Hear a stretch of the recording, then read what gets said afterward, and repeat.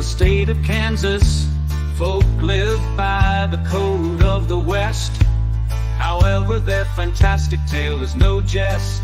A storm blew through one night, and with it something new, something magical, and perhaps something to brew upon. Early like the storm was gone, 203 human souls all had suddenly been withdrawn. A new land before them to explore. They certainly weren't in Kansas anymore.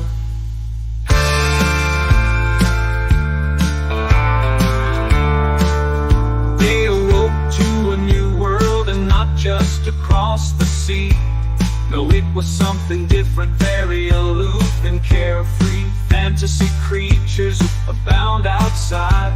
The good ones, elves, dwarves, and the like. The bad ones too, imps, trolls, and even a dragon.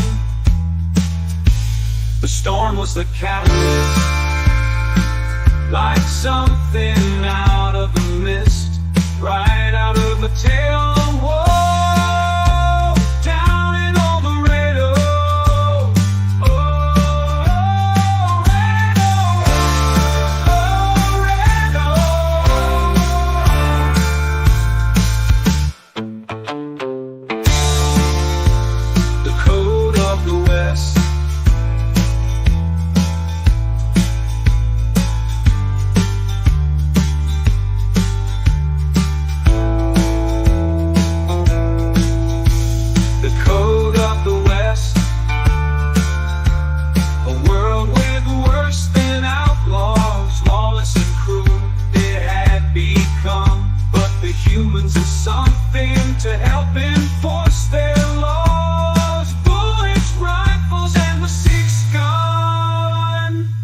The storm was the catalyst, like something out of the mist, right out of the tale of woe. Down in old Laredo,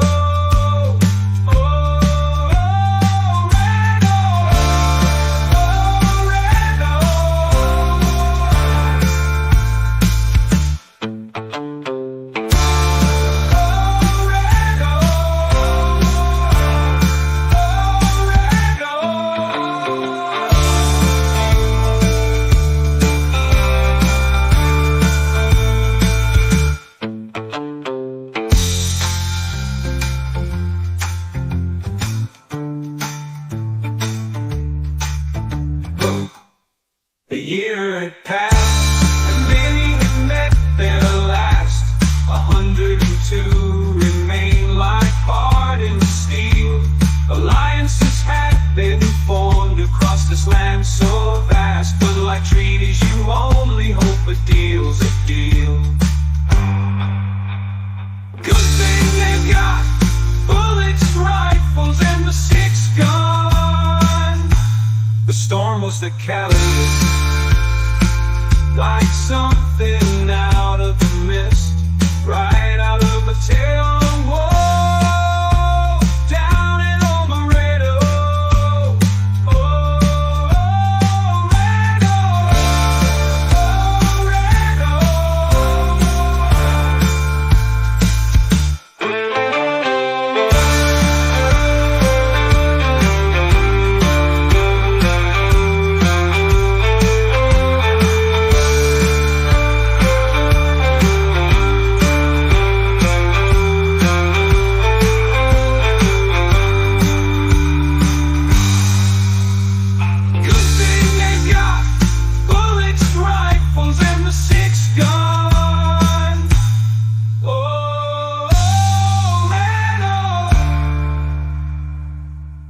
the code of the West.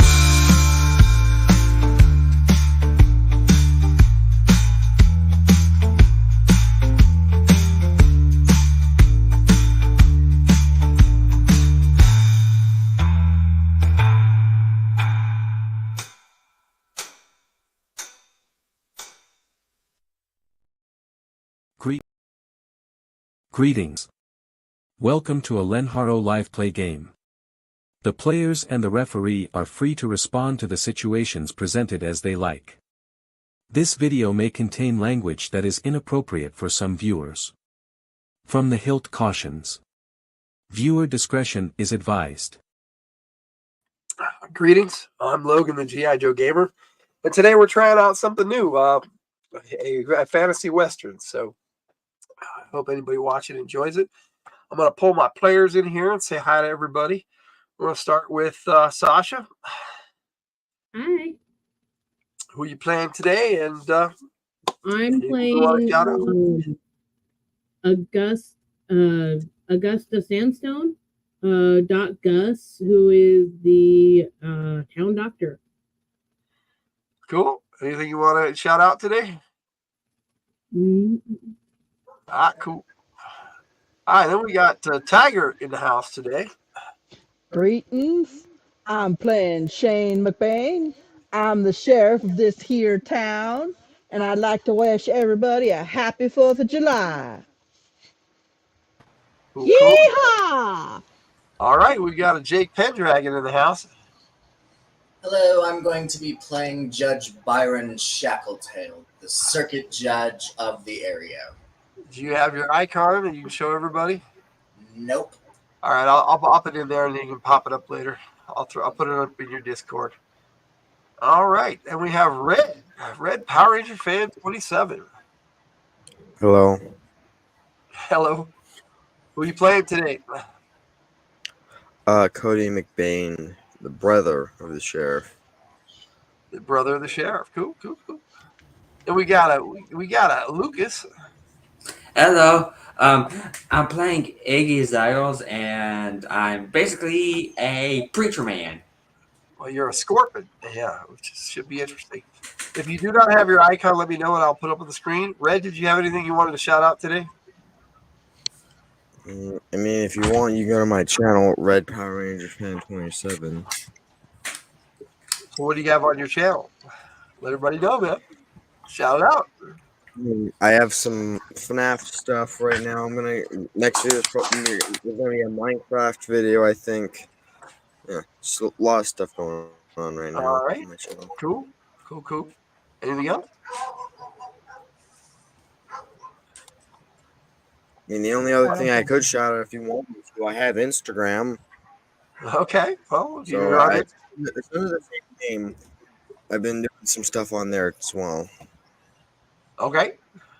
All right. Did you want to shout anything out there, Lucas? Yes, I got like 4 hours of sleep. Yeah, that sounds about right. Now, Jess Laws was here, but she keeps popping in and out, so I think she's having an internet problem. So we'll see how that works. We'll introduce her when she gets here. I'm gonna bop everybody's icons in the Discord real quick. But before we do that, we need to give Cool Gamer a shout out. He's in the chat. How you doing, Hey, buddy? Cool Gamer! Hey. Everybody up on the screen so you can do that. And Hey! Howdy. nice to see you, Cool Gamer. Thanks for joining us. All right, so I'm going to put the map of Laredo up there so you guys can check it out. The key is in the Discord if you guys hadn't seen it already. All right, so I need to give... let's see, I'll just make sure everybody has one. So, Red... Did you give us some Wild West background music? Red, I put Cody on yours already. I can't. So yes, I do have some pretty cool music for you guys today. We'll start with this one. I have my. That's a little too actiony. Let's do this one. Wait, where are we starting off at? You are in the city of Laredo, the town of Laredo, the township. We got a Rudini in the house. Hello, The Red. town that we're currently looking at. Your other half, Jess, keeps trying to connect and pop it out. So I hope the internet connection is good. She can get it going today. Because I know she was excited to play her character. But let me pop everybody's icons on the Discord here. Let me see. I give Jake his and Jess Law's hers. Okay, so Jake, you are playing Byron Shackletail. So there's yours. And then I will make sure Jess has hers, even though she won't know what's going on just yet. Okay. I think that's got it. Now, what's going on today is we are playing a Western. I don't know if you guys, if you caught the intro, then you have Howdy, mate. gist. This Laredo was in Kansas, but it isn't in Kansas anymore. As You're the not in Kansas As the anymore. old joke No, goes. Roo, that's a rootin' tootin' tinnin' toot, Roo. Roo toot. I put root tootin. Because you're supposed to read it all together, but you know, root tootin. Because we're rootin' and tootin'. Root tootin'. All right. So what's going on right now is the sheriff has That's right. just returned from. They were off doing something, him and his deputy, and he came in with. You don't know what that something is? Well, you do, yeah. You were out from the desperado down that was causing mischief in the town, and then took off. And okay. Things went bad, and your deputy has been hurt, and some weird stuff happened, and you're not really sure what all went down with your deputy, but you are taking him to see the doc. He is shot bad. My deputy? I thought Yo, my deputy was... By the way, you got your desperado. You shot him dead. Like Yosemite I shot him dead. He's dead. Wait, my deputy is a guy? I thought my deputy was a girl. Your current deputy is a guy. Oh. Okay. Well, then I take him to the dock. Okay. I'm pretty sure that's at number 11 there. Doc, we gotta go to Doc Gus. Oh, I forgot to hit return. So let me get over to go to the west, and number 11 is Healer's Hut and Shrine of Doc, Augusta Doc. Yeah, that's right. I'm sorry, Sarah. You worship the Saint Doc is what they refer to it as. Saint in this trail. That's why it was easy for them to integrate the bright one into the actual Christianity religion. So there you have it. So you take him into number 11, and Sarah. Jess is in the chat giving us the lowdown Oh, here. okay. I'm having problems with StreamYard. I'm trying to create an account so I can upload the pic, and it says I don't have an internet connection. That's weird. Very strange. No, Hopefully you don't have enough. Well, we're going to be here for a while, so hopefully we get that sorted while we get started here again. We're going to be here all night. Ha ha. When you jump in, you'll be able to jump in easy. Now, let me see here. Cody and Iggy, roll me a 20-sided and tell me what you roll. Wait, is it a normal 20? Yes, sir. Normal 20-sided. I don't know if there are any abnormal 20-sideds. I have one shaped like a crystal. No worries, Jess. 17. I also have one shaped like a potion. We're not in a hurry today, Jess. I do one that was skill based. You could flick the ball to get it to 20. All right, so Cody, what did you roll? That would be you, Red. Oh, Well, Victor! Happy 4th of July! Where's your name? I don't. How many 4th of I'm probably at July? a bar getting drunk. You know, I rolled a 12. Yeah, yes, you are at the casino and you rolled a 12.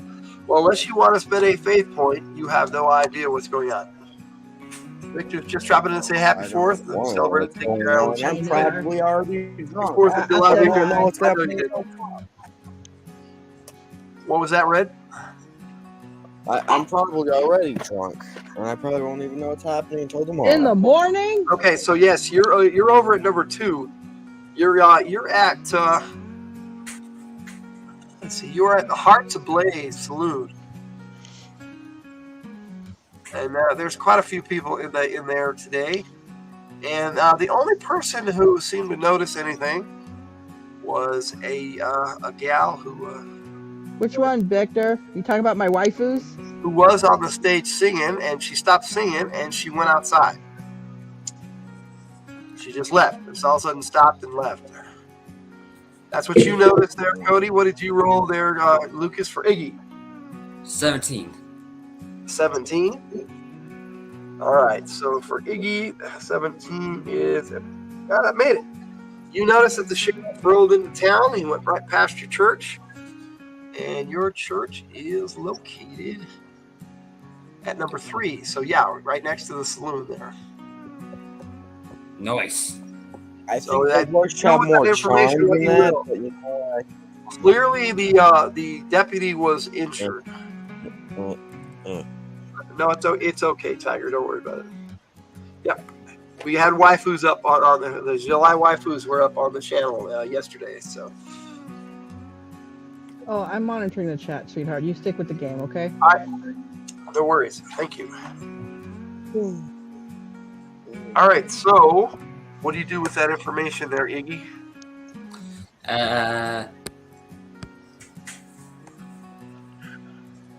You know this town and these townsfolk very well. You have become their preacher man, and they have accepted you, even though you came in with the enemy that pretty much wiped out more than half the town.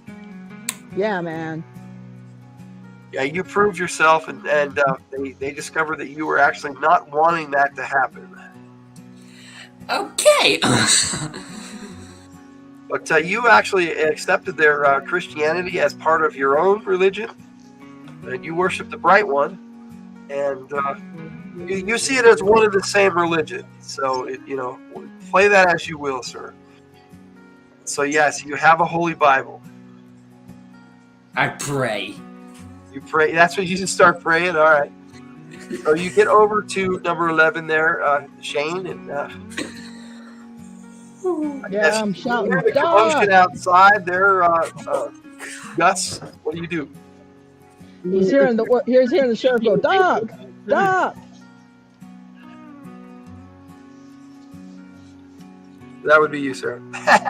Can you not hear me? Yeah, barely. Let me turn on my mic. Okay. Hello, Berdazzle. Nice to see you. Thanks for the flower again. I appreciate it. Can you hear me better now? I can hear you, yeah. Okay. I said if they're outside shouting, I go outside. All right. So Doc Gus comes out. What are you guys all hooting and hollering about out here? I plopped my deputy on the ground. Yeah, you see right away, he's hurt bad. He's got a gunshot wound in his gut.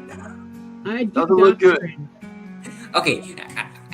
We'll bring him inside. Okay, I bring him inside. Yeah, another townsfolk comes over and helps you pull him inside. Cool. You guys all, this town really supports each other. You guys have banded together to survive.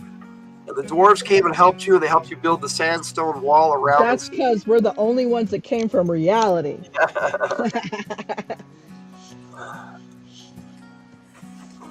All right, so you get him inside. Yeah. So, Gus, make your diagnostics.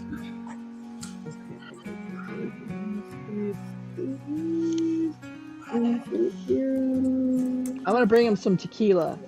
That'd be a 4 Tequila. inside 0, I'm pretty sure. Yeah. Tequila. Is that what we do? All right. Oh, where's my D20? Give a man a drink, man. You guys didn't have access. What a drink! I made my diagnostics check. Okay. You know that this is a gunshot wound. So I look at it and go, well, that's a bullet. It's a gut wound, and unless you do something fast, he is going to die. Okay, so in a case like this, would I bind wounds? You're trying to bind wounds, yes. Okay. But you know you're going to have to get that bullet out, or he will bleed out. Okay. So how do I do the healing? So you have the healing skill, so you're just working that. So roll a d4. Okay. And if you have herbalism, you can make that 2 and add 1 point. Make it. What's that? So there's nothing I have to, and then I add +1 from my herbalism, right? If you make your herbalism check, yes. That you have to make. Okay. Your healing is just so automatic. You're a doctor. You just the do your- healing. I rolled a 2. I'm gonna.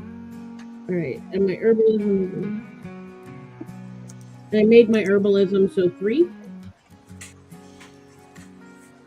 Okay. Is that correct? 2 plus 3 1 points, is 3? yes. Yeah, and you know that's not going to be enough, but you've done Okay. what you can. You've alleviated the wound the best you can. Taking the bullet out will just make it worse, and he'll die quicker. At this Okay. point, you didn't do So enough. what about a healing spell? You could try a healing spell, but generally with gunshot wounds, it just seals the wound up, and the bullet stays inside, and it can kill them too. Okay. So yes, healing a gunshot wound is kind of dangerous. Okay. Which doctors automatically heal them in real life. Well, actually, they do. They can patch you up in real life too, Ray.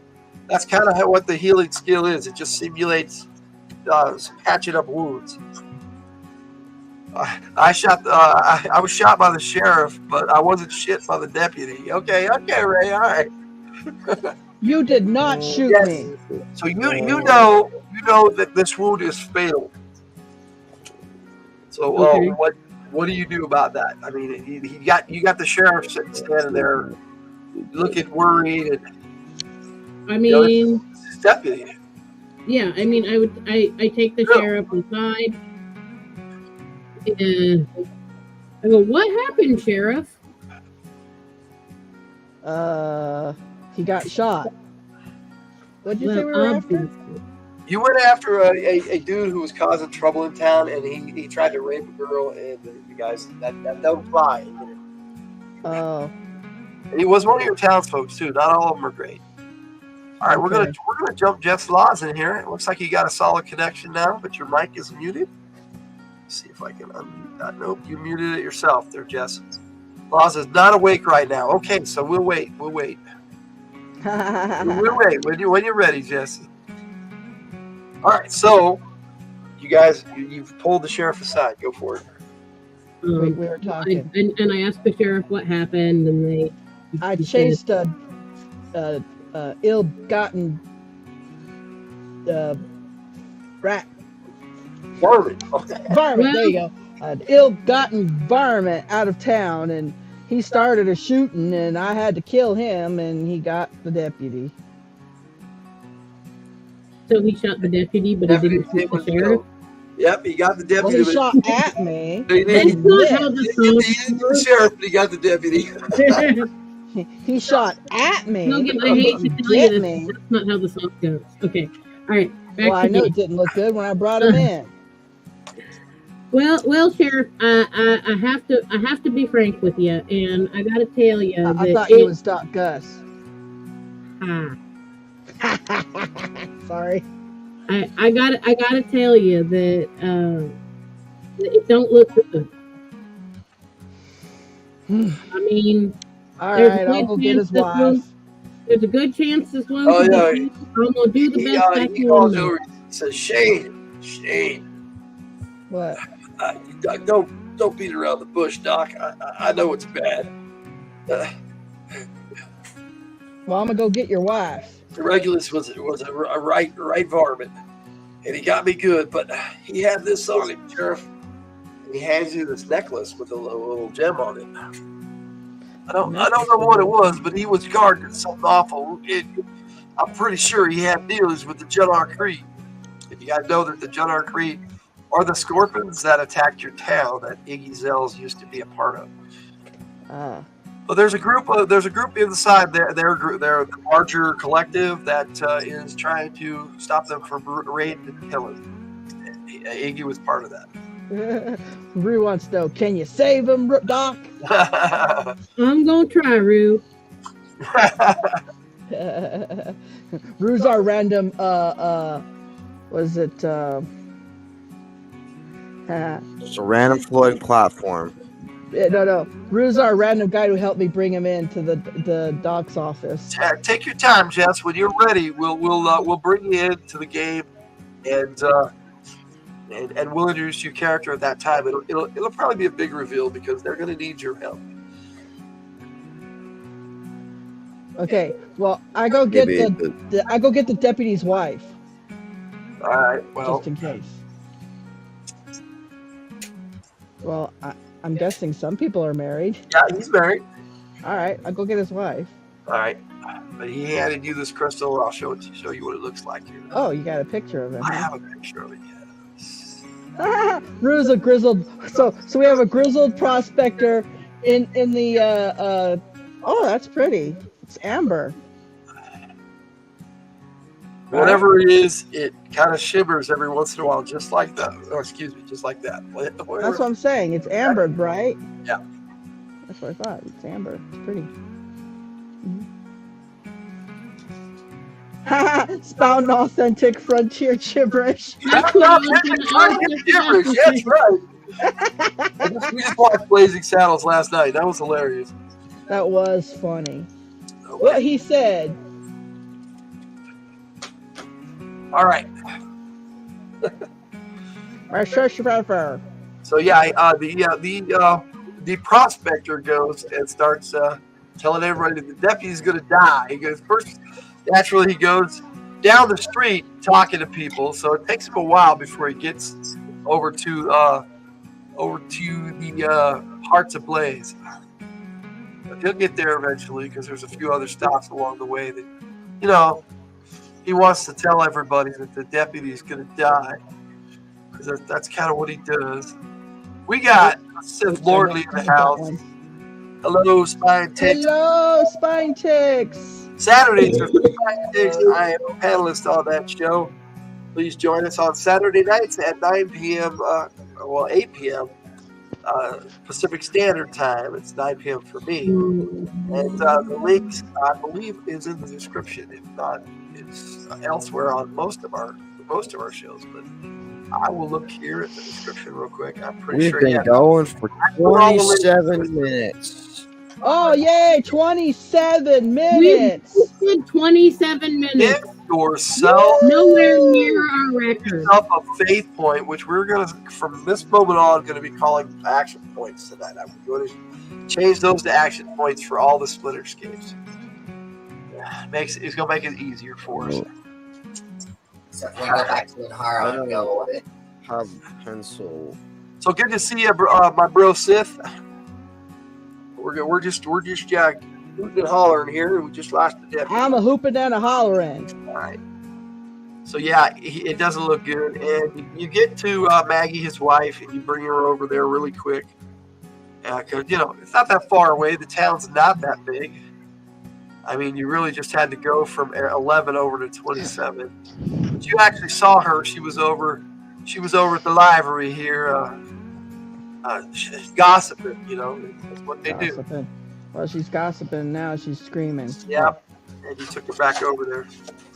And we're gonna let you play out that scene in your imagination of that. I don't want to be imagining a wailing woman. The deputy didn't make it, but you got this weird crystal in your hands, and you have no idea what to do with it. Don't I have a safe in the sheriff office? You do not. I don't? Nope. You have a gun locker. A gun locker. You can lock it up to there. You should have a safe. Right? I feel like I should have a safe, but I guess not. Is there a bank in town? There is a bank. The actual safe. The Bank of Laredo is over at number 19. So let's map up again. Right next to the library, so not too far away. See? Number 19. Yes. Right here. I can see where 19 is. I know. So is Jess ready to say hi yet? I don't know. It's up to Jess. Are you ready? Can you hear me? We can hear you, Jess. Hey, hi. How you doing? You want to tell everybody who you're playing and say hello? I am playing Chief Avetha. And you pronounce that however you want. Okay, and let's see. I did not print out my stuff. Like I said, I didn't do my homework. Well, you can So, while we're playing, you can actually buy skills and stuff if you want. You guys have access to an LPG, right? Oh, I didn't know that. yeah. The only thing that is not in the LPG that you can also purchase is Gunslinger, which is 500 CGPs, which would give you a +1, but you don't do guns, so that wouldn't help you. Right. That's the new thing I added to the game. Oh, she popped out again. I was like, why am I on there now? She'll be back. She'll be back. We'll get her into the game. There she goes. All right. So yeah, we'll go get you into the game, and you can spend your CGPs as we're going along here, because we're just getting started, and we're gonna establish your world here. So hi to people in the chat. I like that. Okay, so that's what's happening. So what are y'all doing? And we'll start. I guess I'll put it in my pocket. You put it in your pocket. It does have a chain on it. It can be worn as a necklace. I'm not gonna put it around my. It's a girl necklace. But you will, my young Padawan. But it matches your eyes. It matches your eyes. I thought I had green eyes. Yeah. That's why your outfit is green, because when you put it in green eyes, it's wrong. Don't put it on. No. Don't put it on. It's cursed. It's cursed. My outfit is green because my mount is green. Yep. I'm not putting it on because I'm a dude, and putting a necklace on would be weird. We're gonna find out what you're doing right now, and then I will go on into each character, and we'll find out what each character is doing at this moment. Also, Sager, you probably would know that if you wanted identified that the doctor can do that. I have gone over the backgrounds of Shane and Cody a little bit with them. But as I get to each character, we'll kind of give you a little bit of backstory for each character as we move along here. As we mosey along. Those are sand dunes, Drew. Yes, that wall that is built up around the city is actually made out of sandstone, and that was done by the dwarves to help protect your town. And you basically pulled all your resources into this little area. You were spread out. And all the houses that were outside of town were pulled together, and basically 27 is a bunch of houses slammed together for protection. Because at one time, that was your only base. But you've expanded slowly and rebuilt your town as much as you could after the initial attack a year ago. Now, you've had run-ins with the Jedar Tree, which are a race of scorpions that are raiders. And they basically just wander around the desert. But they don't come around much in big groups like that. In fact, you haven't seen them in that large of a group since the night you got here. Hello, Barry. Happy 4th of July, sir. Hey, Barry. All right, so, Shane, you and Cody, your brother, you live at the sheriff's office because that's where you grew up, where your dad was the sheriff. Yes, I know. And he was killed the first night when you guys got here. And that sucks. You took the badge after your father passed away. Now, let me take this down here a bit. Someone's vacuuming. I don't know what it sounds like. Who's vacuuming? Hello, Harry. Hello. All right, so that's kind of your backstory. You took your dad's job. You were his deputy, so it made sense.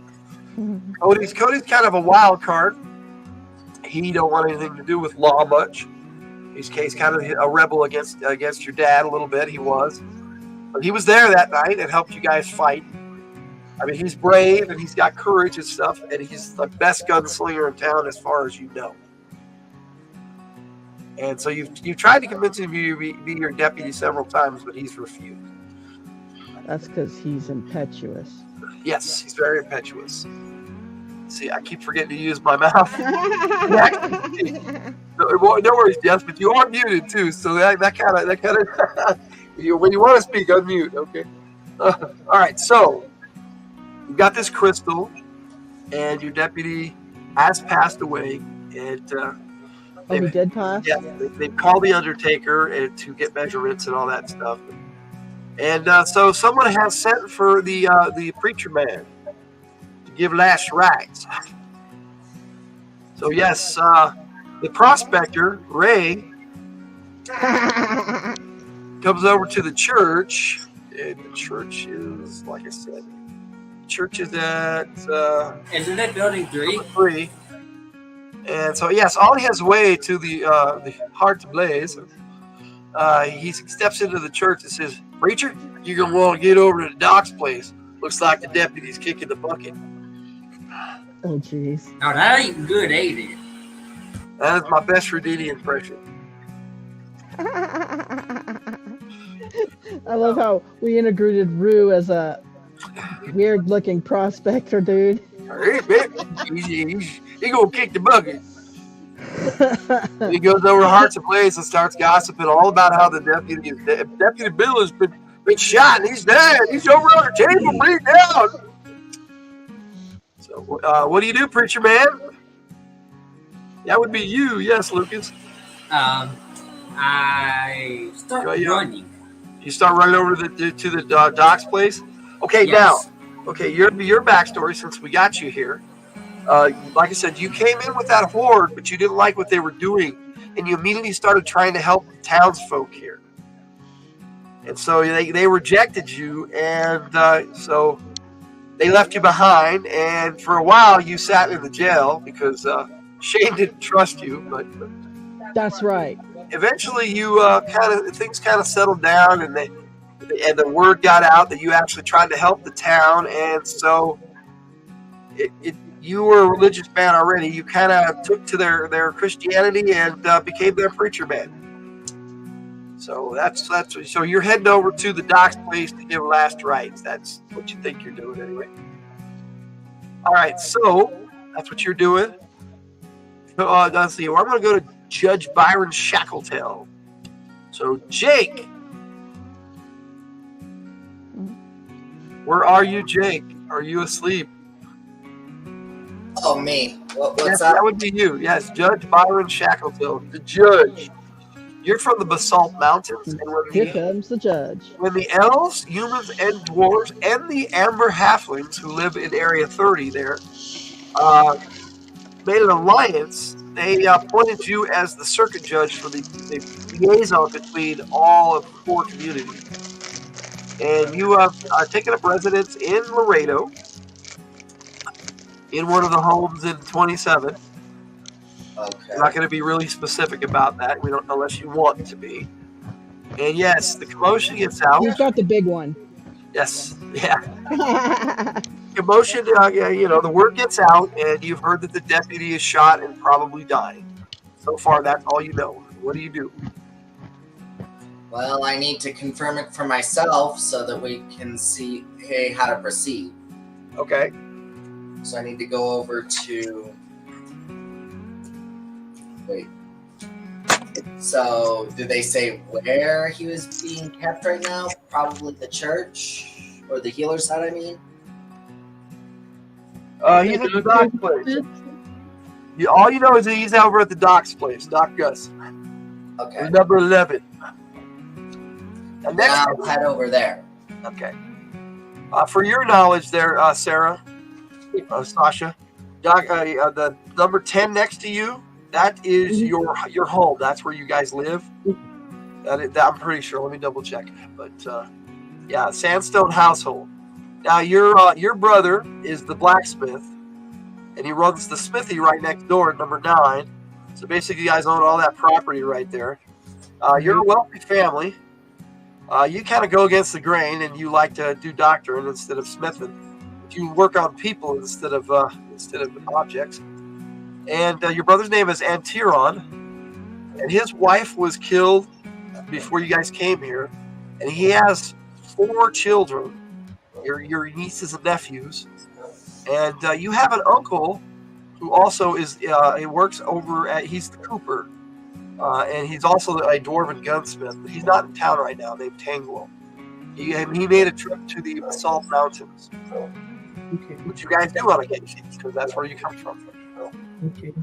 So that's just for your background knowledge. Okay. All right. So, Byron, you're heading over to the docks place. Yep. Cody, that would be you, Red. What are you doing? Kind of got your backstory. I already You told want you, anything I'm else? at the tavern getting drunk. You're in the tavern getting drunk. Okay. Roll me percentile dice and tell me what you roll.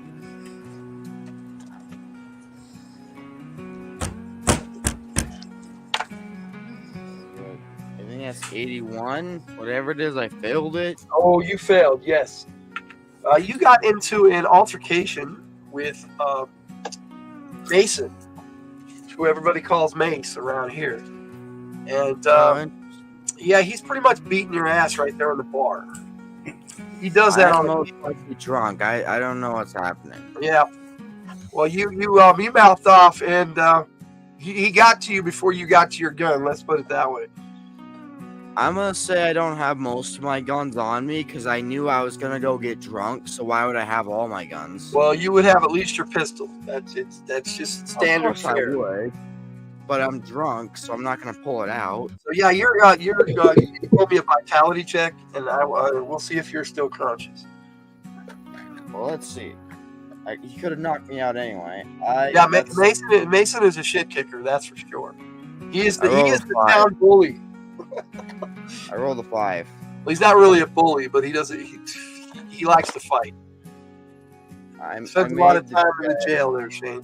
You rolled a 5, so you're conscious, but you're laying on the floor, and he laughs at you and pours your drink on your face, and then he pulls you up into a chair and orders a drink for you. That's kind of how he is. After he beats your butt, he buys you a drink. So basically, sometimes you let him beat you up just to get free drinks. Yeah, well, I'm drunk. You know you can't beat him anyway.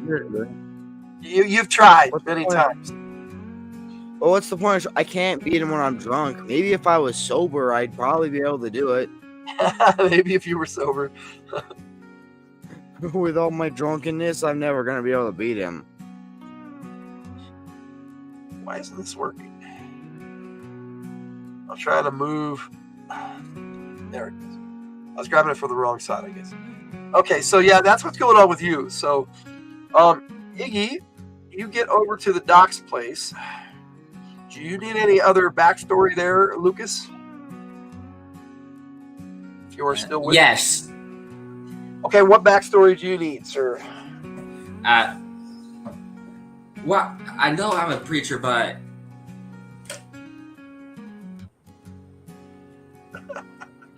You're the preacher. So yes, you know you're going to go give last rites. That's kind of what you do. yes. When people die. I want to know how exactly he got shot. Okay, well, you ask the doctor. The wife is there sitting next to him crying, naturally. So, you might want to give her some comfort. Let me see how she responds to you. Make a charm check, sir. Okay, this is my first charm check. What dice do I use? Accepting about the townsfolk doesn't mean it always means that they welcome you. Let's just put it that way. You're still Right, you might scare the crap you're out still of a her. giant bug man. Right? She looks over and there's a bug in her face. Ah! Stop hitting him. He's already dead. So what'd you roll, sir? I don't know what dice to roll. 20-sided. Anytime I ask you to make a check, it's a 20-sided.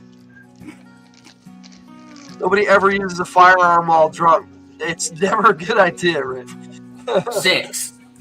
Okay, yes. So she looks up and she's like, "Oh, preacher man, Padre." She is just beside herself with grief. She's crying. What do you do? And you're there too, Sasha. So Doc Gus is kind of seeing this whole seed. He starts sprouting parables. Oh, That would be up to Iggy. I know. Yeah, I talked to her. it's true. Okay, so you're consoling her, all right? And yeah, you're gonna give last rites and all that. Now, more for your backstory.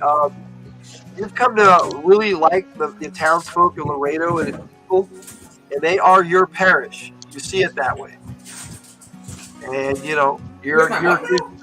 you're a parish. That means that this is your community, but in a religious sense. You call it a parish, and these are your flock, as it were.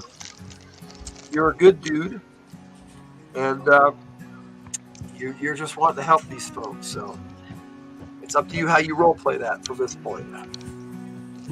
Like Yes, psychological, bro. And they call Backstory, myself what do some you psycho. What was that? Go ahead. I may call myself some psychological damage, but I'm the preacher. Right. Well, she's not rejecting your consolation. So, yeah, you go ahead and give last rites, and then you can talk to the doc, or you can leave, or whatever you want to do. I talked to the doc. Okay, so you guys may talk.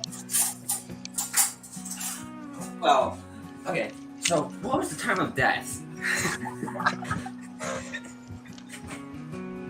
What? The orphan asked you what was the time of death. It's on the death certificate. I haven't seen it yet. Well, I'll be filing it with the judge when he gets here. And you know that kind of happens as you guys are talking.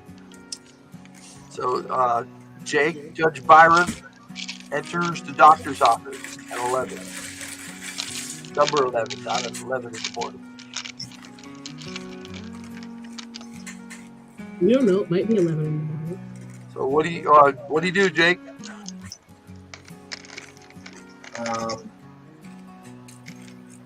Howdy, Doc. Howdy, Judge. So no. Is he gone? He's gone. He's gone, Judge. I did all I could. Such a shame. It's a good deputy. Yeah. It happens, man. It happens. Just refreshing.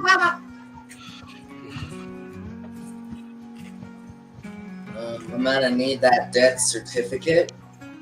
I've got it right here for you, Judge. Thank you. Of course, the wife gets up screaming and says, "How callous of you talking about such matters?" And she storms off, crying. Well, that's what happens. You guys, what you do about that? So, how The exactly did we get in dolls are like, this situation? I don't get it. I couldn't hear that. So, how exactly did he get shot, and who shot him? Have to talk to the sheriff about that. I know, but I thought you would know since you're the doc. wasn't there. Intellect check there. Just he did say the name of the desperado he went after.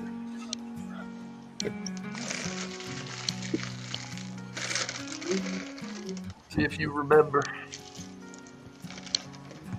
I do not remember. Okay. There you go.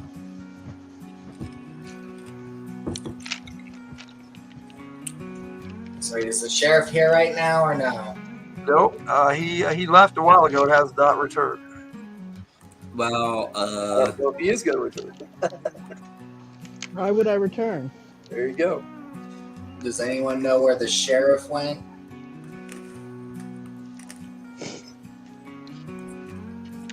There No. you get blank faces looking back at you. Most likely, though, you guess he probably went to his office. That's where I'll go then. Or, you got to assess. You need a new deputy at this point. You can't do this job alone. It's impossible. It's impossible. it's not. Well, it's not impossible, but it makes it way harder. I would actually think a town that size, the sheriff would have several deputies. All right, so Jess.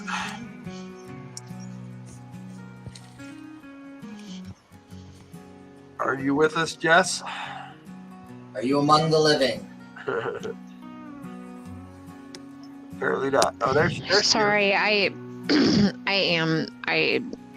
I was looking at my sheet, and Ray's gonna pull it up on the desktop so that I don't have to go back and forth. Anyway. No worries. Okay. I pretty much gave you a pretty good backstory. Okay. You basically were here in the town when it got pulled away from Kansas. You guys were fleeing persecution in the Oklahoma territory, which is what happened in that time period. And you managed to be in Laredo when the shit hit the fan with a few of your tribe that you have. And so you're there, and you actually live in an area in 27 that they've set aside for you, but you're still kind of considered outsiders. You know, that's just kind of how it is. You're the red band. You know what I mean? Yeah. You're accepted as townsfolk because you guys helped defend the town when the bad stuff happened.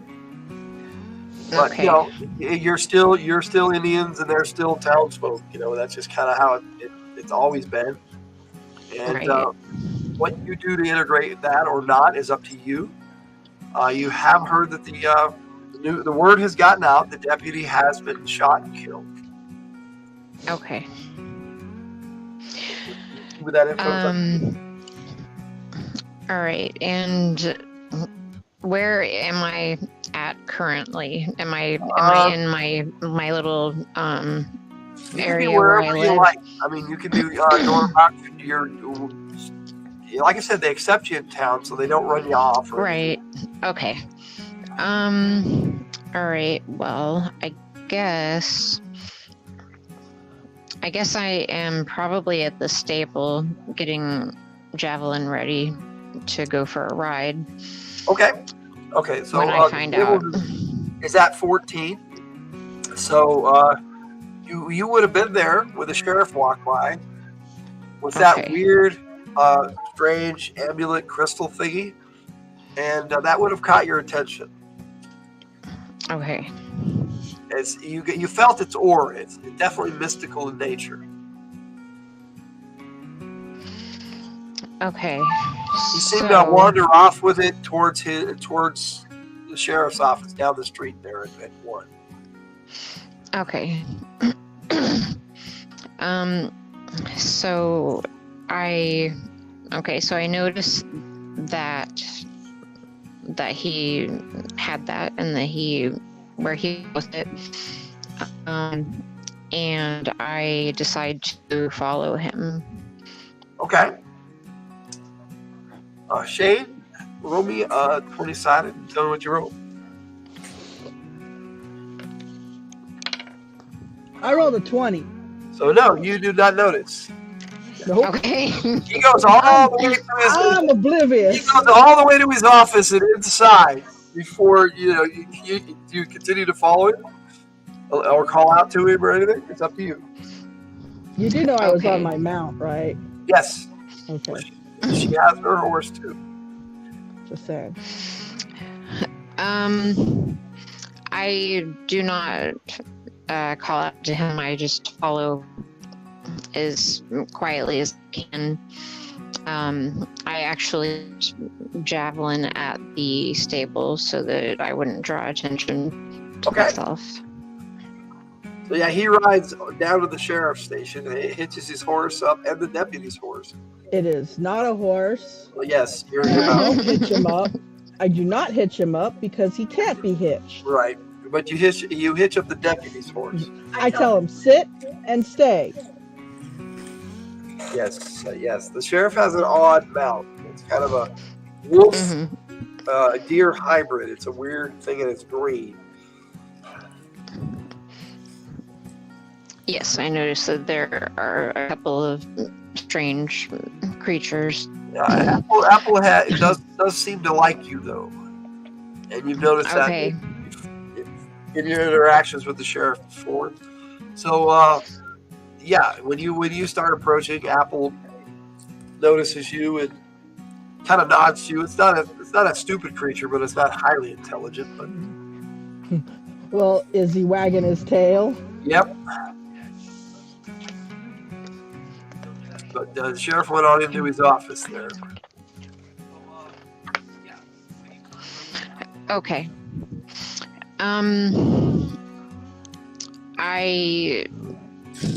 Let's see. All right, what number is the sheriff's office again? Number 1, so it was a bit of a walk down the street, but you got there. Okay. All right, I see now. You passed the school, the church, the general store. There's a few places you passed as you went by. Okay, so there isn't really any place to go, like, past it to, like, hide or anything, so... No, not really. That's the end of Not unless you want to go into the desert. It basically guards Right. the end of town. Hello, Bert. How's it going, buddy? Okay, so I guess I just kind of try to see what he's doing through maybe a window, and if he's not doing anything weird, then The sheriff's office is it's built slightly different. It's built to withstand attack.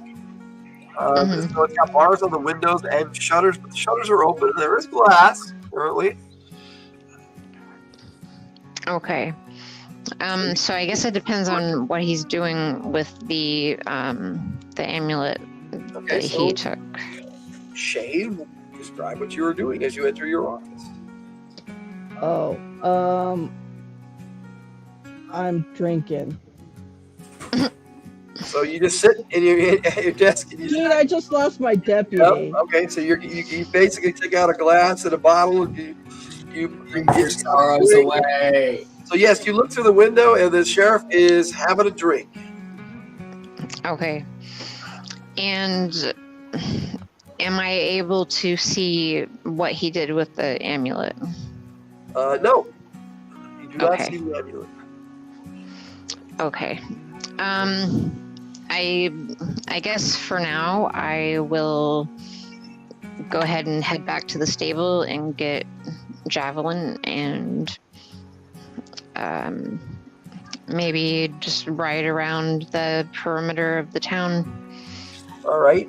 So while you're there at the window where you go, well, Shane, roll me an insight check to see if you notice Abatha at the window. Is that how you're going to pronounce that, Abatha? Sure. I went back and forth between Abatha and Avatha.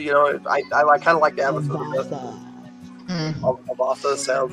I don't know. I just made up that word, so thought it was cool. I'm not quite sure how to pronounce what It's her entirely up to you, professions. really. Okay, it's like Gigao or something. Yeah, Gigao. Yeah, your profession. Okay. Yeah, I did some research on it. I thought it was a pretty cool thing. Okay. Like blessed woman in the Native American, well, it's Cherokee actually. And I get to decide what happens to prisoners. That's Yeah, pretty cool. if that happens, yes. Yes. Well, yeah, you are a tribe of I think I said 4 or 5. I can't remember which. But including you, that would be a maximum of 6. So there's not a lot of you here. So. And 2 children, I believe. Yeah, 2 of them were Yes. children. Yes. 2 of them Okay. were youngins. So what did you roll there, Shane? Oh, me. Yes, you need to roll an insight check to see if you noticed her at the window before she left. Oh, I rolled a 2. So yes, you noticed Abatha at the window, and just as she turned away. So do with that information what you will. Afternoon, Chief, ma'am. I'm no kidding. What'd you say? So, I'm not a man, but You are, wait. Why are you not a man? Oh, you said ma'am, not man. Okay. No, I said chief Sorry. ma'am. Okay. I'm like, wait, why are you not a that makes more man? sense. All right. It's So I fail. guess Yes, ma'am. because you know me, I go into the sheriff's Okay. and maybe discuss what I saw. All right. Well, go ahead. Care for a drink, ma'am? No, thank you. You know what happens when we drink. You're wanting that fire water. When you drink or when I drink? Sorry, I'm being inappropriate. So I saw that you actually I was not here when the beginning stuff was going on, so I don't know where the Oh, your amulet came character from. kind of wasn't either. You just kind of saw the sheriff going Right. by. Okay. You heard that the deputy So was shot and he died. okay, so I tell him that I'm sorry. I guess I should talk directly to him. Yep. I'm very sorry that your deputy was killed. Is there anything that I can do? Why, thank you, ma'am. That's very kind of you. Maybe if you were kind enough to help his wife a bit, I don't know. Okay, I can do I that. personally don't need any help, but thank you. Okay. And I did notice that you were carrying something very interesting, and I would like to find out some information about it, where it came Oh, from. that's right. You're kind of into that mystic stuff. Here, check it out. I pull it out and let her see it. So he whips it out. Woo! Whip it out. Okay. Shake it off. Shake it off. And that's what he shows you. Okay. Right away, you sense its power. You don't know what it's for, but you know it has a purpose. It's magic. I am feeling some negativity from it. Okay. I'm not sure what that means, ma'am. And where did you find it? My deputy had it. Came off of this varmint I had to kill. Okay. Yeah, Regulus. He was wanted. So Okay. there is a group of humans that have branched off on their own, and Some outlaws. they're considered outlaws. Yeah, he was one of those. They come into town sometimes and Cause trouble. cause trouble. Not all of them were wanted. Yes. He ended up doing some crap, and Shane chased him down. Okay. Well, I'm glad that you got him. Yeah, unfortunately, he got the deputy too. Yep. I'm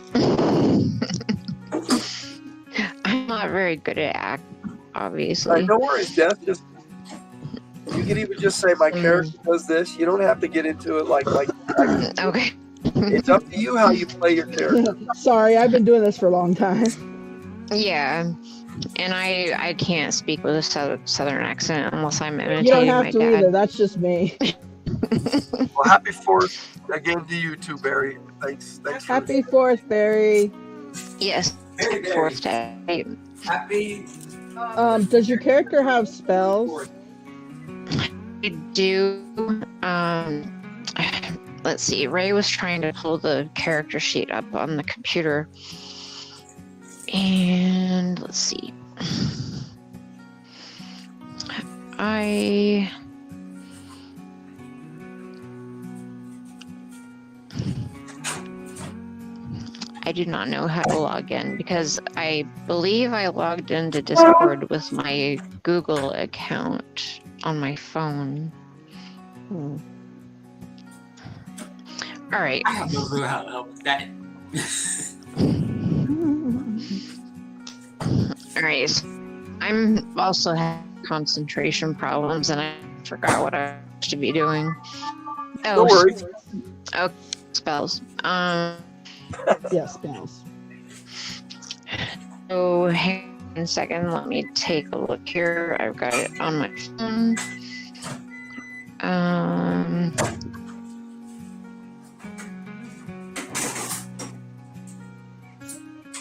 Well, what you might want to do if you've got it is cast Detect Magic. Well, generally, if she has spells, then she has Detect Magic. I know, I'm just saying.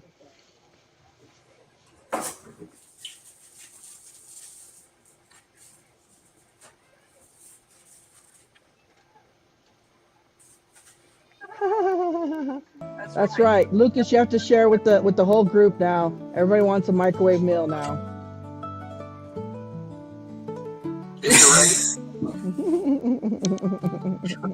Well, I'm hungry. Well, looks like we lost Jess for a bit, so we'll head over and see what's going on with Judge Byron and Doc Gus and Iggy. You guys are still talking about the death certificates, so what's going on? Wait, am I okay? So, basically, he was shot. You're the only one with a mic on of the three that are there, so.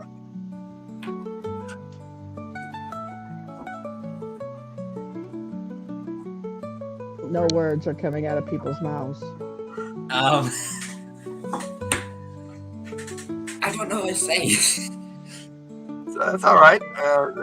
Neither of the other two are talking Can I either. can I get some liquor? You know where to get that. There are several saloons, and you can get some over at the library. And Preacher man's gonna go drink some liquor. so, the most popular place in town is the Hearts Ablaze. It's right next to the sheriff's office. It's number 2. So you go there, or you go to the library. There, like I said, there are other. There's a brothel right next door to the Doc's place. I'll go to number 2. You gonna go do number 2? Mm-hmm. Okay. Oh, no worries, Sasha. We'll get back to you. So you head over to Hearts Ablaze. And yeah, you go in there and you see people you know. You do know Cody. His face is a little bloody and bruised right now, and he's sitting next to big old Mason. Mace is what people call him. And it looks like they've been in a fight, a very one-sided fight. How many times do I gotta tell you not to get in a fight?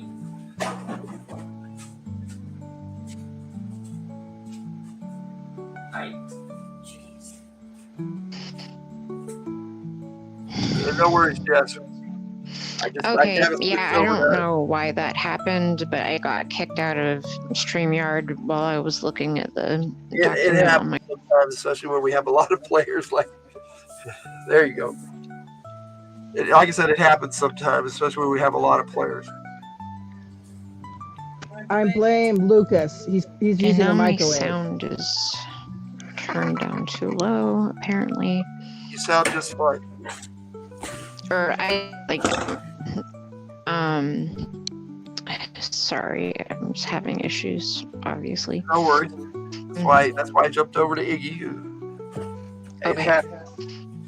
So you're in the Hearts Ablaze, Iggy.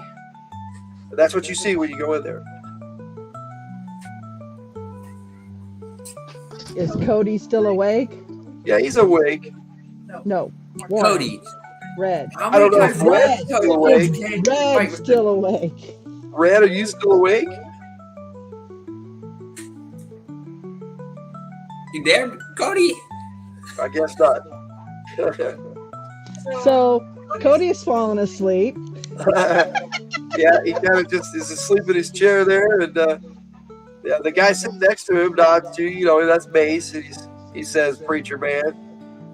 Now the place is it's not nighttime, so there's a few people in here, but not a lot. I wouldn't imagine there's hardly any.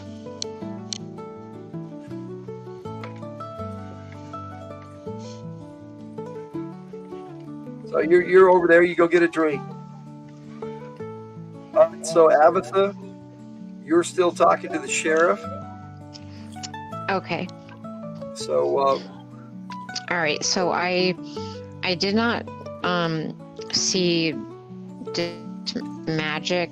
I had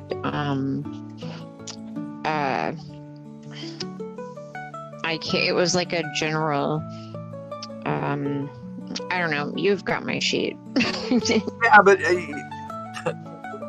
yeah, if you spend CTPs though, I don't know what skills you got. Did you buy magic spells because you didn't have any? Oh, okay. I will say yes. I did buy. So yeah, so whatever spells I might. We'll say you at least have casting level 1, and with that, you definitely have examination, so you have detect magic. So Okay. you can cast that. Okay. You do your mystic voodoo, and the voodoo that you do. I wave What it did around I to see if do? it's magical. What do I do with this? You probably make it seem more magnanimous than it really is, and you have determined that it has 3 different fields of magic. One is Okay. energy, which means it has some kind of power. 2, it has summoning magic, which means it can either transport something or be transported. And the other thing it has is creation magic, which could be a slew of anything. It could be plants, Okay. it could be death magic, it could be poison. I mean, creation is a wide spectrum. Right. Okay. So okay, I'm not able to see Those are the any more fields details. Okay. So your estimation by detecting magic on it is that this has been taken from some place, and if it can be put back, it could be a seal. You're not really sure exactly what it does, but apparently this Regulus thought it was very valuable because he was willing to die for it. Okay. That's what the sheriff knows. Okay. I'm kind of feeling even more that there's something evil about it. Does somebody have a TV or something on in the background? Is that you, Lucas? Lucas, are you playing something on your device? Lucas, are you playing something on your device? Yeah. I'm hearing like a TV show or something in the background. Thank you. Okay, sorry about that. Yes. Hey, you have a good time, Bert. Peace out, buddy. Peace out, bro. Bye, Bert. So yeah, your estimation is this is a sacred relic. That's how you would view it. Okay. But sacred to who is the question. Right. If they're good or evil. Somebody's definitely gonna want this. That's for sure. Mm-hmm. Okay. Later, bud. Is there anything else that I need to do? No. Like You can do whatever you can do whatever you like. You can do whatever you like. Okay. So I've told the sheriff what I was able to find. okay. Well, then I go, well, shit. We're gonna have to figure out where it came from and put it back, aren't we? Probably. You wouldn't by any chance know how to do that, would you? I might be able to. I believe I have tracking skills, so I might be able to figure out where he got it from. Well, we're not doing about it anything today because the deputy died today, but you are more than welcome to do what investigating you want there, ma'am. Give Judy a shout out. Hi, Judy. Hey, Judy! Happy 4th of July, Judy! Hi, Judy. Hey, Judy. All right, so I'm back. Mom Hey, said to Sasha. tell Logan and Tiger happy 4th of July. Happy 4th of July, Sasha's mom.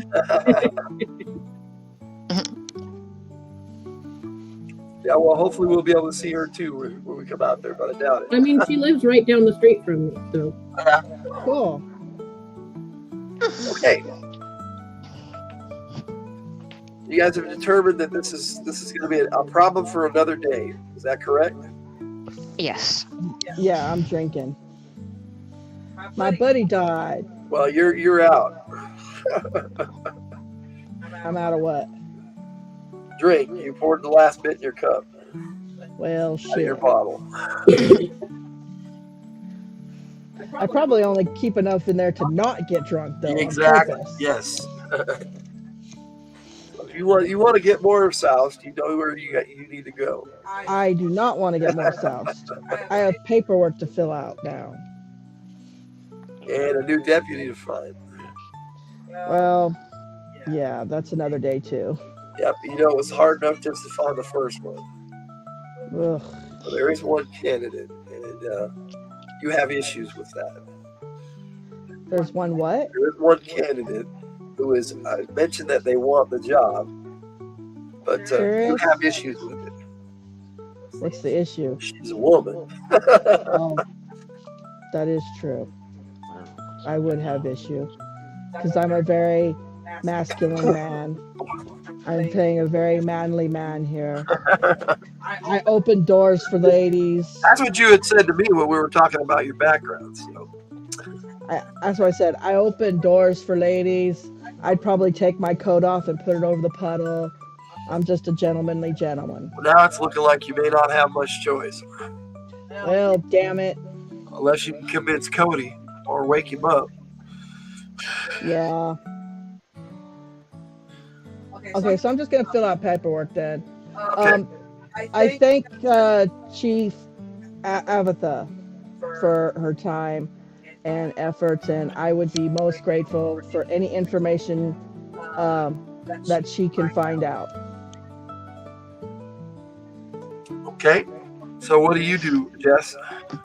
I'm sorry. The last bit that you said got Shane, cut out. Sheriff Shane thanked you and asked you to get any information about it that you can. You know, you might be able to find some information about it with the Amber Halflings. So you might want to go talk to Ligrarius, the Amber Halfling who hangs out in town. He's the only one. Yeah, I'm going to trust you with this thing, okay? Okay. I will be very careful with it and guard it. Please do, because we probably have to put it back wherever it came from or some damn shit. So, otherwise, we'll have some other horde coming down on town.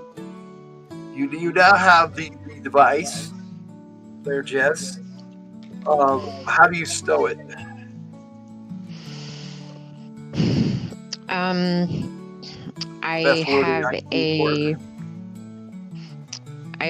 I have a leather satchel, and I wrap it in some cloth that I have inside of it, and put it in like a little hidden pocket. All right, so you basically hide it on your Yeah, no one's falling for that, darling. No, it's okay. That's why I worded it that way. All right. And where do you go now?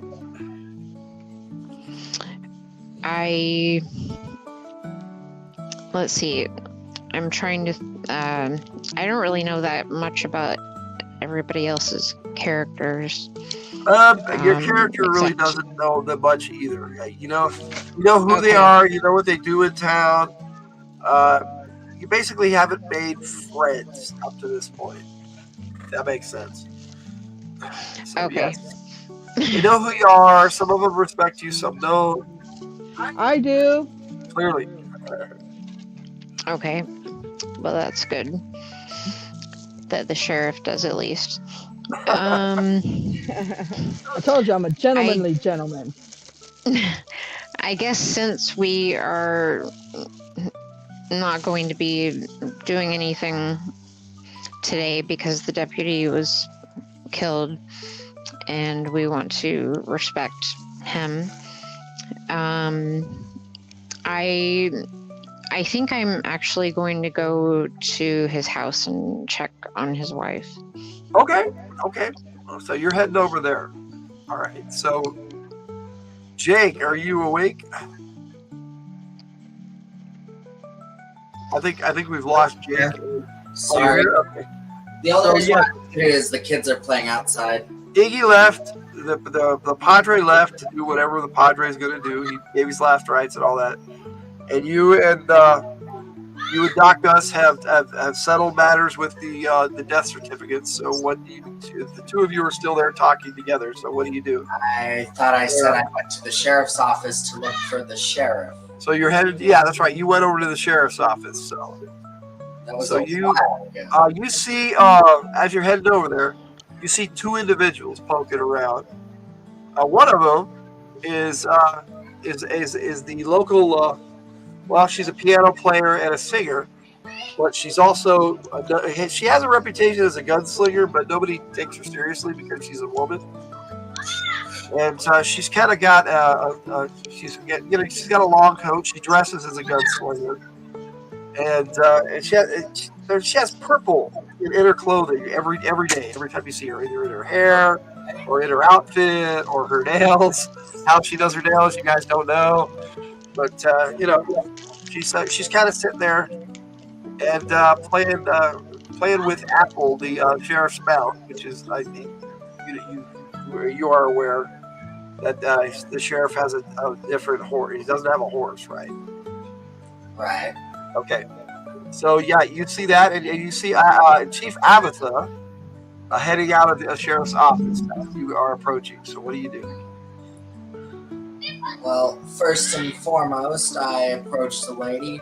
Do you have business with the sheriff? Which one? Yeah, there's two ladies. The one that's petting the wolf. Oh, she looks up at you and she says, "I expect." And Wait, she what? looks like she's feeding Apple cinnamon sticks. What the fuck? Apple seems to really like those.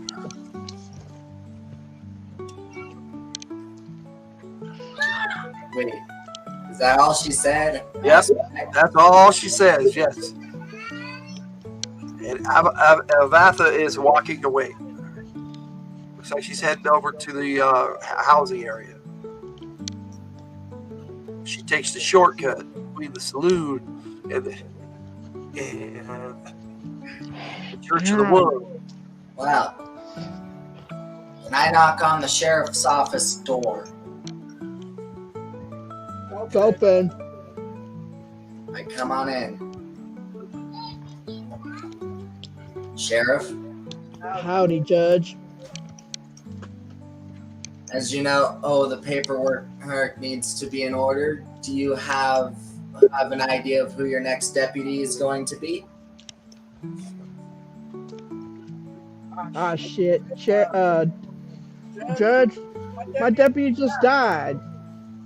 And that's right where the woman walks in the door, the one that was petting the horse. And she says, You mean wolf. yeah, your mount. I'll be your huckleberry. And that's what she says. She walks into the office and says, I'll be your Huckleberry. I'll be your Huckleberry. Okay. I don't say nothing to that. Ways I see it, not much of a choice in the matter, Shane. I don't hear any of those. I didn't hear what she said. Okay, she said, I'll be your Huckleberry. And then she says, as I see it, not much of a choice in the matter, Shane. Oh. I look over at the judge. That's your problem. As far as you're concerned, Jake, Byron has no gender bias whatsoever. He comes from a different society. He has no clue why this obviously a willing candidate is being ignored. So that you have to do that as you will, sir. Well, seems like you have a worthy candidate right here, Sheriff. What you talking about? Are you volunteering?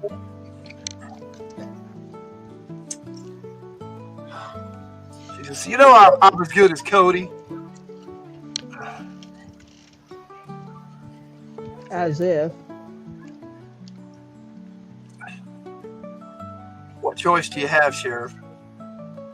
Hello, Sable. How you doing? It's good to see you. Sable. Check out Sable's music videos channel. The way I see it, this here judge has to appoint you, not me. Well, she looks at the judge. To appoint Kane a deputy, I just have to report it. Well, one of y'all best make up your mind. The judge can do it. Judge can do it, and you can do it. I'm not going to. I'm stubborn. So it seems like the ball is gone into your court there, Judge. Well, if you're not picking, this woman's going to be your deputy, and that's what I'm going to report her to the coalition. Oh, come on. One of y'all needs to make a decision. You just did. I apparently got a court-appointed deputy.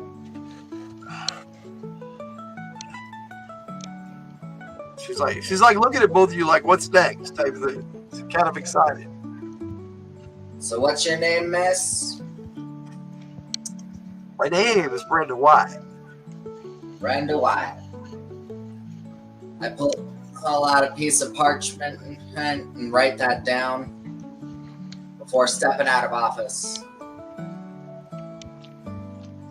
She all smiles at Shane and says, do I get one of those shiny badges? Oh, hell. Open my drawer and throw a star at her. Oh, she pins it on her desk. So what do I do first? Where do I start? Y'all gotta clean out the old deputy stuff. All right. She goes about it diligently. Sable wants to live in number 21. Well, see, that's 21 for Sable, since she elegantly asked. It would be the telegraph office. Oh. Yes, those are telephone poles around the city. That's how they communicate in times of sandstorms. We don't communicate with anybody, though. Oh, yes, you It's do. just The within telegraph town, is, isn't it? you are wired to the dwarves and the basalt mountains and the elves and the heartwoods. Are we really? Oh, nice. Yeah, there is one connected to the Amber Halflings though too, but they don't use it. That's not what I wanted. Sorry. There you go, Sable. You're in charge of our telegraph. Earth wishing everybody a happy 4th of July on the Discord. So. Oh, Per? Yes, Per. I'll tell him we all wish him a happy 4th, too. All right, I will then. While you guys are determining what her duties are. Deputy duties. All right, so what are you guys doing? Deputy duties. Oh, I'm pretty much taking the rest of the day off. I mean, I'm staying in the office because that's like my job. But for the rest of the day, I ain't doing shit. Okay. Well, I get drunk. Okay, weird. Okay, weird preacher man. The preacher man's getting drunk. That's so weird. So you were over there, and after about a half hour, you are getting soused and drinking it up with Mason and Cody, who's half asleep most of the time, but you guys are singing and having a good time. Having a good time, having a good time. Well, you know that about Mason. He's fun to hang around with. As long as you don't piss him off, though. Yes, as long as you don't piss him off, which Cody has a Also, tendency to do. Him and Cody rub each other the wrong way most of the time.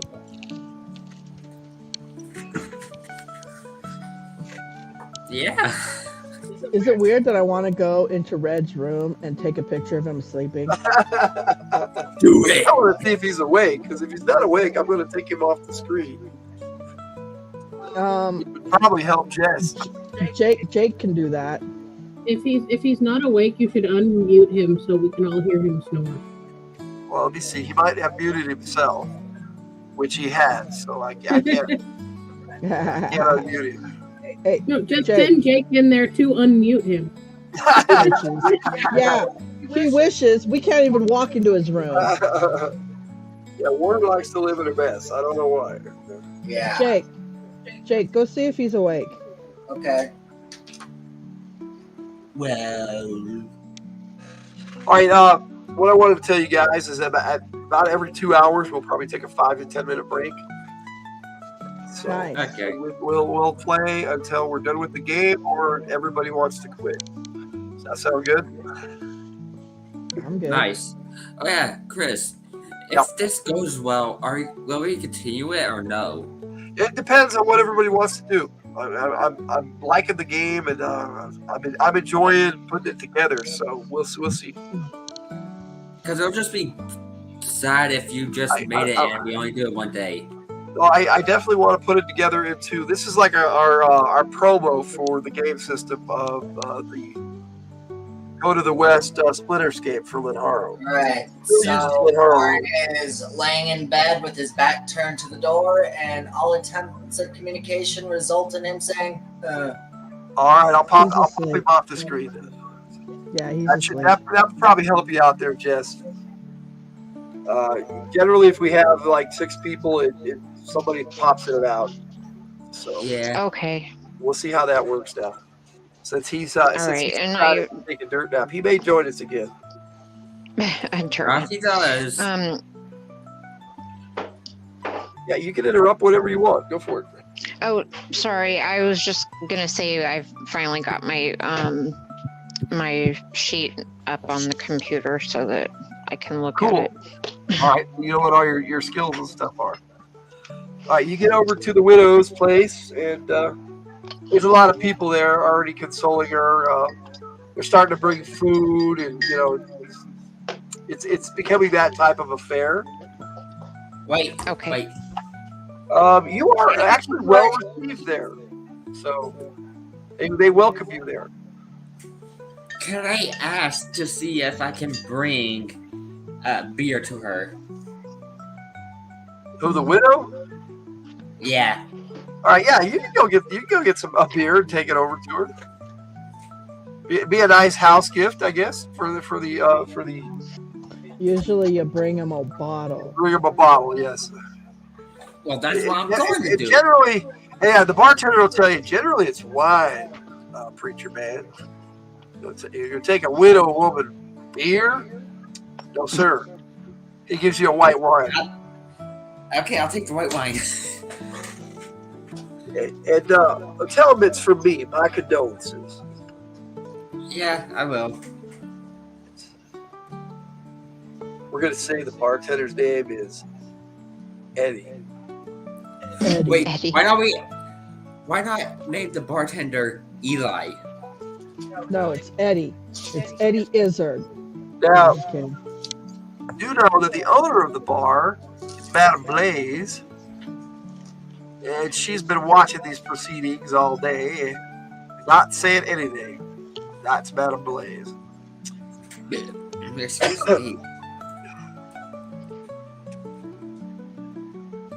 So you're guessing Brenda gets her purple stuff from Madame Blaze. Well, that was annoying. I was gonna say, did someone fall down the stairs? I don't know. Check. Because it'll be bad if someone did.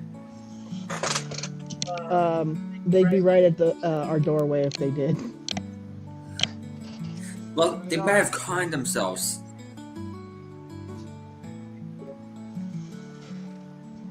Nobody's saying anything. He's actually changed his name to Sleepy Drunk at the moment. I don't know if you guys have noticed, but We can't see There- it. there We it put is. him off the.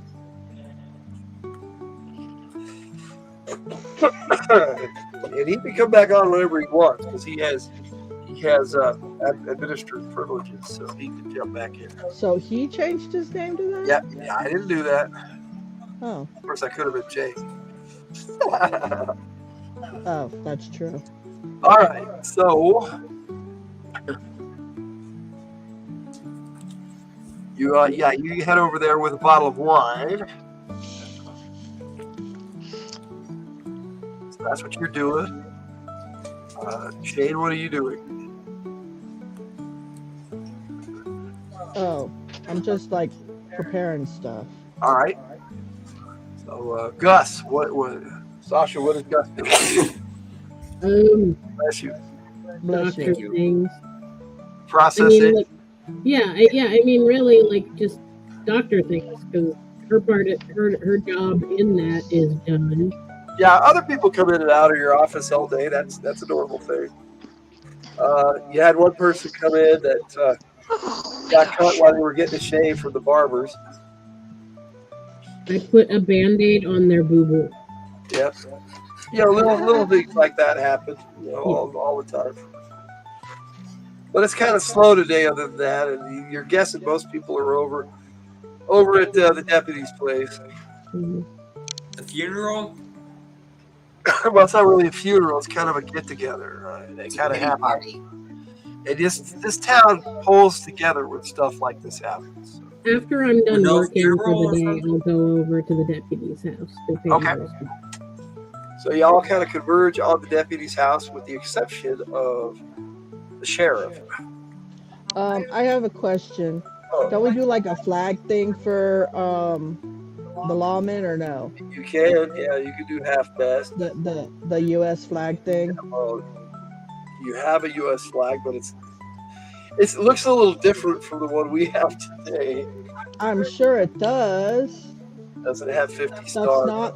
That's not the point. I know what you mean. He died in service. So yes. So I prepared this care package for his wife. All right. Yeah, that's kind of what everybody over there is waiting on, is the sheriff to make it appear. Did they do that back then? I don't know, but we can do it here. We're making this up as we go along. All right. Yeah. Yes, I guess I've learned that's a what's lot fun. I've learned a lot of stuff that they did in the West and that they didn't, and that they have in Western movies that they actually didn't do. I'm like, oh, Oh, That's yeah. true. I think my most favorite interesting fact is that the newspaper was delivered by a guy who charged to tell the tales from his newspaper to the townsfolk. I've done some research on that. They don't know if that's true or if they just made that up for the movie. Really? That's still interesting, Yeah. though. It makes It sense. does make sense. Anyway, so I finished my care package thingy and go over to the widow's house. All right. So you all kind of converge on the widow's house. Wait, am I still on the way to her or no? Well, y'all kind of get there shortly, one right after the other. Okay. Wait, what house is it? It's 27. Somewhere in 27. Okay, so in the 27 area. Okay. Yeah, 27's a bunch of houses. Like I said, all the houses there were kind of just pushed together for protection. 27 is the residential district. How's Yep. that? And I did not name it 27 on purpose, but for Red's purposes, if he were here, that's his number, and he doesn't live there. I find that funny. Hey! We got Katie Robbins in the chat. Yeah, so that's why I put it up there for. Sorry. Hey, Katie. Good to see you.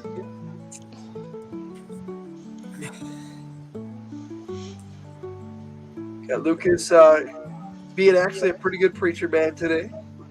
A drunk preacher man. A drunk preacher, but he's not going around and killing people with a sword or throwing his sword at people. So.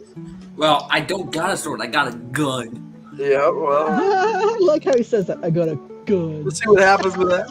So, you basically have all converged on the widow's house here, the deputy's former residence, and there's a lot of folk in town that are, they brought food and they're talking, and she looks rather miserable and not really wanting to talk to people there. She has a few friends there that are consoling her, and she's grateful. She greets everyone when they come in. She's trying to be a good hostess, but also she's grieving. So, you guys are all there. So what do you do? I tell her to go lay down and we'll take it from here. Oh, your deputy came with you. Your new deputy. She's here. Okay. Anyways, I do official sheriff words. It is great with great regret, so on and so forth. Great I don't want to make any weird comes great stuff responsibility.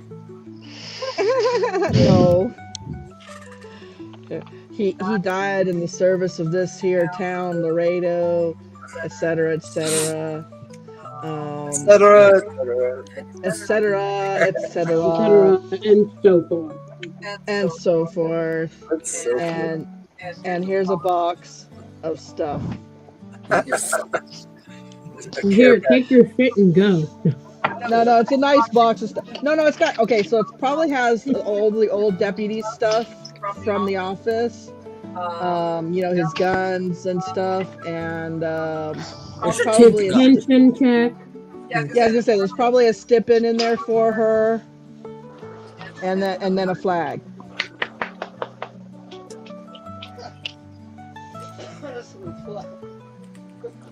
Yes, the flag. Sorry, I was coughing. It's unmuted. So as you're here, all together, you notice Jess. Great, perfect timing.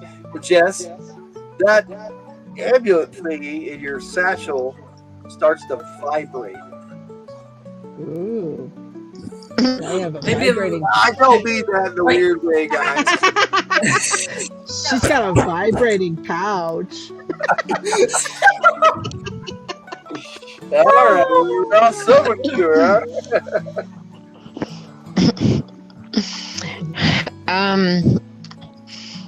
So does everybody see this happening? Nope, just you. Okay. As you can see. So I'm a little bit freaked out, but I try not to let it show. And I walk outside to try to see like what's going on with it. All right. It's kind of shaking around. Like I said, it's vibrating, but it's not. It's not like breaking or anything. It's just kind of, like I said, vibrating. And somebody comes running in, shouting, "The storm's back!" Okay. What's back? The storm. When somebody says, "Oh, it's just another sand," somebody's, "No, it's the green one." The storm. So you're referring to the non-human players, the non-human characters that are being played have no idea what they're talking about. Okay. But you do. It's the storm that brought us here. That's kind of what they're intending. Okay. How could that be possible? The same storm, right? Wait, is it green? Yeah, the one that brought you here was green. That's what made it weird. Okay. At first, I thought you were talking about the sheriff's mount. No. So, Okay. yeah, a lot of people go outside to see what's going on. Okay. Yeah, so I guess I am outside and I'm not 100% sure what the storm looks like, so I don't really know what I'm seeing. So yeah, I will show you guys. Is it like a dust storm or a rainstorm? I have an image of it, and I'm going to show Okay. it, but I need to know who all has gone outside to see.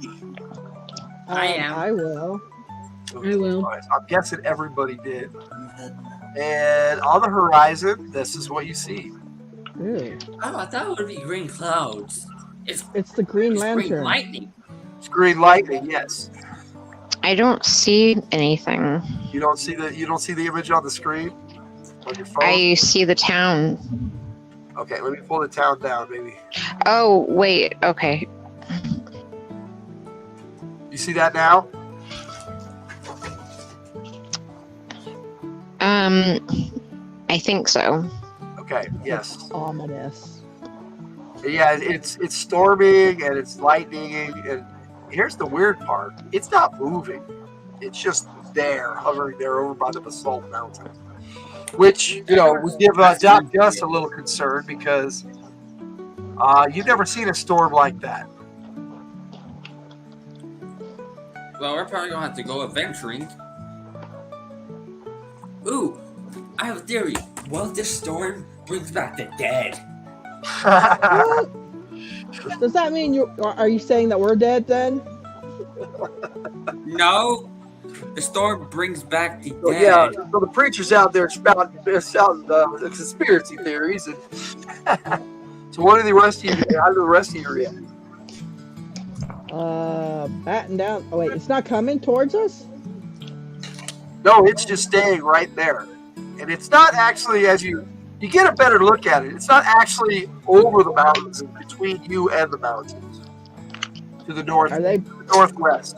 It's kind of in the middle of nowhere. Yep, it's kind of in the middle of nowhere. Dude, does that mean it's bringing in another town? Sheriff, That's a what do you reckon possibility. that is? I reckon that it might be bringing another town from our world. All right, well, that amulet in your satchel, Jess, is just going crazy. It's just shaking like crazy. Okay, so Okay, it why has is your something pouch to do. Why is your pouch shaking? You don't know. You don't see that. The only one who notices that is Jess's character. Okay, so it definitely has something to do with the storm. And I think that the return of the storm has something to do with time travel. Okay. So that's one theory. The other theory is it brings back the dead. So now we got some theories flying around. That is not a theory any that is viable. And in the middle of all that, Game I theory. hate to tell you this, preacher man, but I am very much alive, and it brought us here. from the halfling village area, this dwarf comes rolling up with his mule and this big old cart that looks like a train car. You guys know him. He's the Cooper. He's also your uncle there, Sarah. Yeah. That's your Uncle Tanguil. Who? Doc Gus's What did uncle. you say his name was? I'm sorry. Tanguil. Tanguil. Tanguil. I'm sorry. My nose is really stuffed up today. I can't wait to have my sinus surgery, to be honest with you. Which is it's on the 10th, so hopefully Tanguil. things will be changing for me, I hope. But yes. What y'all standing around for? Yeah, he has adopted your vocabulary. Okay, that. He turns and looks at the storm, Oh, I see what you're gawking at. Yeah, that is odd. Well, I'll see y'all later. And he starts heading towards his business there down the street. It seems unaffected. You guys are all chilling, tripping on this storm. I mean, pretty much the whole town is now gathered out here looking at this thing. But it is not coming closer, and it is just raging out there. Well, it's probably not good, but maybe bringing another part of a different world to us. Well, Okay, put the town back up on the map. On the screen? Yes. Which side of the town is facing the storm? You see where that 30 is? Yeah, You guys are that pretty place much of the mountain. You guys are pretty much standing right here where my cursor is. You see the cursor? Yeah. Okay, you're looking this direction. He came rolling in through here. There are ways through these hills, but it's not easy to traverse, especially with horses. It's easier to take the road, but I'll take my scorpion. yeah. You're gonna go out in that storm, preacher man? Are you insane? Well, I ain't a preacher for nothing. You're gonna get struck by lightning. I pray. He puts his pictures together. I pray.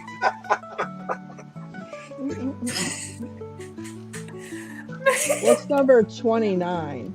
29 is the mines. And the whole area is kind of like the mining. That's the miners live there. There is a silver mine. It's mostly mined by dwarves now. You guys discovered right away that there was silver there. So a few of the townsfolk work as miners, but it's mostly dwarves. And that number 28 right there is a pub, a drinking house, an ale house, a saloon. A saloon. Where I reckon. Where is the brothel? Because I might need to get a second job. That would kind of be beneath your character, but you could do that. I'm not going to do what you can't do. That would be number 12. On the other side of the town. Yes. All right. Where I reckon it's too dangerous to go over there now. But if anybody's interested in going with me in the morning, I'm checking that out. Yes, I will come with you. I will too. Well, thank you, Chief Ma'am. You too, Preacher Man. Yeah, that's right about when Mason comes walking up, Mace, and he sees the storm, and he's like, "Oh crap!" And then he looks over and notices that Brenda has a shiny new badge, and he goes, "Oh hell!" He spits. Don't be pinning that on me. She was court appointing. Well, he storms off, and she goes after him.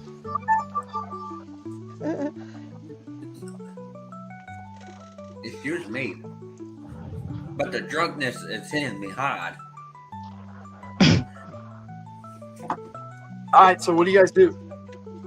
Well, I try and get the citizens behind the mines. All right, so you're turning in for the night. Lucas, what are you doing since you wanted to talk over? I try and get the citizens into the mine just in case if the storm somehow gets on top of us. What the hell is that? Okay, yeah, they're not going for that. They go back into their homes. Oh, okay. A strange bug walked by me.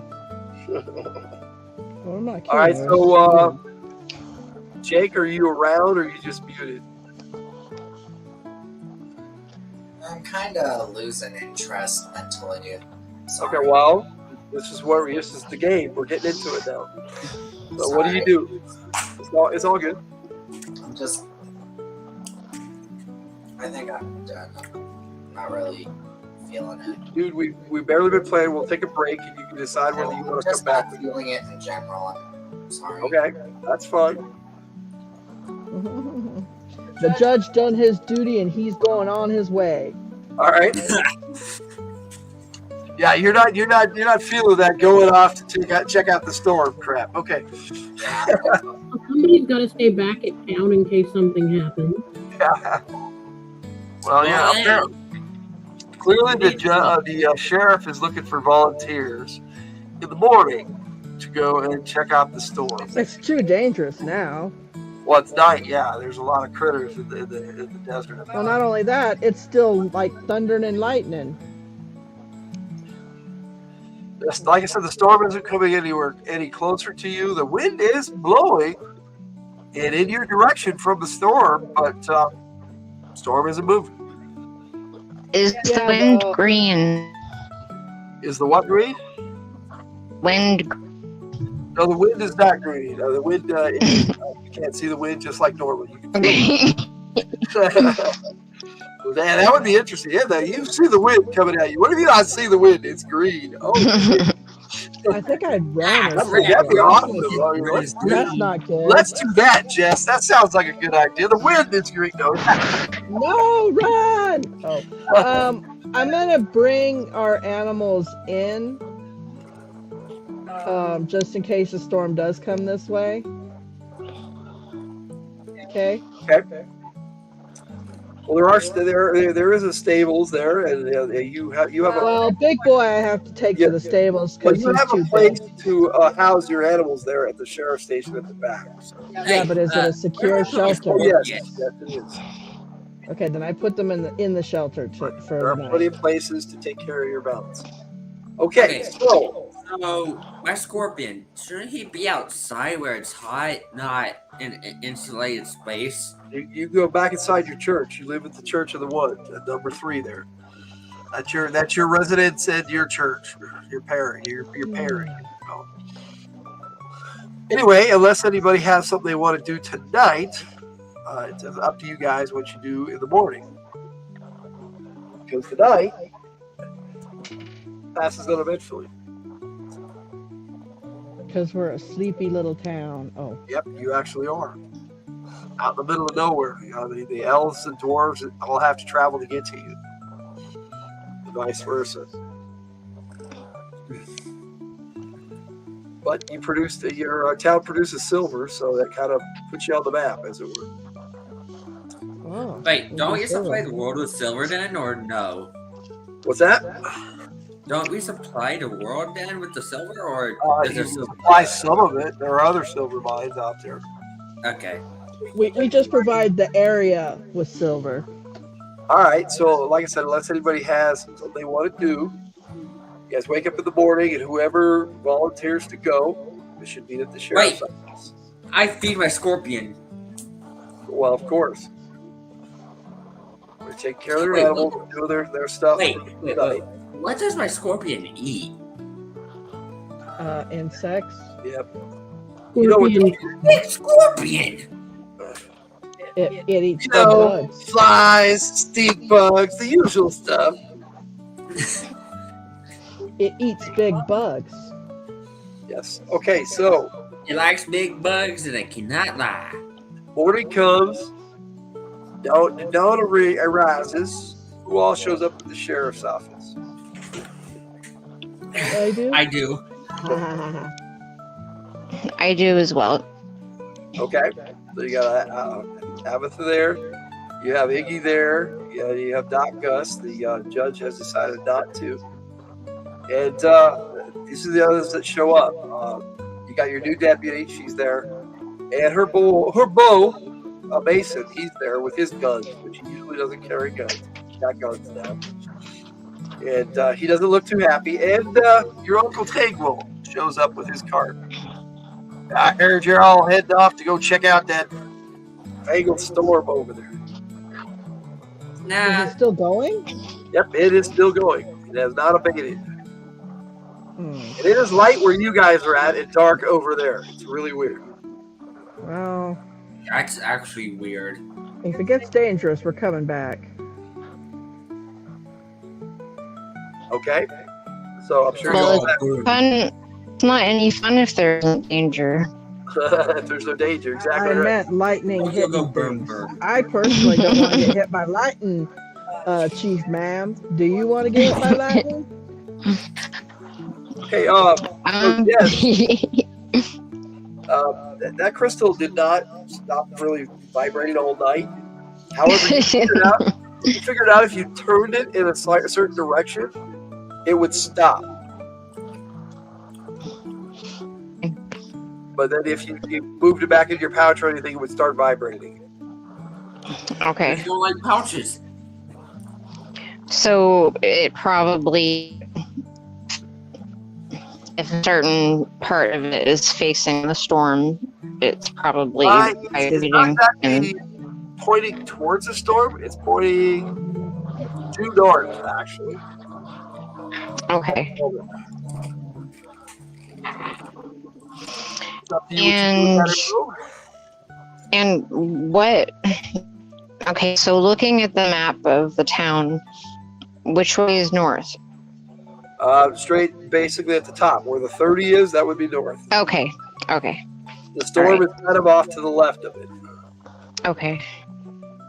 which is pretty much straight from the sheriff's office, kind of headed in that direction. So that's it. That's the posse that shows up to go with you, Shane.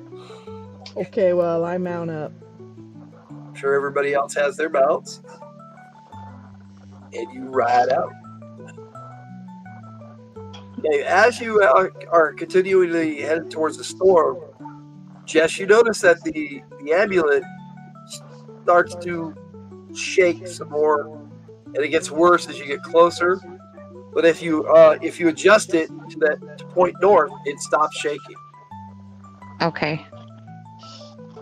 All right. So if it's getting more aggressive, then we might be noticing. Okay. All right. So if anybody does, then I guess I have to give an explanation. You know what? If anybody does notice that my bag is shaking, then I will have to tell them what's going on. All right. So Gus, Iggy, and Shane make insight checks for 20 sided, please. We'll see if anybody else notices that it is becoming an issue. Where'd my camera? Nope. Okay, so I got a note Yes, for I Shane. made it. Iggy, what did you roll? Yeah, you, Iggy, Lucas. What did you roll? 14. Rolled it. 14. Well, you made it because your inside is really high. What did you roll there, Sasha? 17, I made it. All right, you made it too. Yes, you are noticing Avatha's having problems with something in her bag. The satchel. Chief, what's going on with the satchel? It looks like So it's vibrating. I explained to everybody that I saw the sheriff with it, and he told me where he got it and what I'm doing with it. That I am trying to figure out. Well, I'll stop. Okay. No, that's okay, Jess. You do know that you may be able to find out information about it at the Amber Halflings because they're into gems. They're halflings, but they're kind of gnomish in nature. They dig their burrows like halflings and everything, and they have a little shire there that they call it the Sand Shire. But they have information. They love those types of gems, especially ambers. And that one dwarvish guy is he with us? He is. He's bringing up the rear with his mule and his trade car actually that he's put on wheels.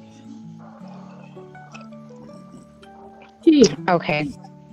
Yeah, he's like I said, he's coming up from behind, and this he's got like a little train car, a mule hooked up to it. But he rides in the train car and sits in the front there, and from the car actually controls the mule in the direction it goes. Okay, that must be a really strong mule. Well, it is. Oh, well, not only that, he's like really, he's like very mechanically inclined, as it were. I believe Doc is trying something. Chief, Yes. did that there necklace start acting like that around the same time that, and I point at the storm, started happening? A little bit before we found out was back. Hmm. And it got Chris, worse. Can I talk to my uncle? You can. He's there. All right. I want to ask him if he thinks that the two have anything to do with each other. I don't know. Not if I take a look. Sure, here you go. So I hand it over to him. And he just stops. He stops. He was reaching for it, but he just stops. All of a sudden, he goes, "No! Put it away! That Okay. there's Hex Star. Oh, what? Death Star? Hex Star. Okay. Can I cast? Star. Hex Star. N-A-R. Hex Star. I know I'm stuffed up. Sorry, guys. So it's some kind of cursed object. Can I try to identify it, Chris? You can. Yeah, you can try. Okay, I'll do that. All right, I doubt I'm going to be able to, but it might get us some information. So you are trying to say you're going to use the first rank identify spell?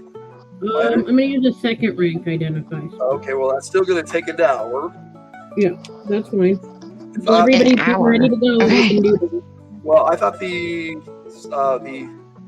identify normal is third rank, so I don't think It is. I don't think you have Is that. it? Okay, wait. Yeah, you're doing the first rank identify minor, and it's going to take an hour. So you guys are riding, so you can do it while you're riding, especially if you do it in your uncle's cart.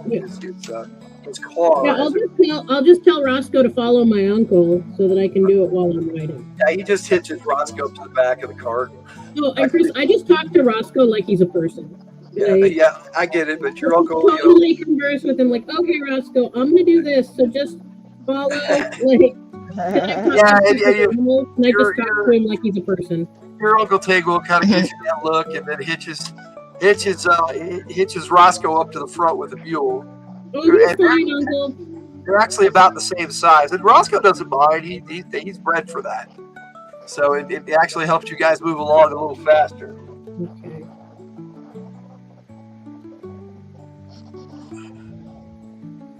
So you guys are moving along, and you're trying to identify what he called the Hex Star. What is the rest of you doing as you're riding? Oh, give me a home where the buffalo roam. Oh, sorry. The shade starts singing. Doo-dah. Kept down races 5 miles long. Oh, shit. That doo-dah day. Oh. Yeah, Okay, I just you're correct. Sorry, I couldn't find it in the player's guide. You're correct. Identify as a third rank spell, but could I use a lower rank spell to do it? Like something like, what would you suggest? Because I haven't. Identify normal is your best bet at this point. Identify normal, or I was wondering if maybe detect residual magic would be better. It definitely has magic on it. Detect residual magic is for magic that is fading away. Yeah, generally. This is not going to have residual or magic. to see if spells have been cast in an area. Okay. So just identify it. Just normal identify. I'm sure it did. Abatha told Gus that they identified it, right? They detected magic. Yes. Well, they detected magic. Okay.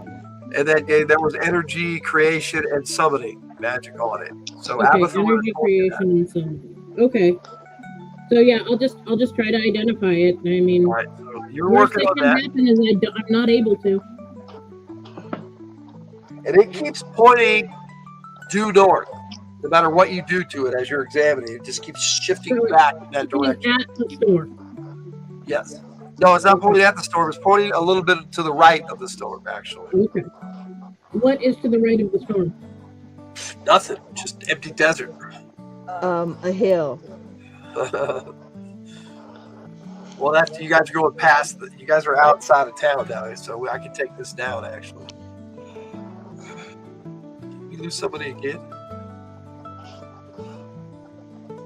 Oh yeah, Jake dropped out. That's right. I'm going. Oh crap! Somebody. But yeah, Jake dropped out. They're dropping like flies. Is Tiger playing two people?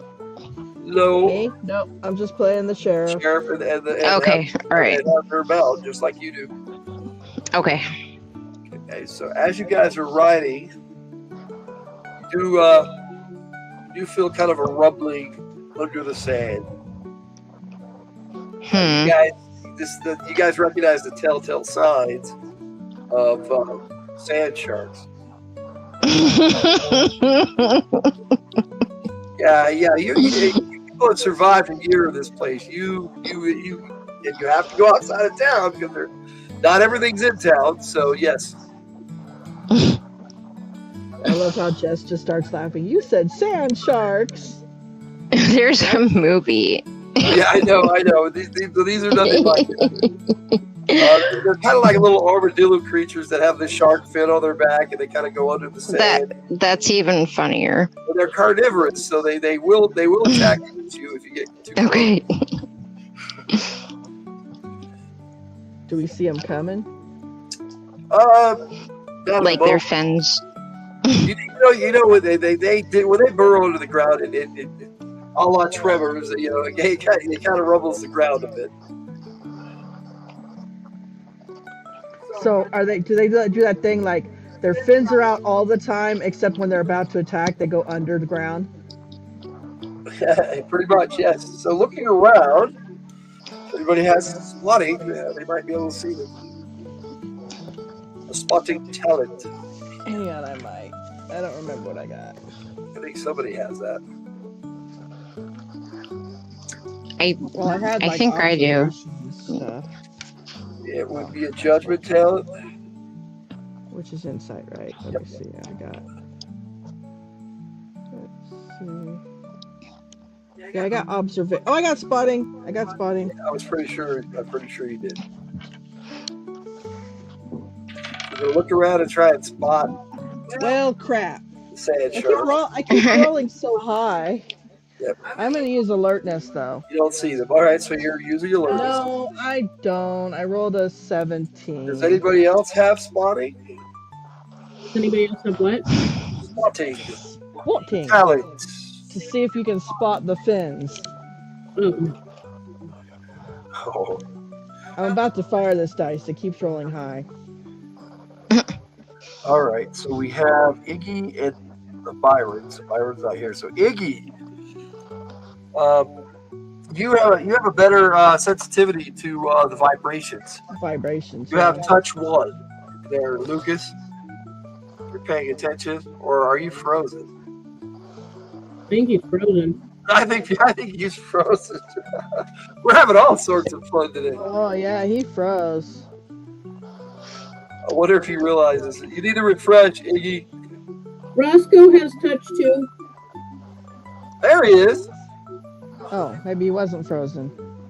So, yes, you have a higher sensitivity to touch, and you're feeling the vibrations here. Make a feat of insight, and if you make it, you will know what direction the sand sharks are coming from.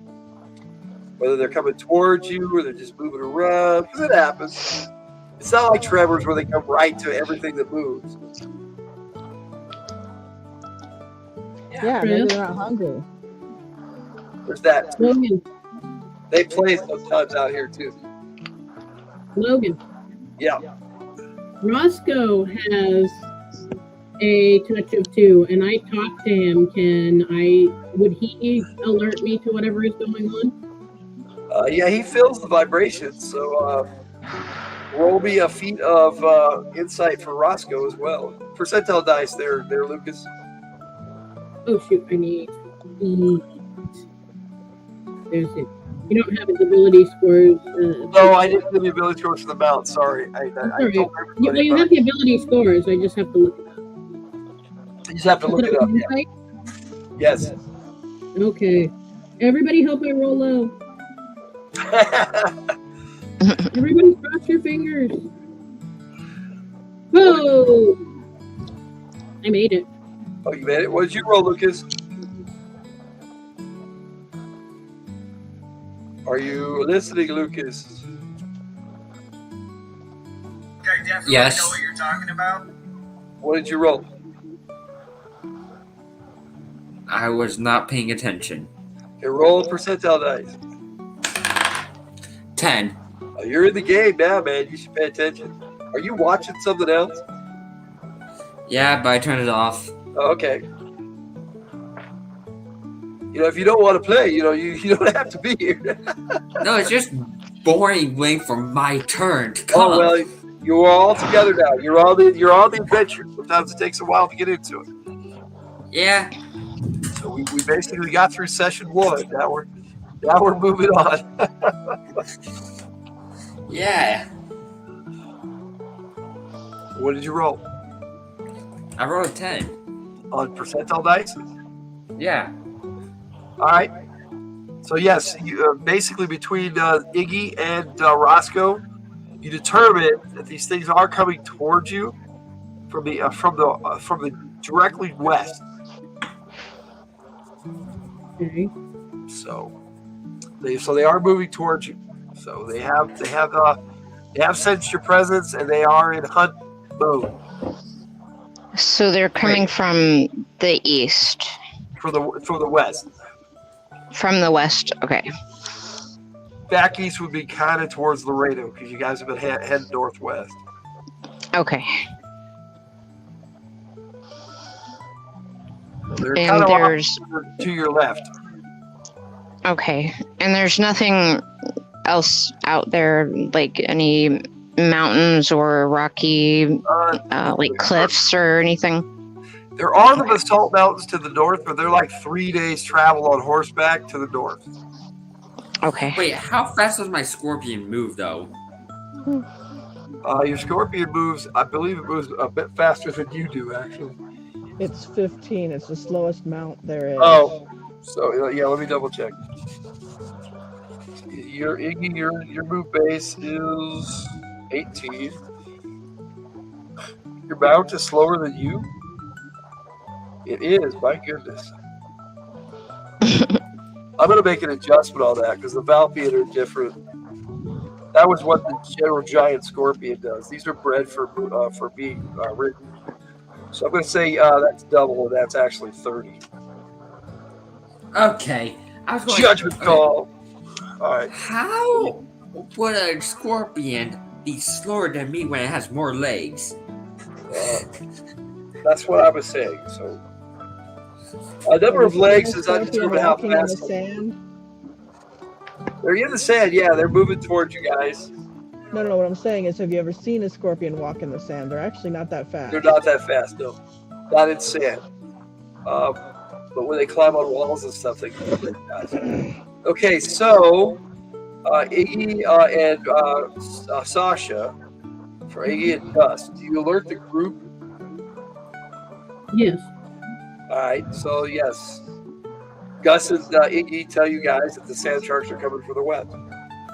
Sand sharks? Yes, sand sharks. See, you weren't paying attention, dude. We got to the cool part and you were off doing something else. You guys can't avoid them by, speeding up and running your mounts a little hard for a little while, or you could confront them. It's up to you. I want to avoid them. Okay, what does the rest of the group want to do? How hard? I mean, we have experience with this. How hard are sand sharks to beat? It can go either way. Depends on the group of sand sharks and how many there are. If there's 1 or 2, you guys can probably take them. If there's 5 or 6, they would give you some trouble, and they'd go for your mounts first. Yeah. Can they jump? Yes, they jump right out of the sand, and they play like that. They Okay. Ooh, that yes, wait, they are then. jumpers. I vote we avoid them if possible. I changed my mind. I Yeah. want to go towards them. You want to go towards them. This is what they look like when they come out of the sand. Those aren't really sharks. No, they're called land sharks because of the way they act. And I couldn't get one with a dorsal fin on its back, but they do have a dorsal fin, like a shark. Hey, Kurt, Okay. how you doing? It's good to see you. We're just gaming today, playing our Code of the West game. It's kind of a fantasy western. Salvo. Pictures. Now, Salvo wants to avoid them. Okay, Salvo doesn't want to get eaten. Okay. I don't blame him. I don't want to get eaten either. Okay, They're about Salvo. the same size It's as your Salvo. call. Oh. Wait, can we outrun them with the cart? Yeah, you guys can outrun them. Yes, they're not very fast. That's what I said. Can we outrun them with the cart? Yes. Cart being pulled by the two mounts easily could outrun them. Yes, Okay. they're slower digging through the dirt. We'll just keep going.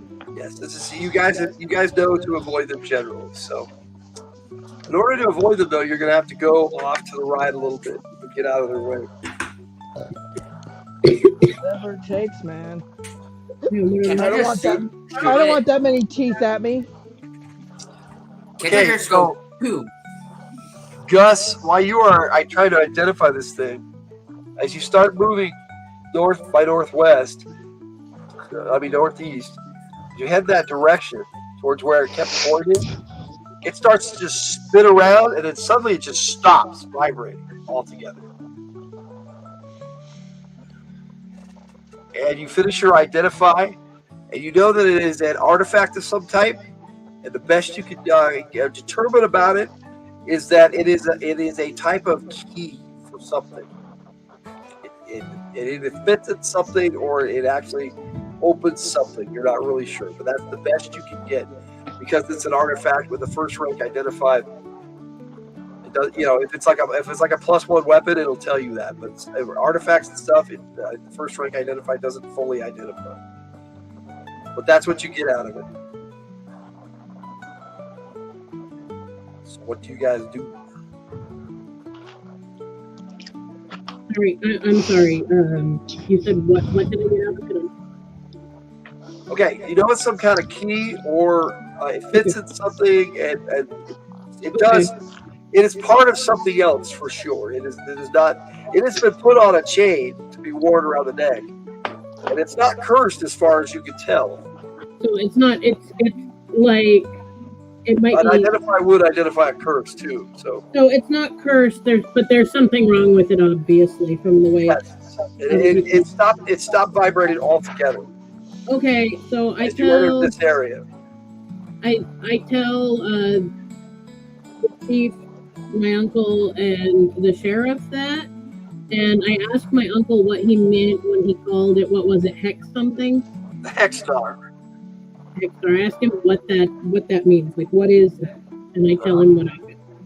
It's some kind of sacred relic to the Jutta Creek. Ooh. Well, that's not good. That's why I don't want to touch it because they want it, and anybody who touches it, they'll probably spell out and try to get. Well, why didn't you tell me that before I touched it? Yeah, because you're a headstrong young lady, and I don't try to deter you from doing your thing.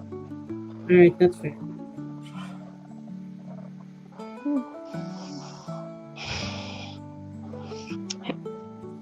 So I tell everybody this, and I ask Chief if they want it back, knowing that, or if we could give it to the sheriff.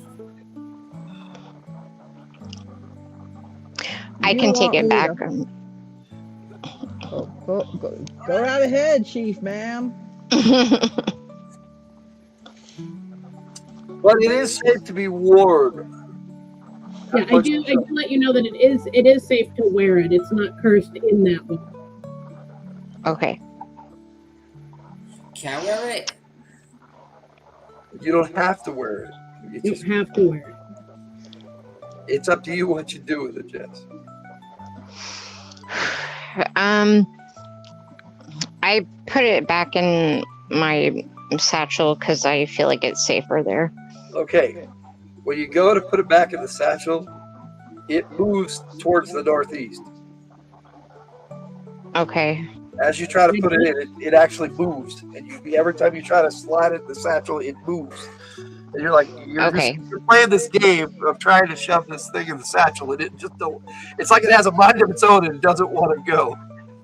Okay. Also, like my So. Another game. Very similar. So I guess I will put it around my neck. Okay. Put it around your neck, and you feel a sensation when you do that, like a power washes over you. You're not sure exactly what. You get a sense that there is something nearby that this is linked to, and you just know what direction to go in. So whether you want to go that way or not is up to you. Okay. I mean, that's kind of what I was thinking anyway, but yes, I think that we should go in that direction. Okay, so convey that to the group however you want to tell over. Okay. Everybody listen up. This thing wants to go northeast, so Okay, that is let's go. where we're going. Sorry, was it northeast or northwest? Yeah, kind of a north, mainly north, but north by northeast. Towards the mountains or towards the storm? It's a little bit away from the storm. Which is weird because it's like Well, it's definitely linked sort to of, yeah. Well, after about an hour's ride in that direction, since everybody seemed to want to go with you, I'll just Okay. You guys see this in the distance. Cool. Oh, hell. This rock sticking up out of the ground, and as you get closer, you notice a structure, and you don't know exactly if this is the place or not.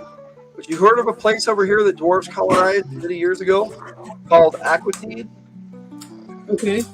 Aquatine. And Aquatines?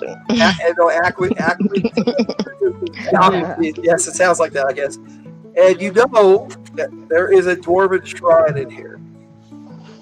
And yeah, Tangle agrees. He thinks that he was pretty sure it was out here. He's seen it before. To him, it's like, okay, whatever, type thing. That's his attitude about everything, though. Whatever. Okay, I tell the sheriff that that's where we think we are. Sheriff already said, oh, hell. That's just your answer for everything? Oh, hell. No, that there varmint came down here and took some sacred object. We're doomed. It's not even half a day's ride out of town, so. I There you go. know. I don't think the object is from here. It's what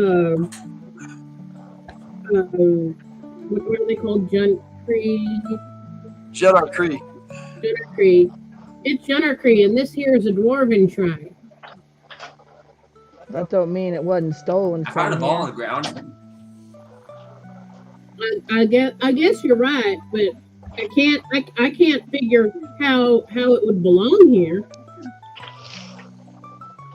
Well, it clearly wants to go back. Well, Is it let's weird that figure we're out where calling it's it going to it? lead us. I think it's possible that. So this place is abandoned, right? Yeah, for the most part, the dwarves Okay. have lived here for centuries. Okay. I think that it's possible that it was brought here by the dwarves to try and keep it safe. Chris, do I know why the dwarves? Do we know why the dwarves left there? Do you have We kidnapped them. ancient history? I do not, but I have local history. Go ahead and make that. This is local to you. I rolled a 10, and my intellect is a 10. I rolled my intellect. So, yeah, you get a good sense that the reason why they left is because they were driven out by the Jonah Creek. Okay, so then that does make an argument for why it would be here, is if the Genercree drove them out. Who knows what they did afterwards. All right, so this stairway over here at the back on the left side kind of goes up and around to the battlements of what was their defense. The other stairway goes to a doorway. What you guys do? Where does the necklace want to go? Well, the doorway, of course.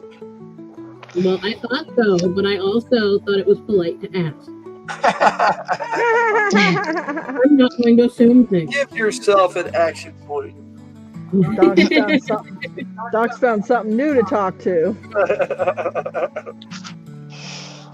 Well, I guess we should go where the necklace wants to go.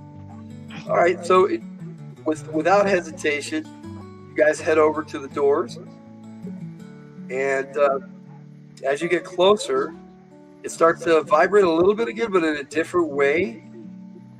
And as you approach, for some reason, you just stop in front of the doors, and they just open up in front of you guys. They slide apart. Well, that ain't eerie. Well, I got a sense it was some sort of a key. Yeah, it did. The Hexstar did glow a little bit when that happened. Again, that ain't eerie. It was up to you guys whether you go in or stand out here and look around. I want to stand out here and skulk. Oh, no, I'm just kidding. I'll go in. Yeah, Tango. Can we take the mounts with us? No, they would have to stay outside. Tango will stay with the mounts, and Mason and Brenda will also stay with the mounts. Okay. I go in. So the four of you head into the shrine. After having a conversation with Roscoe about staying outside and I'll be back and all sorts of sounds like a one-sided conversation to everyone else. Okay. I'm ready to go. As you go in, this is what you see. Pretty cool. Hey, where's all the duckies? wrong shrine, but okay. More damn duckies. Duckies. No, not this time around. There is, over there on the shrine itself, from here you can see some kind of effigy, small figure, stone figure. So what do you guys do? What's it look Okay. It looks like a wrapped up dwarf. Like for a mummy? mummification, actually. That's weird. Just standing there, straight, tall. Is that creepy. It's something mummified. dwarves do? It's a mummified. No, dwarves don't mummify people at all, no. That's what I thought, but I just, I didn't know in this. Dwarves see the body as a shell, kind of like Klingons. Is it something that Genercree do? It's possible. And it does look like there are signs that Genercree have been in here. Is there? You guys get the sense as a dwarf, you, Gus, get the sense that this place has been defiled by the Genercree. Okay, I rolled my lore specialty, Okay. Genercree, and I made it. Is this something the Genercree do? Yes, the Genercree did come here, and they did. They took some sacred relics and they defiled this shrine, and that's part of the reason that dwarves never came back. Okay. Is like the mummification, like, is it like their own death ritual, or is it like something they do to like? Yes, the Judar Cree practice mummification. I can't hear. Yeah, somebody's getting a phone call and needs to mute themselves. Okay, so so it is not something they do to themselves. No, the Judar Cree do. Yes, the Judar Cree practice mummification, but as you get closer, that's a statue of a mummy. It's weird, and it's a dwarven mummy. Would my knowledge of the Judar Cree or local or any of like the local lore tell me like what this might be, like the reason, like You have no clue. Okay. This is something new to you. For land's sakes, that's odd. Now, Land. yes. Roll 20 sided for me and tell me what you roll. Did you say Jess or Gus? Jess, sorry. I should have Okay. said Avatha. Avatha, roll a 20 sided, please.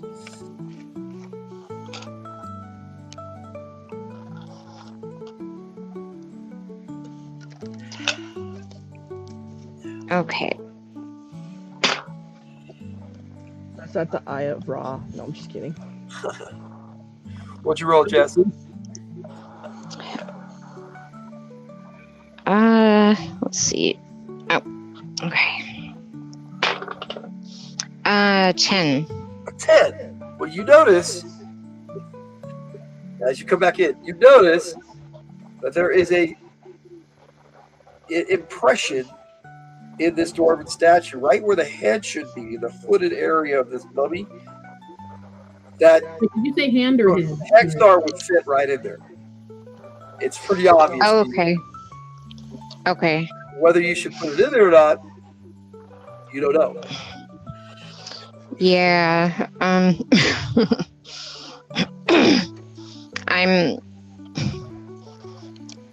not sure. I'm kind of wondering if, I mean, there are two things maybe that could happen. That either it opens up something that we don't want it to, or it leads us to something else, that some other clue that we need to find. You have no idea. I have a sneaking suspicion, just above game, that it does both. Hello, Ian. How you doing? Homestead in rural France. It's good to see you. I have a feeling it's going to have a negative consequence, but it's gonna also have like further the story. It's the way to further the story. I got 3 words. Yeah, I got 3 words for you. Tra-tra-tra! Oh, It's sorry. a trap. It's a trap. Oh, I mean, that's a simpler Where's way of the- saying what I said. I think I agree with Doc Gus. We do That have a religious it- man here who might be able to tell us something about this shrine. Wait, yeah, I was gonna say, isn't he like the shrine's people? Yep. That's what I mean, but he's over there doing something. Apparently, he's jumping the gun on that break we're about to take. Food. Yeah, I know. In about 20 minutes, we were going to take a break. Okay. Lucas, we need you. Yeah, Iggy, tell us about this shrine. What does the shrine look like? You missed the picture? I'll put it back up. Yeah. That's the shrine. Oh. Okay, you know a thing or two about mummies as well. And generally, in an enemy shrine, what they like to do, the Judar Cree, is take the priest that used to work this shrine, the dwarf in this case, they mummify them and then turn them to stone through a sacred practice, and leave them in the temple as a warning to others. But you've never heard of one being used as like some kind of It's got a hole in its face, basically, where this Hexstar needs to go. That's new to you too. Yep. Well, that ain't That's very not airy nice. either. But that's what you know, and you can tell them what you want. Yes, your people do practice mummification. Okay, well, Hey, Melodope, what's up, buddy? Happy um, 4th of July to you too, Ian. Thank the you. person, the preach or the person that was religious here, the most religious person, they You are a basically religious man, mummified. They basically mummified them and turned them into stone, and there is no. It's just kind of crumbling due to how old it is. So, Ian, I liked the Old West too. Even as a kid growing up, I didn't really watch Western much until I was an adult. But that's what I named our Splinterscape for our Western version of our Lenharrow game. So that's why we call it Code of the West. But thanks for joining us. Appreciate you guys being here, Melodope. So, are you all inferring that if we put this there artifact thing in that there guy's face, like something's gonna happen, like he's gonna We wake should up or be able something? to talk. We should be able to see his soul.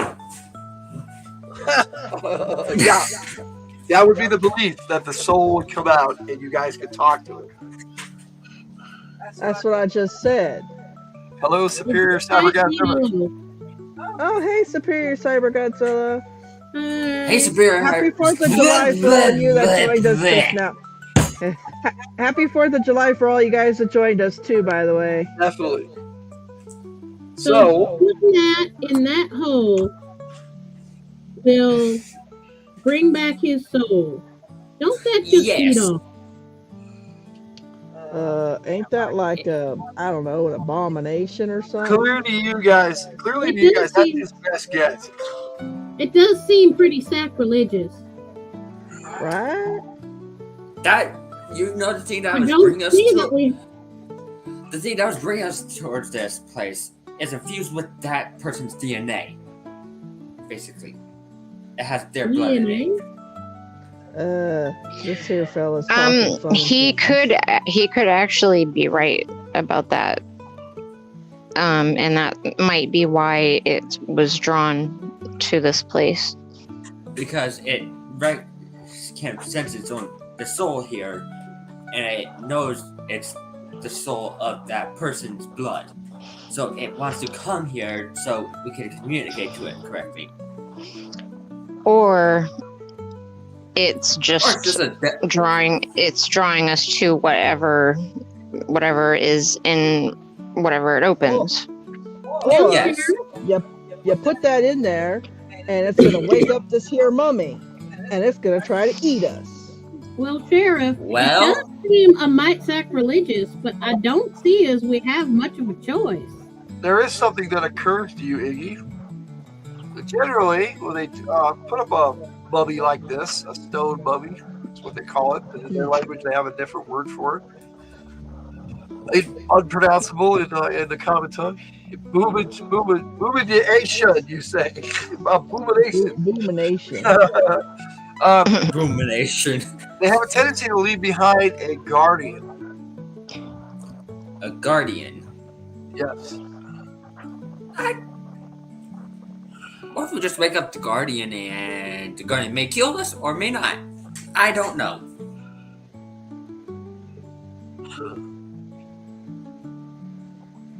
You guys haven't really approached the actual shrine yet. You're just kind of standing looking at it. No one said they've walked up to it yet. Yeah, because that looks damn near ominous. It does a mite. We just need to get there without there may be booby traps, so that we're set. Booby trap. He said booby. He said booby. Just the sheriff's a child. Just what I He was said wanting. booby. And to the booby prize. Okay, let's go. Booby.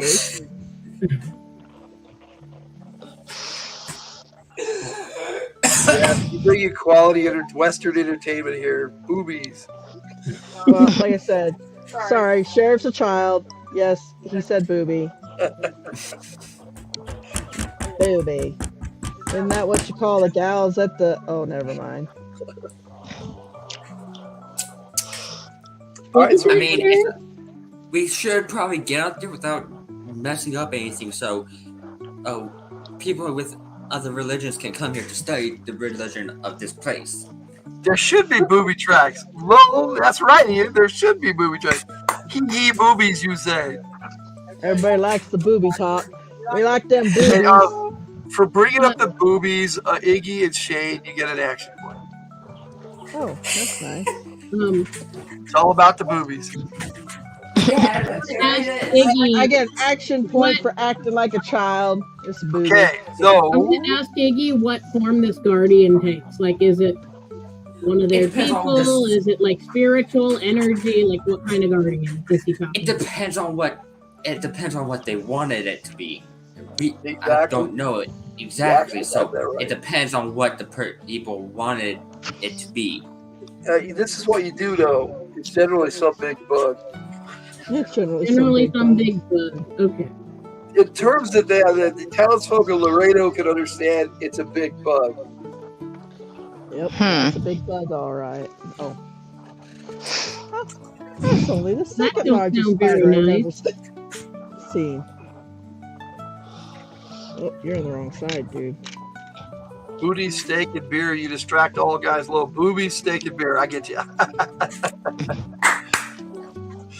This is true. This is true. See, I'm playing the sheriff right there. You all said boobies. Yep. And now I've put 2 comments up there that said boobies. All right, you guys rocked it. All right. So, what do you guys do? I walk up towards it. Walk up towards it. As you approach, I watch to see what happens. You hear something starting to move behind it. Gabby Johnson's comment can be read in frontier gibberish accent. Yeah.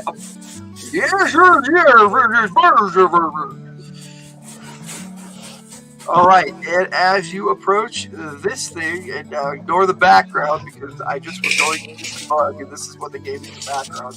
This thing comes out. Great. It is about, I'd say 8 feet in length and about 7 or 8 feet tall too. So, authentic frontier. Big bug. It is a big bug, yes. All right, I'm gonna shoot And that. you can't tell whether its tail is a head or what, and where its mouth is. I'm pretty sure its eyes are on the tail, though. That's all right. I'm gonna try something. That is an abomination. Sorry. I shoot it. Hello, Comic Cap Collectibles, CCC. Hey, CCC. If I can speak today. Thanks for the wow, Ian. Wow. Here we go. That is always authentic. Why is every game we're Anyways, part I of shoot it. always funny? Ray, we left you back in town. Well, What's up? I mean, is it trying to hurt us though? The weird hang on, I need to hear Jess. Sorry, go ahead, Jess. Is it trying to hurt us? First of all. Oh, it looks like it's going to protect us. It's going right for Iggy at the moment. So, what do you guys do? Okay. Do impressions. True. I said we should have the crazy prospector show up randomly. Okay. All right. As you guys are standing there, no one is surprised. I told you. By the way, I shot it. So this thing is definitely going to attack. So everybody needs to roll first strike. I still shot it. All right, I got a good shot. Saying hi there in the chat. Well, all right, we got Sheriff McBain. Let me get this off the screen. Is that the 8-sided die? That would be 10-sided. 10-sided. Okay. Okay, so we got Jade. The kid that hurts. It's a kid. We got Iggy. We got Yeah, I'm Gus. guessing Homestead forgot an N because We got unless the kid's gonna kick us in the freaking shins, that'll hurt. Okay, so what did Shane roll? I rolled a 2. What did Iggy roll? That'd be you, Lucas. I know. I rolled a 7. Roll 7. Okay, Gus, what did you roll? 6. 6. And Abatha. 4. It's a female camel spider, the kid that hurts, and it's guarding that door. Gabby's astrally traveling in his rot gut whiskey-induced Kia Sorrento. Nice. And you rolled a 4, correct, Jess? Yes. All right, so roll again, Shane. This thing goes to the second as well. Oh, I roll again? Yes. I rolled a 9. Oh, well, you actually go before it. I rolled a 10. Oh, yes. Okay, so Shane, you go first. What do you do? My first shot It's all good. is DR19. DR19 is a hit. Good. I shrink it. Smash this thing. You shrink it. You try to shrink it. Yeah, I use a shrink. With a resistance roll. Well, I'm sure it does, but. And I rolled a 3, so that made it. Oh man. I mean, nothing happens. You shot it, but yeah, doesn't your bullet do damage still? I don't know. Does it? Yes. I got 2. It's still a bullet. All right. Unless you don't want it to do damage. No, it's fine. It's a bullet. It hit him, but it's only like a deep. Well, here, I'll roll. I rolled a 2. 2? So 2 points. Excuse me. Okay, so DR11. DR11 is a miss. Yeah. DR14. 14 is a miss. Okay.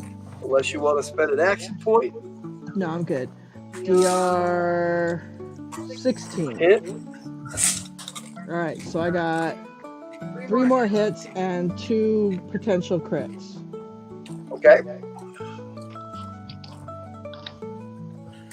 The way we're doing crits in this with guns is if you roll the highest number on the die. If you what? You roll the highest number on the damage die, and if you get it on the highest number, then you roll again and add it to it. No, I know that's how the damage goes, but that's not how a crit goes. Yeah, we're not worried about crits, especially with these things. Boot heel squasher. Yeah, it's definitely a hit. Wait. So what do I do with the 2 crits then? Nothing. You don't worry about it. They're just hits. Always hits. Oh. All my hallucinations is vivid, Doc. All right. That is a bigot. Yes, sir. Oh, I got 2 6s. Okay. I got some good shots. Oh, you roll them again. Roll these 2 again. Together, yeah. I don't know. Hang on. Let me see. Exploding dice. That's what they call it. Yeah. Okay. So We're using that in this game for bullets. Wait. 5, 10. Sometimes bullets do a lot of damage, and sometimes they just grade you. Yeah. 5, 10. 22. Oh shit! Another one. I rolled another 6. Okay. 22. That's 32. 33, 34, 35. So I did 36 points of damage. Okay. So yes, the sheriff shot the shit out of this thing, and it seems unfazed. Well, wait, it didn't take damage? It took the damage, yes. There are holes in it's chipped the shell. Oh, okay. I was gonna say, who has that object that runs here to begin with? This thing, yeah, it's moving towards you, so that it's trying to prevent you from touching it, Iggy, and it attacks you. And Iggy, it missed you with its pincers, but nailed you with the stinger on top, and you're looking right into this thing's eyes as it stings you. Now you are on the tail. You are immune to this type of poison, actually, but you still take damage from the stinger. Hey, just curious, but is its eyes on the stinger? Yes. That's so eerie and cool at the same time. Well, may have other eyes too, but you can't see them. Well, yeah, I know that. You take I've 7 seen points them. of damage from the stinger. But what poison was it that I was immune to? See, It's the kind you're immune to. yes, it's the same poison you use. Okay.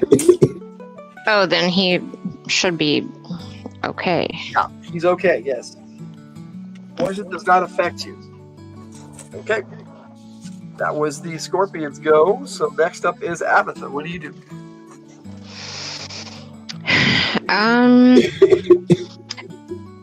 How far away am I? Well, you didn't approach, so you can step back or you can stay where you're at. I mean, it's up to you. You have a bow. Okay. I am going to attempt to throw. So to hit it with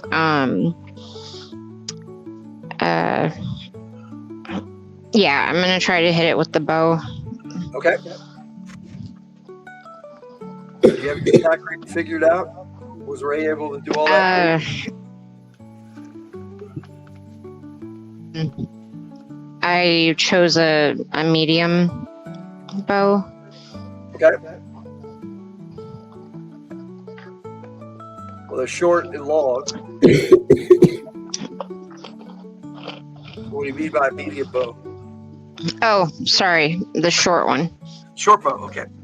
No shell vulnerable. It's a possibility, and we don't know yet. It has a hard chitinous shell, yes. And Oops. I guess the regular arrows. Are you gonna move? Are you gonna aim for something in particular, or are you just gonna do 2 shots? Because if you aim, you only get 1 shot. I was going to try and hit it.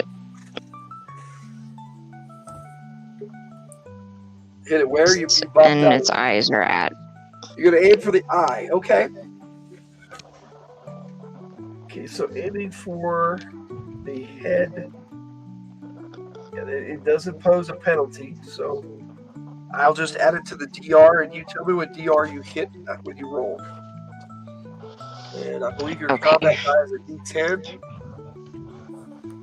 Same as your first strike die.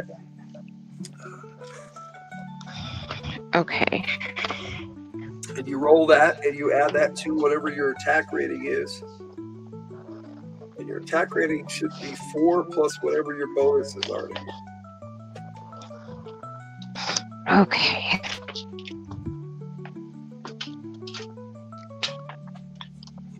Sorry, hang on 1 second.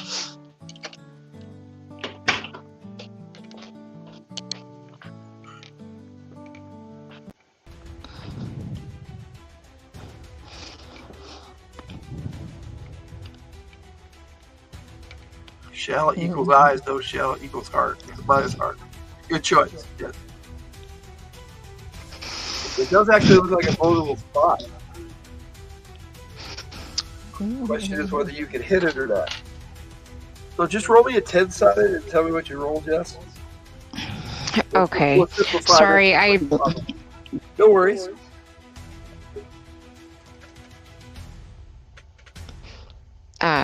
His laptop went back to the home screen, and I don't know what his password is, and he left. So, I rolled a 6.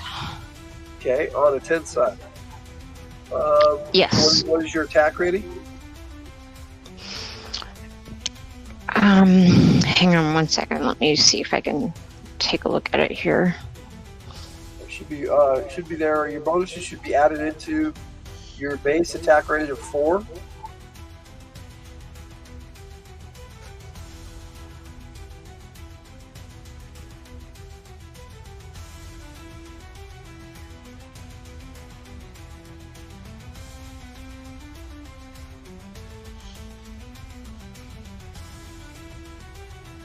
Yeah, I rendered some pretty cool music for this fight too.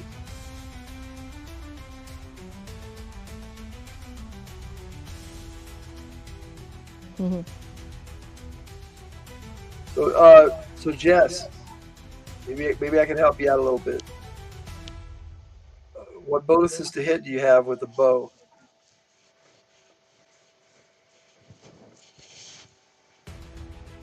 Are you still there, Jess, or did we lose you? I don't know. She's not responding. Do you have your character sheet up, honey? I do have her character sheet up, but I don't have her bonuses or anything on it. You back with us, Jess? Oh, what agility does she have? Oh, I'll look it up real quick. Hey, can you hear me? Yeah, we can hear you now. Okay, sorry. Every time I try to look at the sheet, StreamYard tries to kick me out. Okay, so so you have a +1 from your aiming. Pop out again. Yeah. I can hear you. Okay, so you have a +1 from your agility. Did you get any attack bonuses with your bow?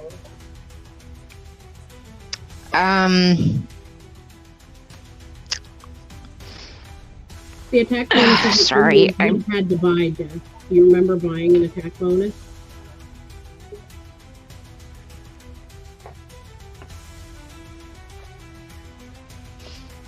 Yeah, do you ever get an attack bonus when you spent your CGPs?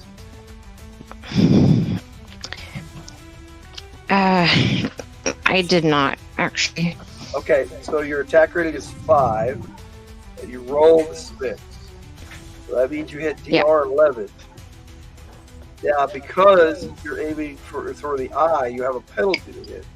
But because that is a vulnerable spot on it, it kind of makes up for it. Now, at this point, in order to hit it, you would need to spend 3 of your faith points or action points. Okay.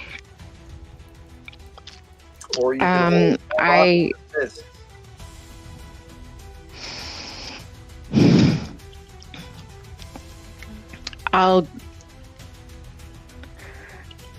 I will just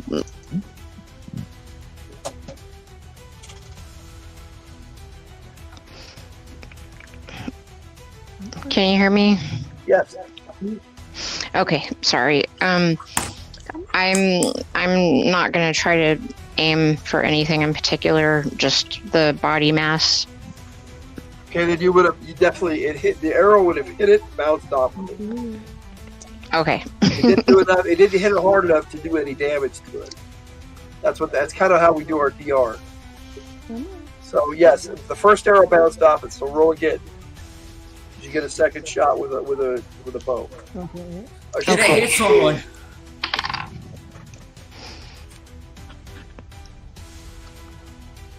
Okay, I got a 4. Okay, so that's a miss as well.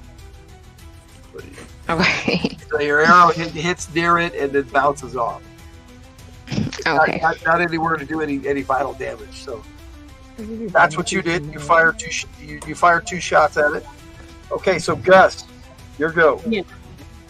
All right. Well, first off, I want to show you my awesome explosion dice All right. for gunfire.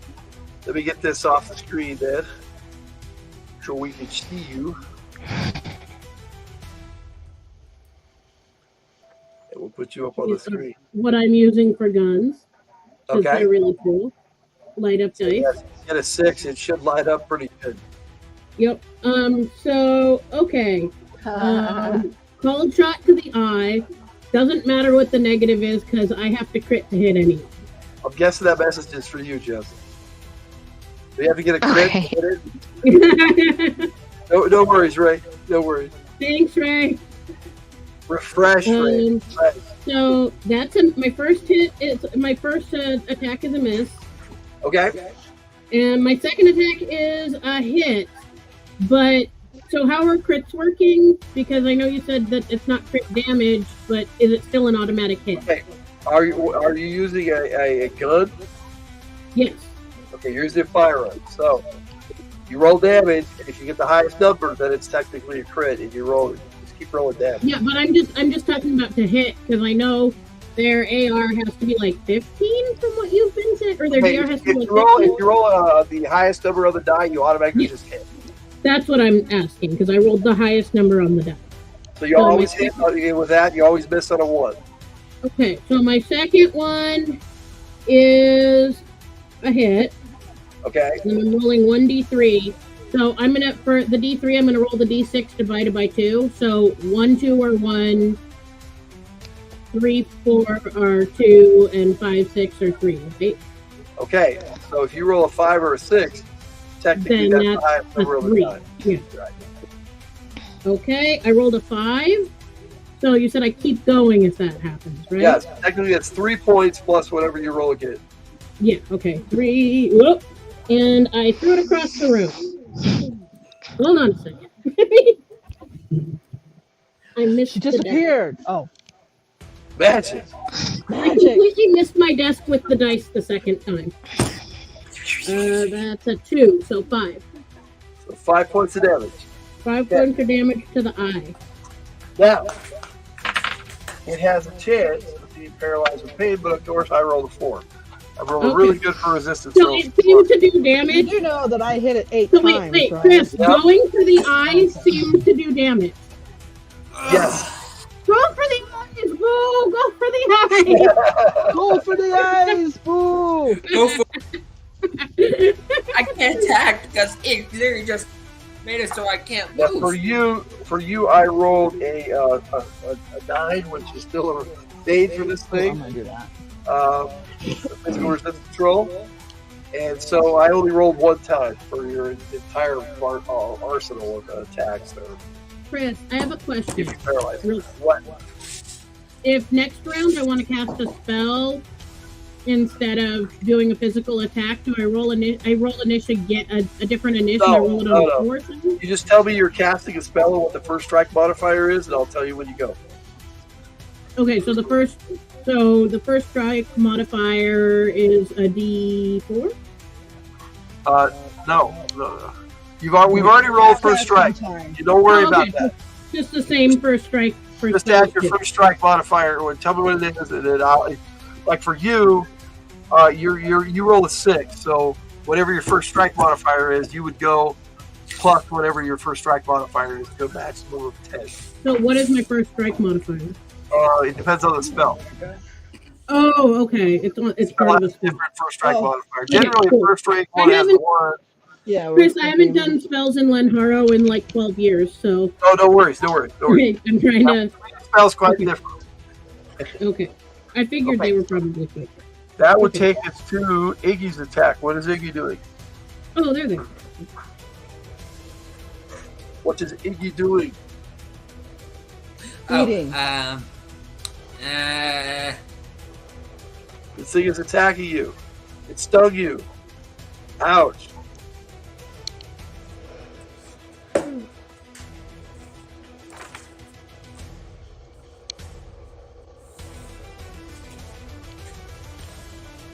Can I put out my gun? You can.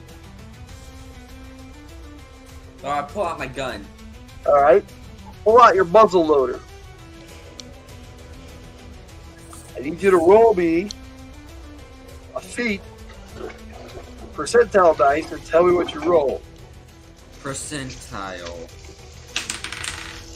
Poke it in the eyes, mate. 8. You rolled an 8, 0, 8 on percentile dice. Are you sure you're rolling Yes. percentile dice? First you got a 10, now you got an 8. All right. You thought to load this because you were going. You knew you could go into a combat situation. You thought to load your muzzle loader before you came in here, so you have 1 round loaded, so you can fire it. But if you want to reload it, it takes a full combat round Okay. because it's a muzzle loader. So I rolled 2d6, correct? No, you got to hit first, so you got to roll your attack. For you, that's a D10 on your combat die plus whatever your attack rating is with your muzzle loader.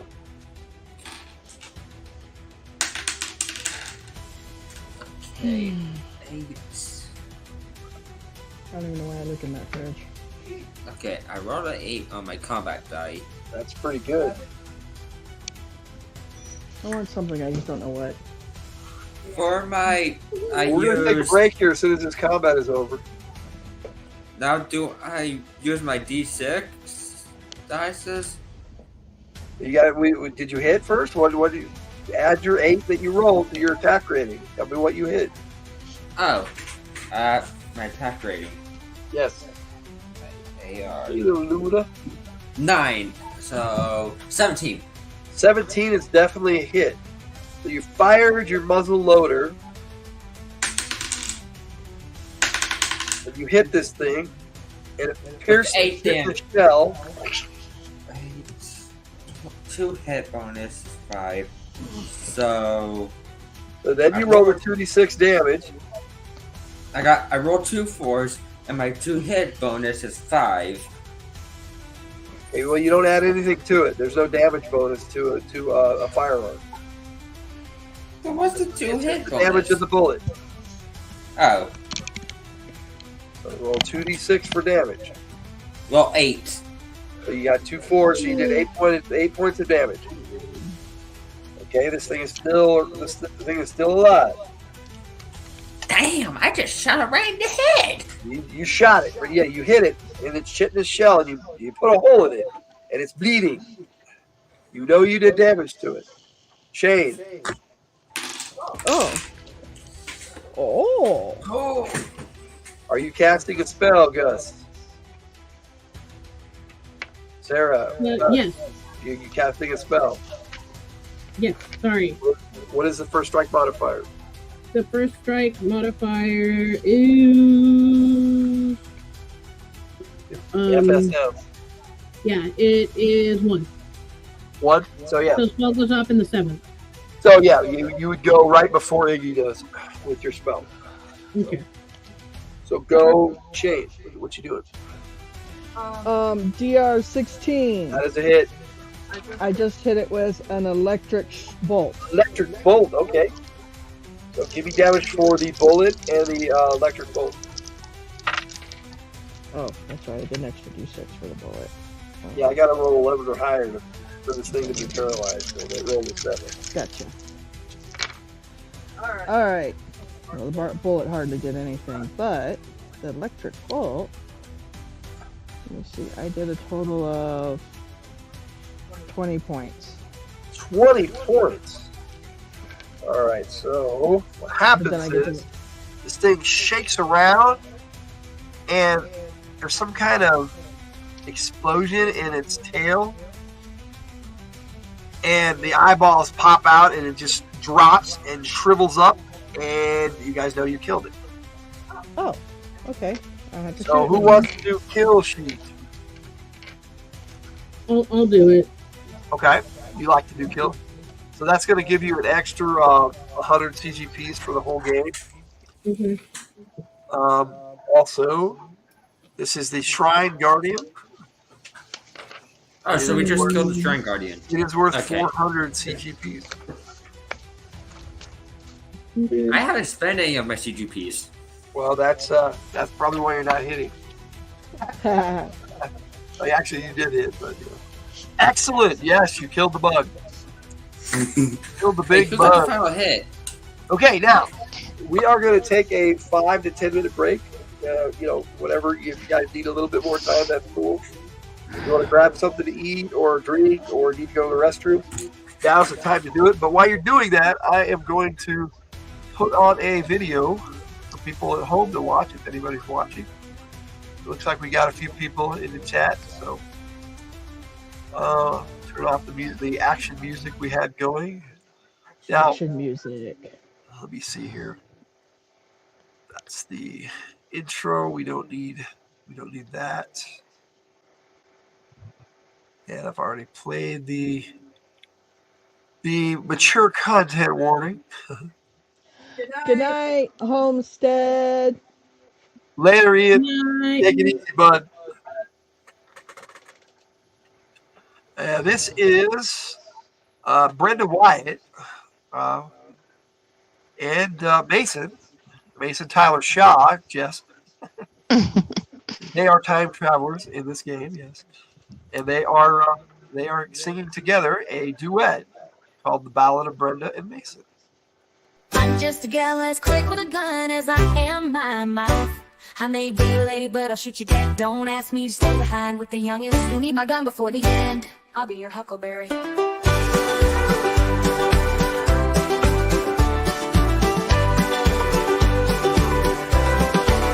It figures, here I am in this strange place. Found a decent saloon to get a drink.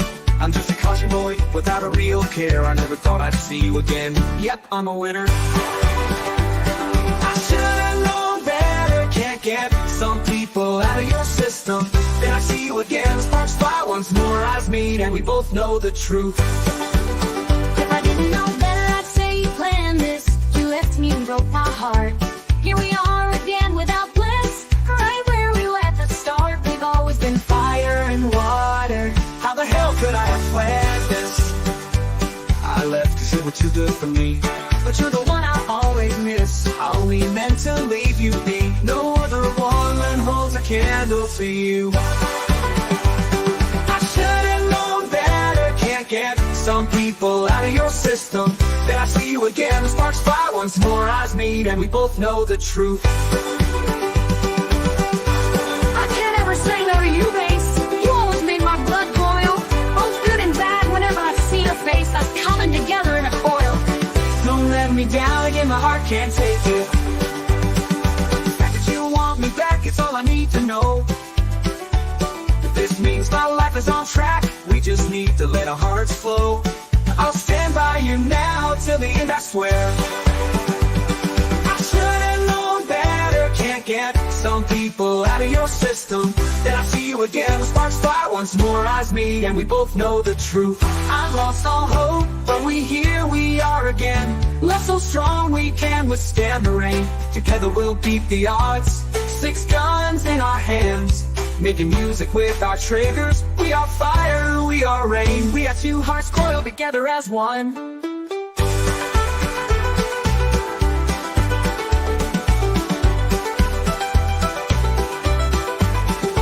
We are 2 hearts coiled together as one.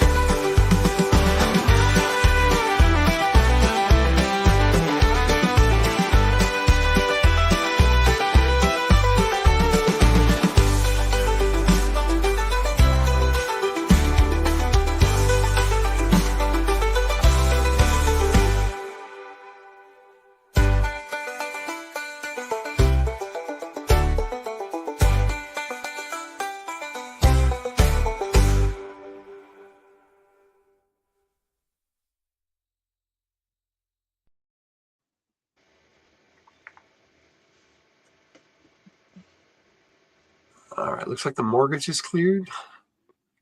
Things off. I'm not muted anymore. Yeah, you're not muted. We are trying to get some stuff together here for lunch, so I will put on some more music and mute myself. So we're still on break here for another at least five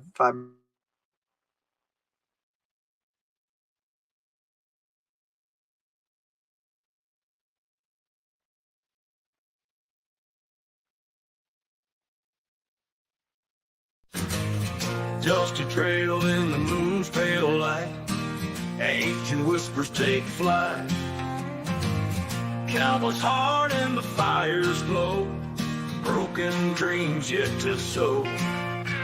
Sky opens wide to the distant call. Mountains high, ready to fall. Veins pulse with the beat of steel. Truths they strike and feel so real. Let's ride, let's burn the night. Old codes unseen inside. Justice done of a starlit dawn. Restless souls always to roam. River's edge where secrets stay. Edge of dawn breaks the gray. Phantom riders calling my name.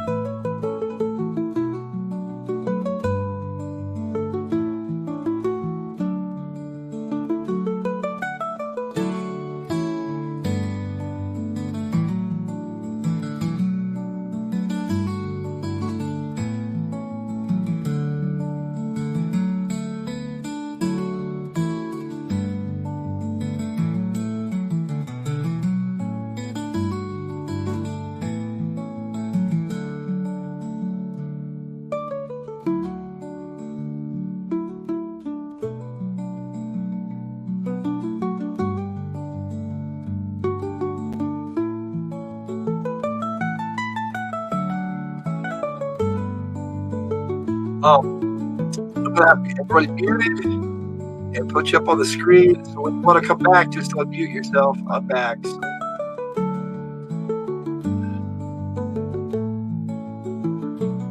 Yeah, it's just when you want to come back from break, then just unmute yourself. Let me know you're here. How you doing, Ivan? Thanks for joining us.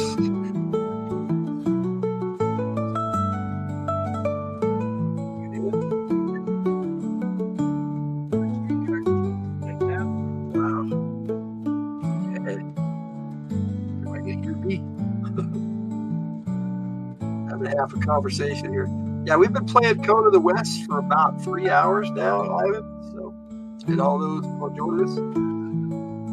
It's still there, and we're going to come back here in just a few minutes and continue.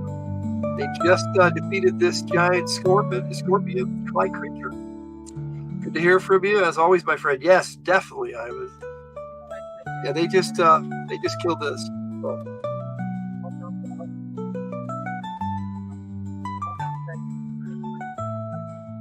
Okay.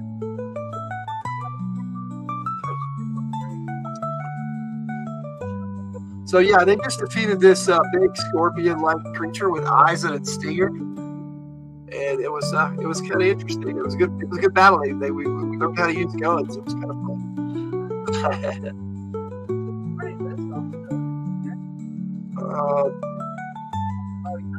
Yeah. I'm giving everybody, when everybody wants to come back in, they unmute themselves. But I'm here, chilling, waiting. Sounds like it was daunting. It was kind of fun, though. We're kind of play testing this game system today. We're just using Lenharrow as a basis, but it's the first time we played a Western version of Lenharrow, and we're having a good time. Definitely a lot of character development. Everybody's playing their characters. Now I'm gonna unmute this. Okay. And turn that off. And now can you hear me? Yeah, I can hear you. Through the StreamYard? Yep. With my tablet off? Apparently. Well, crap. I'll leave that off and I can hear my How much longer are we playing for? I'll probably play for at least another two hours, for sure. As soon as we come back, we still got about 2 hours worth of game left. And it may go a little longer than that. It depends on what the players do. But basically, it's a one-shot game, so we're playing until it's done. Until I've either killed everybody or they've won. But nobody's died yet. I've injured one person. And as I got the guy with the stinger who was immune to the poison. It was kind of fun. You killed the deputy. Who? Yeah, if I killed the deputy at the beginning, I'll killed the deputy. So yeah, we're having a lot of fun here, just playing around with a Western. Hello. Hey, Iggy's back. Yeah, Iggy is playing a scorpion character, which is a scorpion man. He's a member of the Jeddar Creed, and he's gone renegade against these people, and it's helping. So yeah, that's Lucas there. You're asking who's playing which character? Well, yeah, Lucas there is playing Iggy Sales, a scorpion. Do you have your icon available, or do you want me to pull it up? Me? Yeah, Lucas, can you put your icon up on the screen? Turn your camera off so you can see what your character. I don't know how to put an icon. Oh, okay. Do you have the picture right on your computer for your character? I need to send it through my phone to my computer. Oh, okay, you can do that. Then what you do is there's 3 little dots next to your microphone up here by your picture, and you open that, you say edit avatar. Okay. And you can change your picture. So we got Sasha playing Doc Gus up here. Howdy. Ivan's wanting to know who's playing who. And then we have Jess Law playing Abatha. She's definitely having an issue bringing up her character. I can take some of these out because I've already shown some pictures. An ice cream sandwich and trail mix is a healthy lunch, right? Yeah. Let me see. I'll put up a picture of Abatha here because I don't think Jess has the means to put her icon up. So this is who Jess Laws is playing. She is a Cherokee, basically a medicine woman, a sacred woman, a beloved woman of her people, a chieftain. And she's a chieftain of like 4, but in this realm, they got sucked into this weird realm, and they're just trying to eke out their lives as best they can. So, do you need me to bring your character up and show it to there, Lucas, or you got it? I'm getting there. Okay, you're getting there. All right, bud. She's a Cherokee, and she is playing a Howl, I think is how you pronounce it, and it's a beloved woman of her people, a chieftain. She speaks for the tribe. So that's kind of what's going on. We got Tiger playing Sheriff Shane McBain. Howdy. And for some reason, your icon popped up. Yeah, there's it. Yeah, I'll put you up here larger. So Icon. I found out how to do it. What? Yeah. That's kind of what he looks like. He wears some reinforced leather armor that protects him. But he's kind of a bug man. Okay, he's you can put mine what we back call on a then. scorpion. Howdy, partners. Howdy, partners. You can put mine back on if you want. Okay, I'll put it up there. So yeah, Tiger and Shane McBain, the sheriff. And I'm riding this. Yep, that's it. That's your mount. And then we got Sasha, that's Doc Gus, who's the dwarf actually. Tiger, Sasha, Jess Laws, and Lucas. Nice hail. We did have Jake Pendragon and Red Power Ranger Fan 27 in here, but they're both asleep here. Jake's not tired. Jake's is not playing yet. We lost Red to tiredness, yes.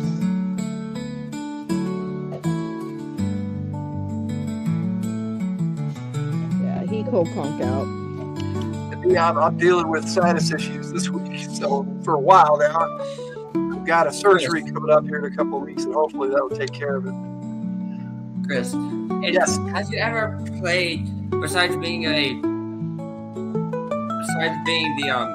ref, have you ever played a character in the game? I have, yes. I play in the Isle of the Dragonhead as a troll named Vandrin. How long ago was that? Just a few weeks ago, and we got another game coming up here in a couple of weeks. Isn't that Carnage? No, I run Carnage separate, so that's a different game. One of these days, I'll be annoying you guys in an adventure. That would be cool. I mean, we would like to have you in a game with us. That would be cool. We have a new campaign possibly coming up end of August, early September, most likely September, called Galaxy Frontiers. It's kind of a science fiction. Well, I'm going to do a one shot, and if it does well, will there be lightsabers? Will there be lightsabers? There can be lightsabers in the game. Yeah, Is it going to be like Spelljammer? It's going to be more like Firefly, but with aliens. Oh, cool. The way that Tiger wants to run the campaign, I would run a one-shot game, and then she'd run a campaign later. So, just like with this, if this does well, I might run a campaign later. When one of the other games stops for a while or whatever. We are coming to a point in Heroes of Haven's Run, not Heroes of Haven's Run, where Ravagers of Carnage, where we may take a break for a bit. Because that's a long, ongoing campaign. Yeah. And people need a break every once in a while. Needs more Call of Cthulhu.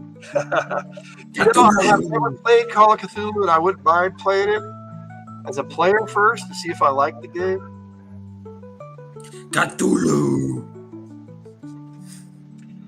So that's kind of where we're at with that, Ivan. And as soon as we get Jeff back here, we'll probably get. I'm just playing Pokemon Let's Go Pikachu. When you guys are out visiting, would you like for me to run a game? That would be cool. Yeah. If Kate's down with it. Wait, Chris, could we do like a campaign that's like kind of like Pokemon, but not exactly like Pokemon? I'm open to other people running games before us on our channel. That's cool too. But I would not run a Pokemon game. No, that's not my thing. I like Pokemon. It's not something I would run. Logan has never in his life played a Pokemon game ever. Nope. And the only reason he took me to see the first Pokemon movie is because it was me. That's right. He doesn't really watch it. He doesn't know much about it. Yeah, that's okay. It's not that I dislike it. I just have other interests. You know, it's not my. No, I was gonna say it's not that he don't. I know. It's perfectly fine. He knows some of them. Yeah. So you guys should be lucky about that. He knows some of the Pokemons. He has to know TV Pikachu. show with Tiger all the time too. If there's someone out there who doesn't know who Pikachu is, they're living under a rock. I know who Pikachu is. Exactly. I know who Team Rocket is, and my favorite character in Pokemon is Meow. That's Yeah. right. Meowth is a good one. Meow. Yes, I do like Pokemon. So. Well, I'm actually playing Pokemon Let's Go Pikachu right now, so. I have other things that I'm more interested in. Same here, Chris. Never a huge fan of Pokemon, and I'm young. Well, yeah. you can call me Chris. Most folk call me Logan, but that's cool too. My name is Chris. Logan's my nickname. And my chin is spinning. Never mind, it's in I here, just right? got the munchies. So Jess, you're back? All right, Jess is back. So let's Okay. that'll be for next time. All right. No, you're fine. Thank you, Jake. Jake went across the street and got us some stuff. That's cool because we have a grocery store right across. Okay. I might be stealing some of your chitlins. Oh. All right. So you guys just defeated the Guardian, the Shrine Guardian. And now you're in the shrine. Wait, who And you have that mummy, the dwarven mummy, standing there, turned to stone in front of you. Now, I probably could bring this up larger. Let's see if I can get into the pics and make that very little thing.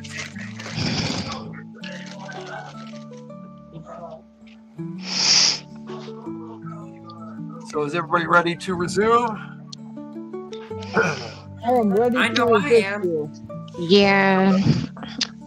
Yeah. Yeah, I'm sorry that I didn't get everything ready beforehand. The last couple of days have just not been good days. No worries, Jess. I know what you mean. I've had a few weeks actually. Let me see if It I happened. I was doing it at 3 o'clock this morning. see if I can. No, I was worried he wasn't going to be able to run today because he was sick. Oh, nope. Try to switch. Oh, hey, we got a new dude in there. Well, say hello for me because I'm filtering through these pics and bringing up the shrine so I can make it bigger.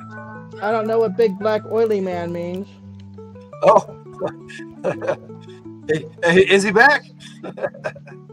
There it is. Let me see if I can bring that up now. So I can He keeps repeating it though. Oh, is he a troll? I'm not sure. We have a troll. There it is. There's the shrine. Maybe I can make it bigger. Before we Here. start, Yeah. I just talked to Kate. Uh-huh. And she said that if we want to run a game and barbecue at my house one of the days during your Kaipa, whichever day you guys want, she'll take the whole day off to hang out, barbecue, and play D&D. Oh, nice. That's cool. Yep. Okay, I've got the wrong one. Let me get rid of this. Oh, you know what? I'll leave this. Oh, I got it right. Did you say all those days were good for you though?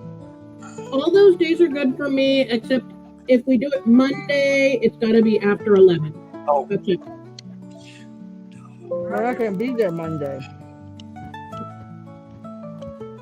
You said you were going to be there the 26th through the 29th. The 29th is a Monday. Yep. Oh, I thought that was Saturday. No, that's a Friday through a Monday. Okay, I might have to look on my thing because we're going I thought is the 30th is Sunday then, right? No, the 30th of July is a Tuesday. Okay, I think I got some things wrong on my calendar here. Okay. Well, let me know as soon as you can so that I can get Cam to take off, because Cam's going to be the one that's going to have to ask for the day off way in advance. And he's also the one who will be smoking barbecue for us, so he's important. Oh yeah. How's that? Is that making it bigger? So you can see the shrine more clearly? Uh-huh. But we can talk about it after. Yeah, I did. I zoomed in on the shrine. We got some chat going on. Okay, we got 9,000Z. Well, welcome 9,000Z. I don't know what you want going on with Big Black Oily, man, but that's okay. Call of Cthulhu, huh? Yeah. I know Ivan has played Call of Cthulhu with the old geek, and I have yet to check any of that out. I would love to, but I've really been busy. I'm a busy guy. It's crazy. I've set myself quite the schedule. All right, so is everybody ready to resume? Okay. Oh, Wait, I might have been wrong. It might be the 26th and the 27th. Let me look at my calendar before we resume here real quick. Let's see. I'm looking at the 29th is the Monday. No, we should talk about this after game. That we should. Yeah. Backstage, actually. All right, so here we go. So you guys are there. What was your what were you wanting to say there, Iggy? I'm just wondering if anyone has played Power World. No, I have not. We don't have an Xbox, my friend. Atmospheric Dead. I'm hoping it'll go on PlayStation because I want to play Power World. No, it may not, because it might They have were talking became about it. Yes, it may have become a Xbox exclusive, though. All right, so you guys are all looking at the shrine and the dwarven mummy and the hole in its face. So what do you guys do? I ain't touching it. Let's put that gem in the hole. Hold on, Iggy. What was you saying there, Gus? Oh, I said sorry. I'm sorry if I made a noise. My headset was loose and it fell off my head and hit the ground. Oh, no worries. All right, so does anybody... What does everybody want? I'm the one that has the thing around my neck, so I'm gonna go ahead and do it. So you step up there. Do you take the necklace off first, or do you leave the necklace on? Because that is important. I take it off just in case. Good call. Give yourself a Okay. I was gonna say it might strangle you.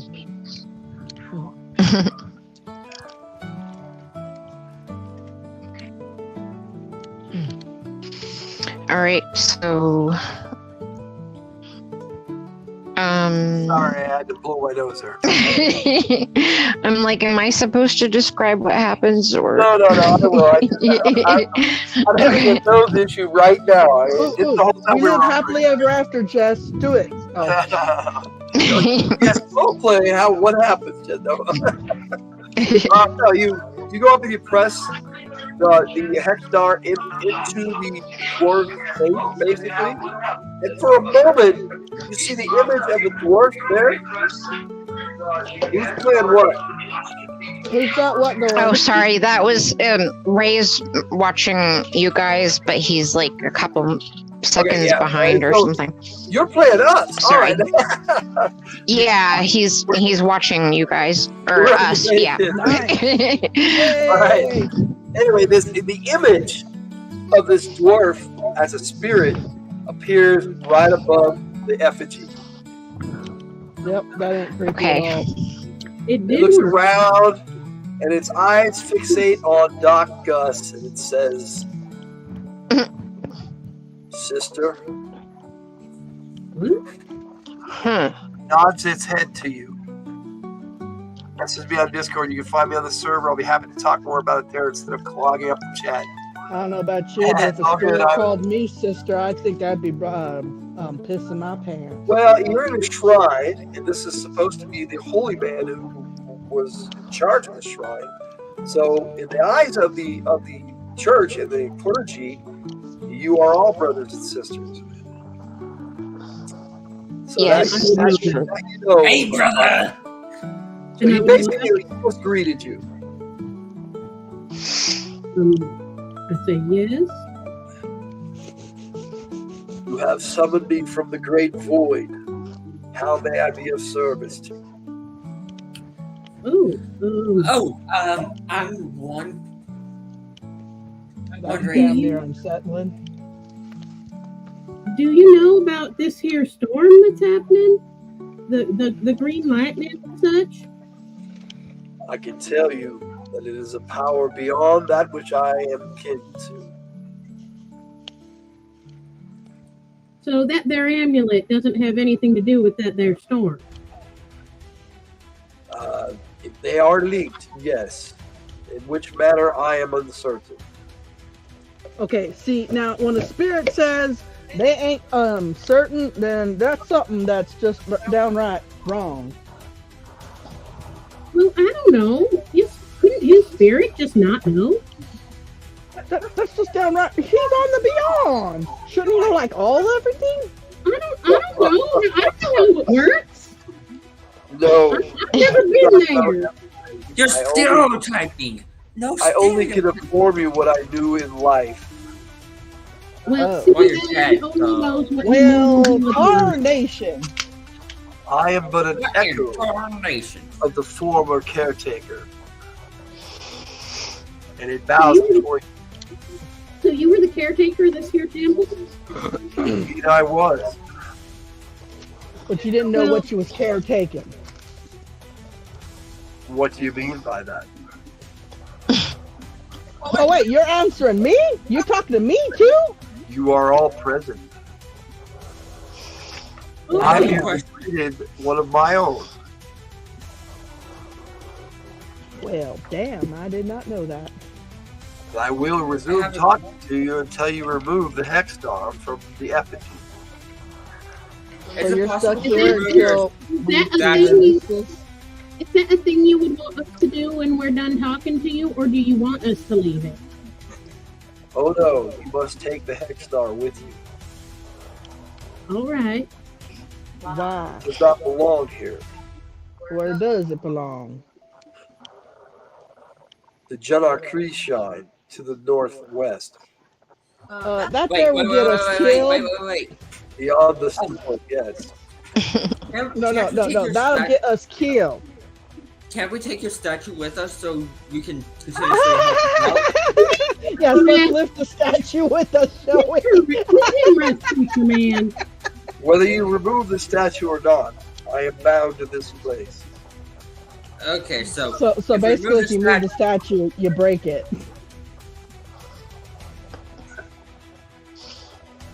Yep. So I guess I will go ahead and take the the hex wait. star out Are of.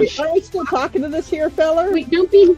I thought he said he wasn't going to tell us anything else until we took it out of his head. No, he said no. He said he didn't. He said that removing it would send him back where he came from. He said that he didn't know where the storm was coming from.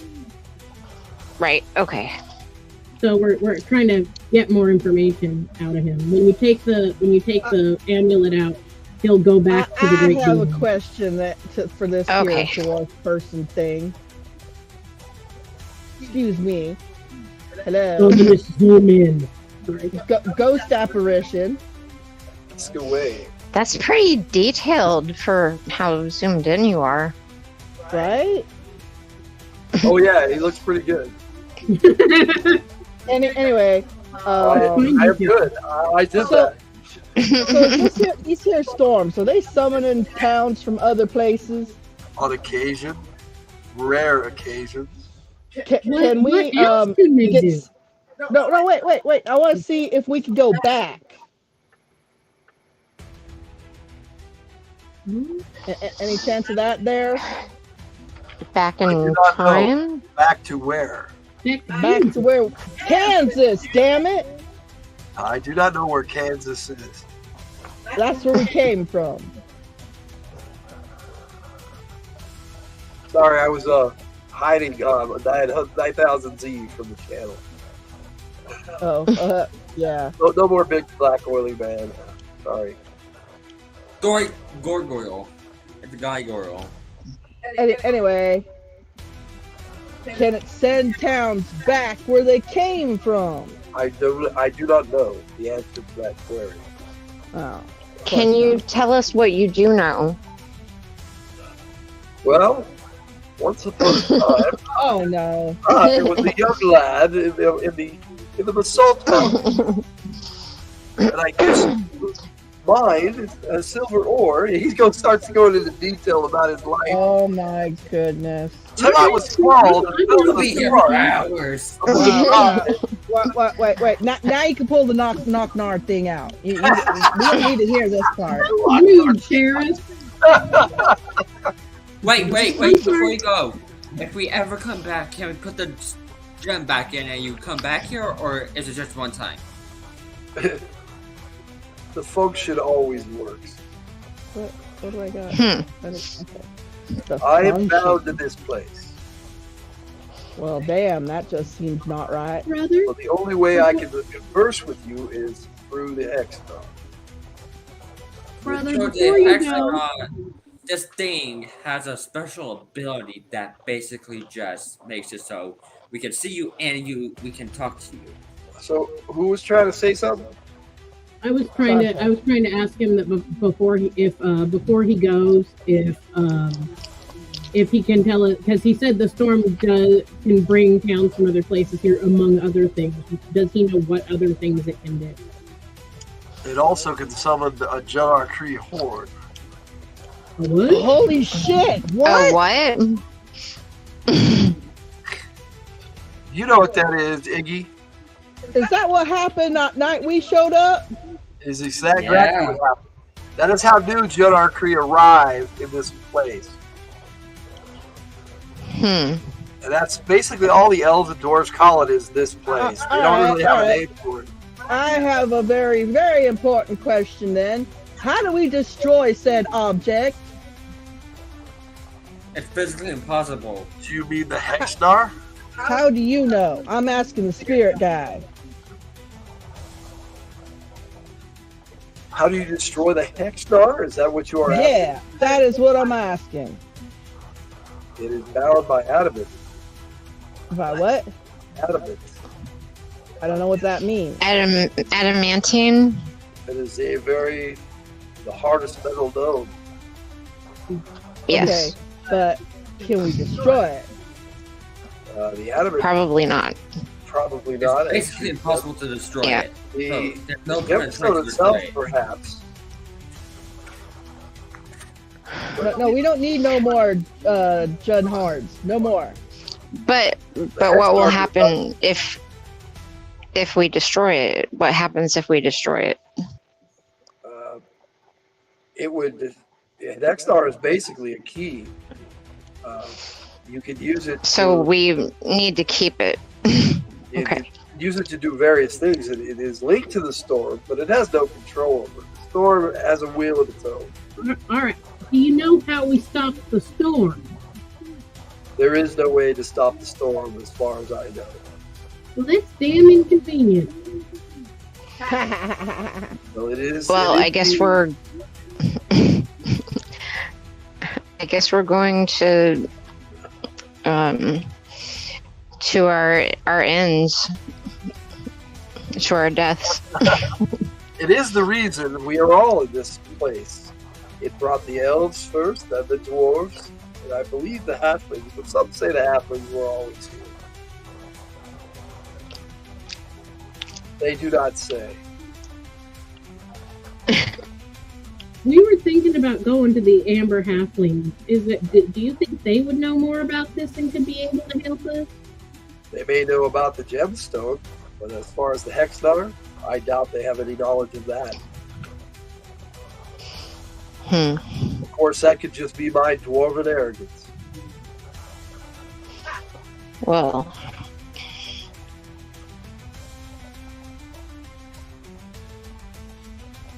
Well, it's up to you guys what you want to do. You're still sitting there talking to this.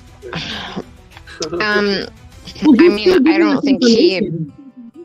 See, if this could summon a horde, we don't want them Junda guys to have that.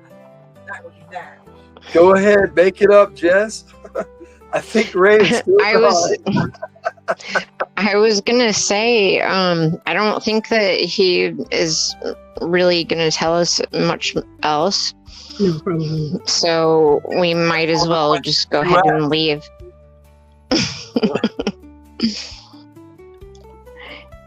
We should just go ahead and go to the next location.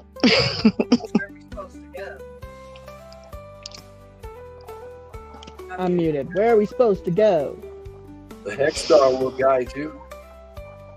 I mean, it has been so far. That's true. It is not. It is not. it's a It is compass. neither evil nor good. It is a tool. Nothing to be feared. Thank you for your help, brother. You are most welcome, sister. I guess you can go on and take that amulet now, Chief. All right, We gotta I will keep do going. that.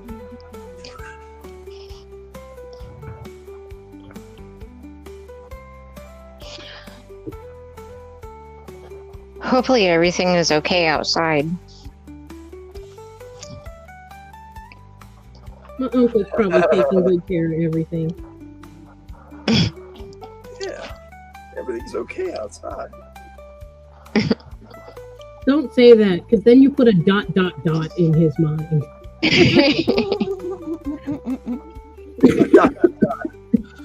All right. This is downright convexing. I wanted to take some pictures of this shrine before we leave. Well, bravo! If the camera had been invented, it has been actually, but it's not a portable one. You know, actually, the Thingwell might have one of that Thingwell rail car he's got right out there on the wheels. Right? One of them. They We like should have gotten a blow up or selfie something. with the spirit then. Darn it. Selfie with the spirit, yeah, that would work. Selfie with the Post it spirit. up on No, Instagram. the spirit doesn't show up on camera. Can you just see everybody with the spirit? Like, Everybody smiling. that's the end picture for the game that you post. Like, everybody's All right. And the second you remove the Hexnar from the effigy, you guys do hear gunshots outside. Oh, Great. well, we better Sorry, get- I jinxed us. I take off running outside. You just reminded me of what was going on outside. Meanwhile, back at the motel. Oh, outside. I'm Just sorry. reminded. Sorry. As soon as we hear the gunshots, I take off going outside, running. Okay. So you guys head outside, and the scene playing out before you, basically. You've got Mason. He's got one of the Jonar Cree, and he's beating the crap out of it on the ground. You got Brenda over there. She's got a sword, and she's pulling it out of a Jonar Cree that's on the ground, and she has just shot another one in the meantime. And this is what you see as you come out. And she says, "Mace, you can't shoot for shit." And there was like 3 Jonar Cree that attacked them, and they basically they're handling it as you guys come out. Okay, so we don't have to do anything. Put out her bow there.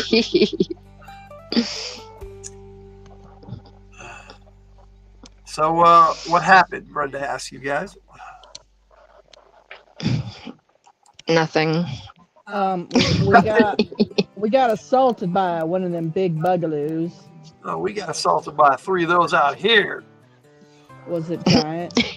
And he comes walking over to Gus and says, "Yeah, I got an owie." And he shows you this gash on his right side that's just like about 4 inches wide.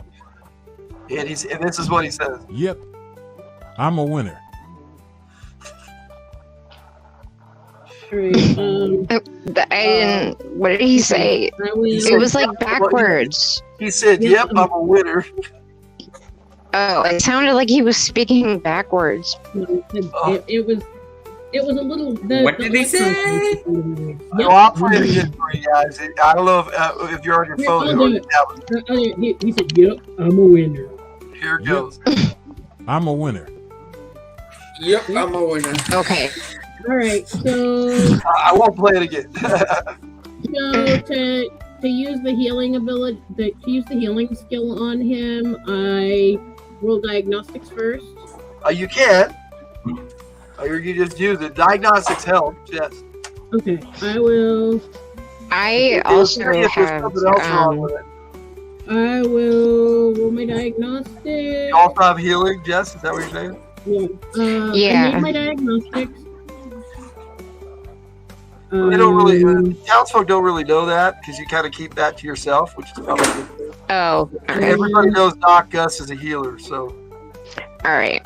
So I get my healing automatically if unless you volunteer it, they're going to go to Doc Gus. So, I got my I rolled my diagnostics. Do I get my healing automatically, or do I just The healing is always automatic. Healing's all automatic. You just roll a d4. Yeah, we don't roll for that anymore. We discussed that as a group over the years and determined that first aid should just be applied. Yeah, it's a skill. I rolled a 4, and then I made my herbalism. Yeah, I made my herbalism check. So 5 points. So you patch him right up. No worries. He says, "Thanks, Doc." No problem. Anyway, we ran into some spirit dwarf feller, and he said some downright frightening things.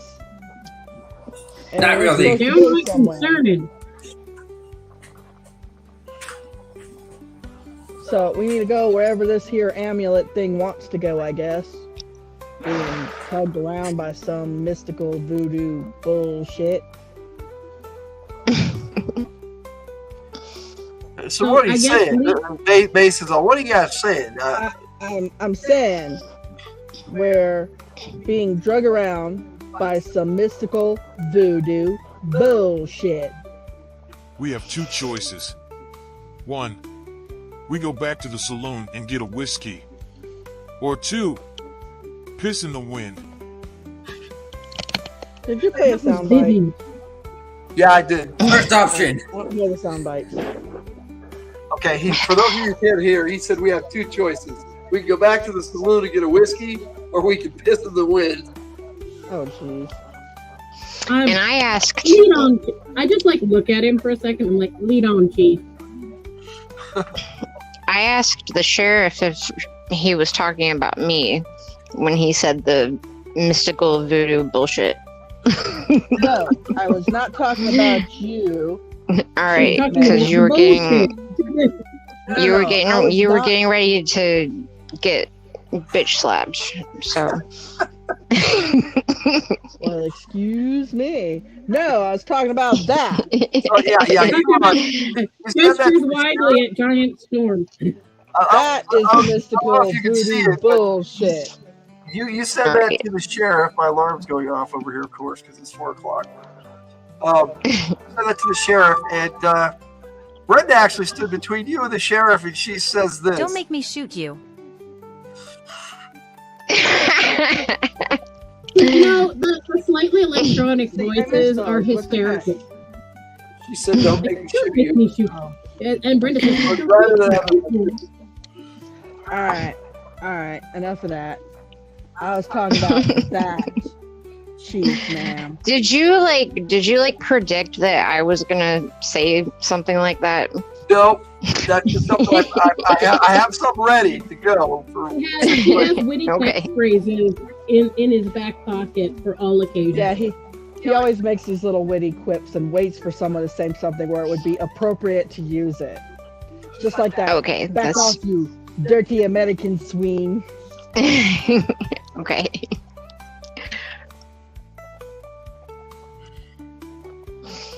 All right, stay on target. Anyways, so where's the mystical voodoo bullshit thing want us to go? Well, right now it's kind of pulling Ametha towards the storm, but she knows it's beyond the storm. See, that's what I'm saying. That's some bullshit. We're not going through that. So you guys could go around, or you could go through it. It's up to you. That's too dangerous to go through, especially if it's like materialized in another town. I'm going through. Are you listening to what I just said? So I'm going to get electrocuted. I'm not familiar with these cultists that were going after whatever they're. Those dark ever halflings. Wow, he's Ray is way behind. We got a Maritza. Hola, Maritza. Hola, Maritza. Hello, and it looks like Cool Gamer's back. I don't know if he ever left. Cool Gamer's hanging with us. Nice to see you. Okay, so you guys are going to try to go around the storm to the north or to the south.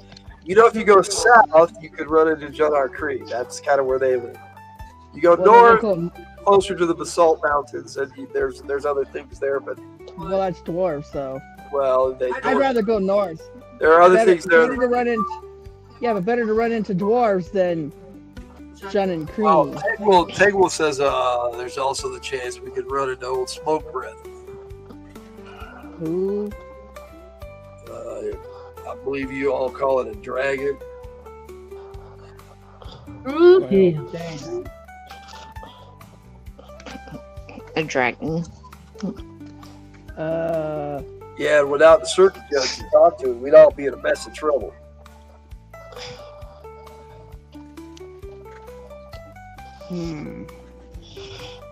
That's his territory that a ways.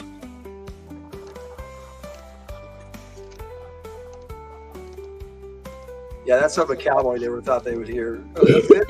I know. We're all just like in stunned shock. Like, you said dragon. I'm like, wait. We're like trying to determine if that's a real thing or not. But then we just talked to a spirit dwarf. So it's like, people have seen the dragon. It's never come towards the lady. Okay. What color is it? Besides the dwarves that have seen the dragon. What color is the dragon? It has brown scales. So, choice A, towards the Jun and Cree. Choice B, through the storm. Choice C, by the dwarves and possibly a dragon. Which I don't way like is any the amulet choice. pointing? Right? I don't like any choice. What kind of bullshit choice is this? Times like these, you either put up or run and hide. Yeah, I was gonna say I think we should choose the most dangerous option. Which And way what's is the the most amulet dangerous one? want us to go? Probably straight through the damn storm. Well, let's go. They Isn't all that a seem straight line type of compass thing? Sheriff. All the choices seem equally shitty. Let's just take the most correct route. Right? That is true. They all sound like that. And I reiterate, lead on, Chief. And I just stare daggers at the sheriff, like daring him to say anything. No. The thought of getting electrocuted is not high on my list. I think I'd rather face Junnins than I would freaking lightning. And a whole bag of with your name on it. You won't be able to hear it, Tiger, but Base steps up and he says this. Times, your mom called. She said you left your balls in the outhouse.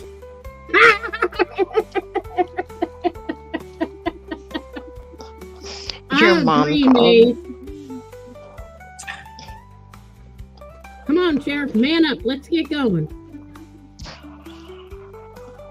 Okay, look. There's a difference between fighting men and acts of God. That there storm is an act of God. You have no idea that the lightning is gonna strike us. It sounded like there was thunder in the background. It's actually. I look at the storm, I'm like, quit helping. It's actually the really big, loud fireworks and thunder at the same time. So that was just great timing. It was great timing. Oh my gosh. Yeah. You're showing action points to Sarah. That was awesome. 4th of July in Florida, thunderstorm. Yep. Yay. Yay. That's funny though. I love it. I'm surprised we haven't heard it, but come nightfall, man, it's going to be all over. Oh yeah. It will be. It's big here in our town. I remember one year down the street, we were on our front porch, and they were firing rockets into the street. I'm like, what the heck? You see this rocket flying along the street, and you're like, what the heck? Crazy people here. All right. So, you got to make a decision. It's up to you. You have 3 choices. I'm interested in what is in the storm, actually. I still feel like we should just keep following the amulet, like wherever it goes. Okay, you know what? I feel like I'm gonna be in the cart and not get lightning struck. That's fine. Get in the car. Uncle and the sheriff ride in the cart because he's being a little baby about all this. You ever been struck by lightning? Have you? Chris? Why do you think I got a rune caster that can do it? I think we lost it. Ref. Sorry, I was taking my inhaler. I was talking to an NPC and I was like, I was letting you guys go back and forth. I asked my uncle if the sheriff could ride in the cart with him because he's being a little wimp about this. You got a horse? I do not have a horse. I got Apple. Oh, you got one of them living things. I got an apple. Well, then eat it. Hey, Apple. Do you want to go in the storm? No, that animal visually just shakes its head no. See? The animals are smarter than all y'all. Hey, does he have hooves or paws or both? Paws. With little claws. Okay. Yeah, he is definitely more wolf than he is deer. Okay. Deer you see on him really is maybe his tail and the antlers. And the fact that he's green. Something's weird about it, yeah. Because deer are green. Yes. Actually, it has to do with his plant ability, but plant ability. To be seen. Yeah, he has a plant ability, but nobody really knows that yet. Cool, your mount's a plant. Let's go. Yeah, it pretty much is kind of a plant. I keep forgetting about my horse. The logo. I don't know. It's warning you of something. Well, yeah, Javelin's there. She's just. Yeah, and she's got some abilities, and I keep forgetting. She's staying away from the other horses, and when she sees you, she comes over to you, but she seems to be ignoring everybody else. Okay.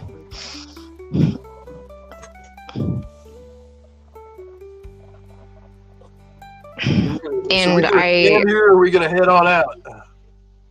I think we should go wherever the amulet is pointing, which I think is toward the storm. Pretty much. It's pulling slightly more north than it is south. And wherever it was to go is on the other side of the storm. Okay. Can't we just like skirt the storm, you know, on the north side? Like Looks go like that's go what like it's in doing. between. Go like in between the storm and the whatever those guys are called. All right. The dwarves on the north. Let's hope the dragon won't go near the storm. I think that's a better idea. I'm keen on that. All right. You guys are riding that way. Yes, if he's not a blue dragon, he's not immune to electricity. We do our dragons a little differently. Yeah, you can't tell what they're immune to by their color in our game. It makes the surprise factor a little bit better if you don't know what the dragon is going to be able to breathe. If you have dragonology, you can tell what kind of dragons they are based on their shape. Yeah. We actually go by shape. Terrain and shape. Yeah, their terrain. I have and a shape. book. Ray got me a book a long time ago that's called Dragonology. And it's got a lot of really cool pictures in it. One of my favorite dragons. Anyway. That book. One of my favorite dragons dealing with dragons was the Draconomicon from Forgotten Realm. That was actually cool too. But it actually said it there. You should change the dragons up and then make the color. That's kind of why, basically. Well, that's what I did when we did that going to alternate realities game. Remember that? Yep. They all saw gold dragons and thought the gold dragons were going to save them, and they were evil and terrorizing humans. It was fun. All right, so you guys skirt the northern side of the storm. Now someone's screaming bloody murder. What's going on? Children are being, well, I won't say it. If you guys are heading around the north side of the storm, I need you to roll me a 20-sided and tell me what you roll. I am not getting electrocuted. So, Doc, Gus, we'll start with you. Oh, okay. I don't know if it's really good or really bad.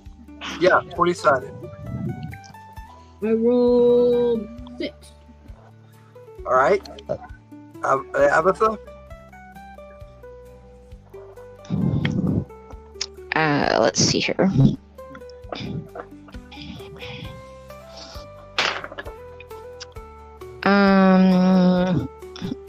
Is it 10 or 1? That's a 20-sided. Which one?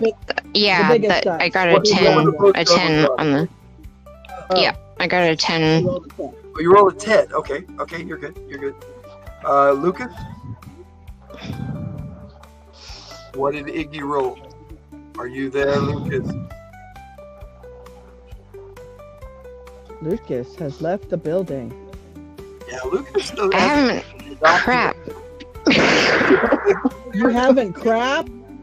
Wow. You don't have to. You might want to see a doctor about that. You don't have to play if you don't want to. If you're not playing, then you can go. I was trying to say that I haven't heard him talk for a while, so. No, it's been a while, yeah. So, no, Shane, what did you roll? That would be you, Tiger. Oh, I'm sorry. I forgot I was Shane. 4. It's all good. 4? All right. I rolled a 4. All right, so you guys, as you are approaching the mountains on your right, and the storm on your left, and there's a little narrow passage through to go around. You all are aware that something is watching you, and as you get closer, the mounts get a little nervous, and to your right, just sitting there perched on the mountain, is a rather large brown scaled dragon that looks like part of the mountain from a distance. But as you got closer, you guys kind of all got your senses perked up, and you looked around, and you just kind of suddenly just see him there, just sitting, looking at you. Okay, now I'm hugging the storm a little bit more now. You're like, lightning doesn't seem so bad. He suddenly speaks and says to you, "Well now, what brings you lot into my territory?" Wait, it talks? I'm just I got the shocked face like it talks. Well, your folk call me Smokestack, and I am a he. Well, good Sir Smokestack. We were unaware it was your territory, sir. No, you weren't. I see Tangle among you. Is he psychic? He looks over and he says, I see Tangle among you, and he looks at your uncle there, Sasha. Uncle, you said there might be a dragon here, not that he had a territory. I did say that this was his territory. I did say that. Y'all just didn't pay attention. Look here, dragon, sir. We're just passing through. We're not here to terrorize you or take anything from you. We need to get on the other side of this here storm. Apparently, Barry wants to advertise for Code Red today. So this is a public service announcement. If you want to play Code Red, please go to the West. Please drink Code Red. Thank you, Barry. That was funny. I don't even know what Code Red is. Wait a minute. Is that soda? That's red Mountain Dew. Isn't that the one that's supposed to taste like... Wait. Isn't it supposed to taste like Red Hots? Sort of. That cinnamon stuff? I can't drink that, Barry. I'm sorry. I didn't know they were still making that. I didn't either. He said he drank one today, so... Anyway, so the dragon is just sitting there. He's not making any moves towards you. All we want to do is pass through. We don't want to hurt nothing, sir. Oh, that's what I say. There ain't nothing you can hurt around here. I have something to say, just to the group in general. Okay. I have the ability to speak to anything, whatever that means. I don't know if that would be helpful. Well, since he's speaking to us, I think the dragon. Like all animals, plants, different languages, that kind of stuff. It's that would be very useful if you run across something you guys cannot speak to. So yes, that is very okay. Useful. But the dragon is conversing with you in the common tongue.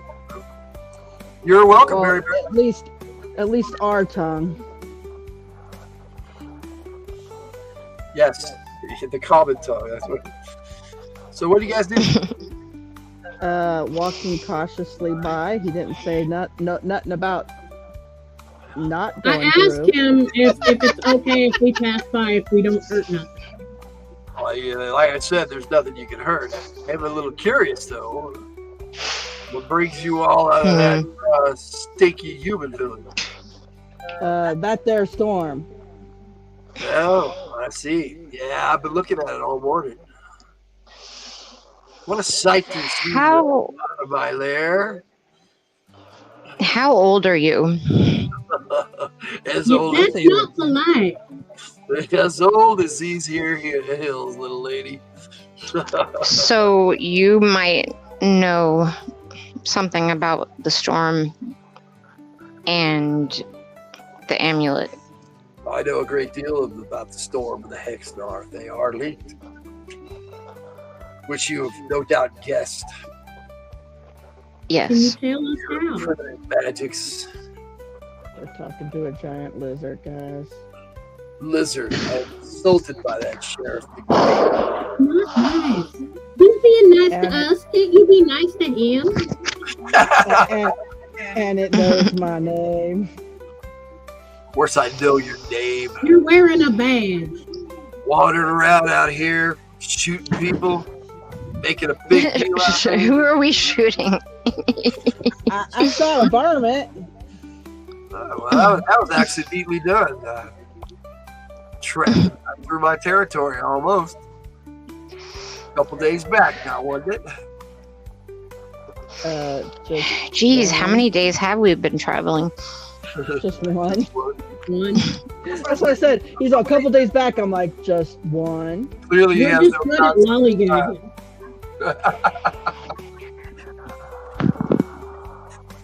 All right. So, I asked the dragon what the connection between the stone and the storm are, respectfully, and sorry for the sheriff mouthing off and insulting him. Please and thank you.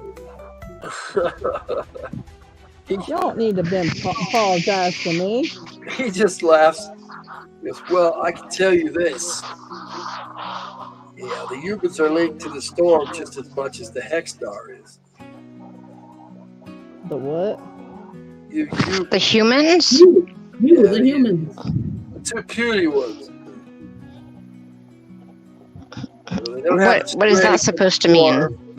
They don't have the strength of the dwarves. Well, there's 4 of the humans here. And they definitely don't have the agility that you're traveling with a Judar Korea. That's impressive. What? He's talking about Iggy. I think he means the bug. That would be Iggy, yes. He's sort of not appearing in this game. Oh. The preacher man who's gone. The preacher man who's gone silent. He's in awe of the dragon. He's in awe of the dragon. I was going to say he went a different way. He went a different way. Yeah, he followed a different path. He's all, I'm going down towards my people. They won't hurt me. Oh, actually, they would. They consider him an outcast. I'm just saying. Just curious, how would they recognize him? They all look the same. Well, the dragon's all, well, I don't mind you get on through my territory, as you human folk like to say. As long as you pay a toll. Wait, sorry. What is your name? Well, they call me Smokestack. Weren't you paying Oh, that's right. Yes, but I forgot. What did you just say, Chris? Before that, I couldn't hear you. He wants a toll. He wants a toll. Oh, it looks like Lucas is back. I don't want no tolls because I don't need no So, rolls. Lucas. And if we don't get no Here, roll, Lucas. then we don't need no roll. I knock on the screen and see if he can hear me. Is he wearing some kind of cartoon suit? No. That's funny, though. Give yourself an action point. That's hilarious. I mean, that's what it looks like. Yeah. Maybe Sasha can wave. Oh, it's because of the picture behind him. Oh, yes. It looks. Oh, yeah, okay. That's actually funny. That's really good. It almost looks like he's matched right up to. Right, he just needs to move over just a Picture the smidgen. troll. Right? Just he needs to move over just a smidgen.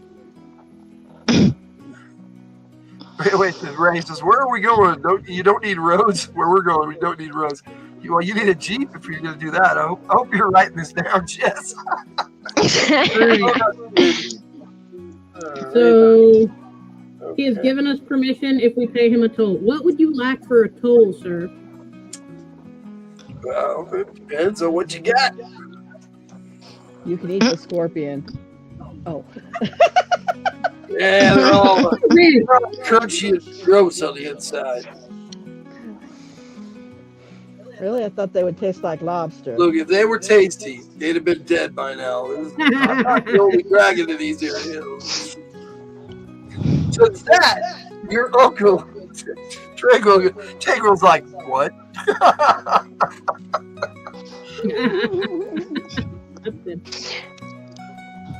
Wait, what? I doubt we have anything a dragon would be interested in. Maybe he wants to eat a horse. No. Horse? You need a nice animal like a horse. Oh, you like horses? Why is it that you always assume that I want something to eat? What else would you want? Ooh. There's a shiny bauble in your group that might use. A shiny what? Bauble. Bottle. Gemstone. I like gems. Shiny gems. Well, you see here, We're sir, not we giving you the need this. Lochnar. We need this. We need this gem for what we're doing right now to figure out its connection to the storm. Oh, so it has value then. Well, you apparently know all about it. Well, I'll tell you, if I give you safe passage to, I'm guessing, the Jedarkree Shrine, then I will accept it in payment on your return. Although otherwise, I'll come and get it. Hello, DJ Wise. Welcome. Stopping in for hello there. Happy 4th of July. Happy 4th of July to you too, DJ. Happy 4th of July. Thanks for joining us and for stopping in. We appreciate it. Smokestack. Yes. So you will protect us? Protect you? No, I will not eat you. I thought you said you didn't want to eat us. Right, hungry right now, but that doesn't mean I won't. You might just do it on principle. Okay. Choosing self-defense. So I asked him, I guess. What if we lose the gem on the way? Like, what if we can't bring it back? What if the solution is that we need to leave it someplace? In that case, will he take something else in payment? No worries, DJ. I don't think we should be letting a dragon have whatever this thing is anyway. What's wrong with you? He might use it to summon something. Right? Well, that is one of its abilities, but I don't want to summon anything. No, it has another power. Go on. And we want to give it to him for that? Well, that's something I know and you don't. That's correct. That's unacceptable. I agree. Yeah, Brandon's like, why would you shoot this thing? I'm kind of in agreement with that too. Yeah, and to that, her bone. A beard be nice. Beard be nice. He'd rather get a beer. He's like no.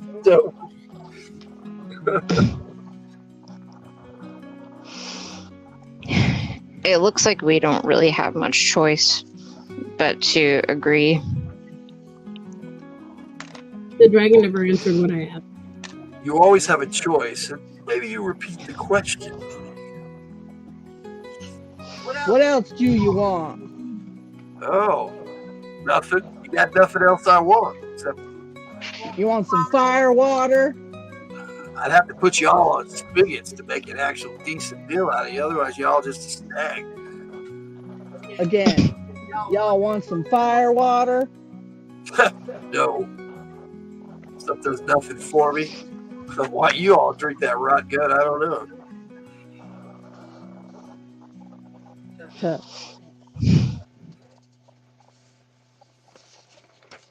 Well, yeah. Let me make a check here, because you got a couple of painted people that are traveling with you, not just me. Nope. Okay. What do you guys do? I don't do anything. I don't think that we can. I don't think we can kill him, so I don't think we should. I think we should make him angry.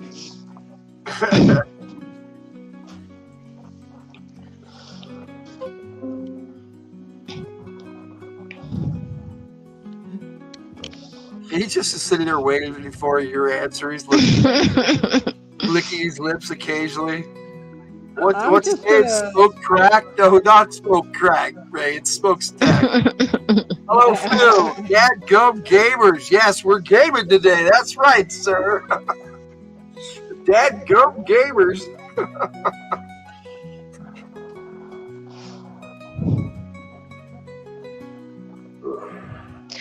I don't know. I say we agree. Use it for whatever it is you're gonna do, and then I'll come collect it. But And then I whisper to Doc, maybe we'll find something that will kill him before we get back. I don't see no need for that. He's not being unfriendly. He kind of is. After you whisper, he kind of gets a slight, just a spurt going. He doesn't say anything. He probably knows what I said. You think maybe he heard you? Yeah. Yeah.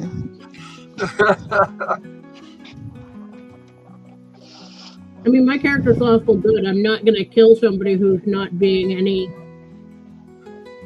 way, shape, or form. I'm gonna keep moving away from him. Chris, you never answered what I asked a while ago. Which question? When I asked him if for some reason we can't bring the gem back, can we work out payment in some other form? If we lose it. His response to that is, "I am amiable to that." Okay, that was what I was waiting to hear. If we lose it, if it's eaten up by some deity, who the fuck knows what, you know? Yeah, Ray called it right. First, do no harm, Doc. That's right. So, Ray, you got yourself a chat point there. You could give somebody an action.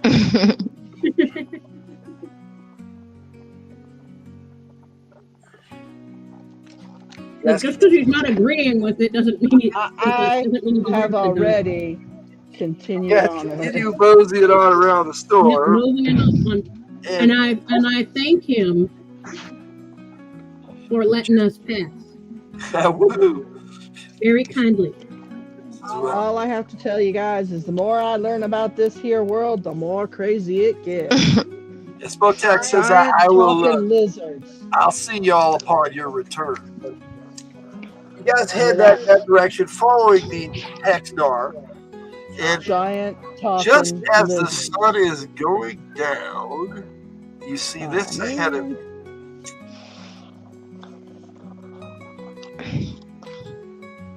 I want to live there. You want to live there? We got a big old lightning storm. There's holes in the roof. Why do you want to live there? That's what I said. It looks like a giant tumbleweed.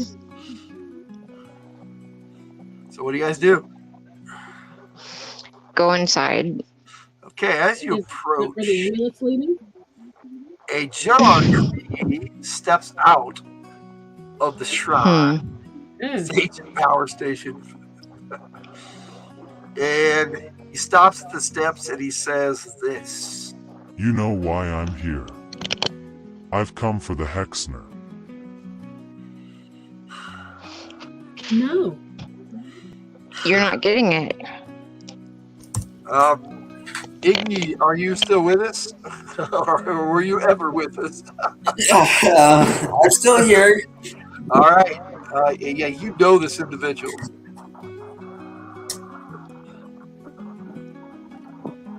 Okay. Yeah, you're kind of calls him Callous. He's a renegade. Not a traitor, but he's a renegade. Does what he wants. And most of your people fear him because of his power. So he's basically like a vigilante. Iggy Azalea. Rudini, that was a good one. Yep. So what do you guys do?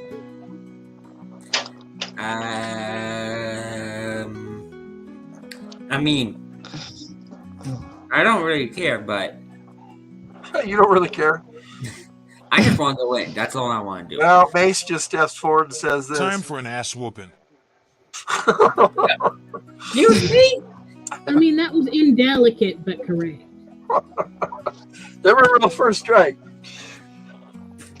Okay, so this guy wants it for himself, for his own purposes. He's going to take it from us. Yep.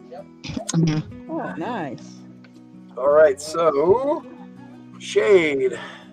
I rolled another 2. Okay. Iggy. 1. 1. Gus.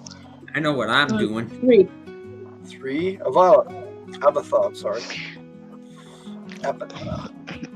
And this is the the 8-sided. 10-sided. 10. 10-sided. I keep getting it confused. All right. Same as Okay. your combat. Keep it simple.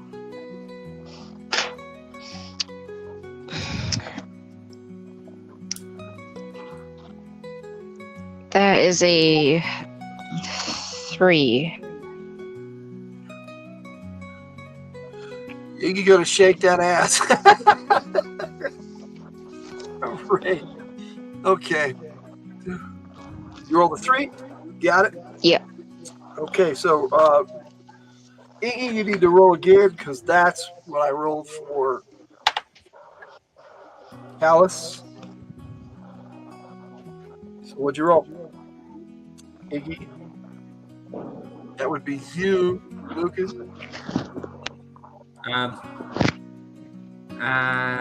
Back reload up, back my up. gun. You lost your dice. We'll roll anyway. Right? You can roll a 20-sided in the teens, count still. You just 1 to 10 is 1 to 10, and 11 to 11 is 1 to 10. 11 to 20 is 1 to 10 again.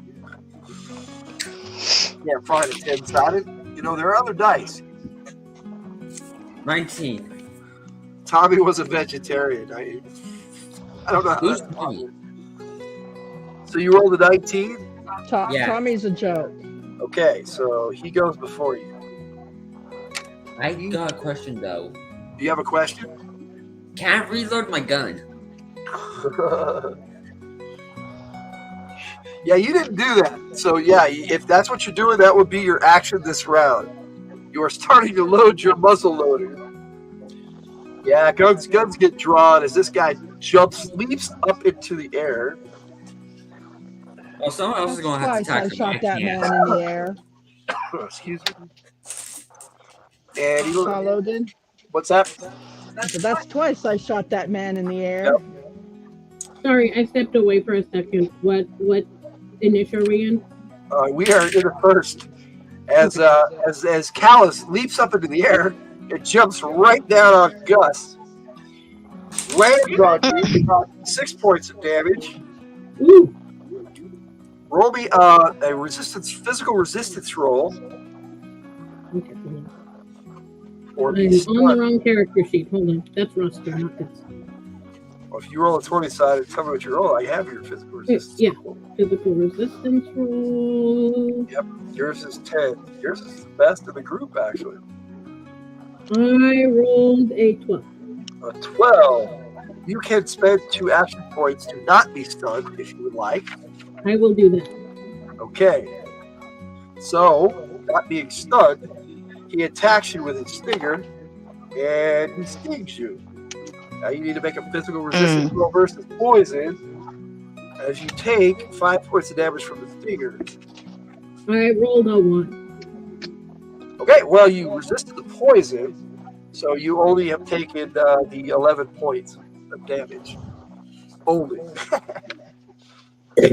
Oh. And he leaps away again. Okay, Oh, so hit Iggy, your go. I'm reloading my gun. You're reloading your gun. All right, that takes us to Shane, who rolled a 2. I'm shooting the shit out of that dude.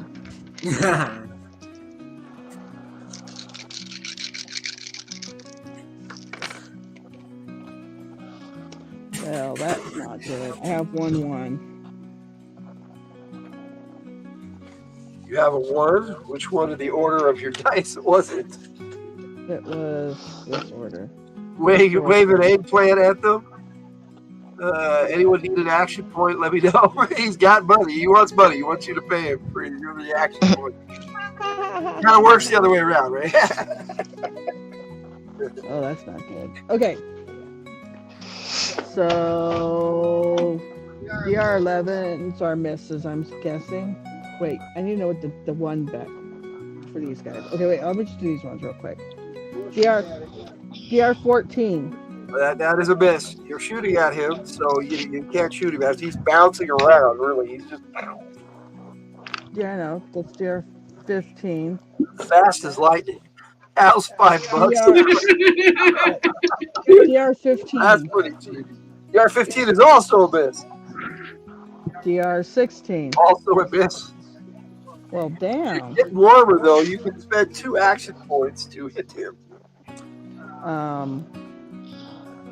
No, I'm good. I'm good. No, I'm good because I rolled a 1 back by 17, so it's probably gonna like hurt something. Anybody got any more of them action points?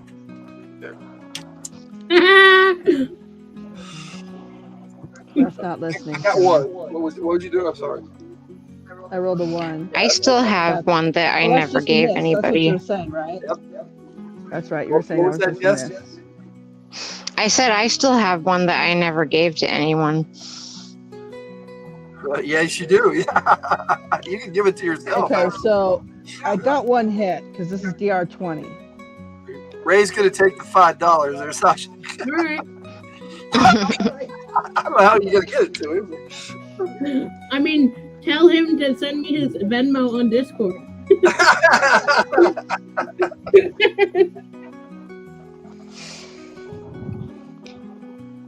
All right, so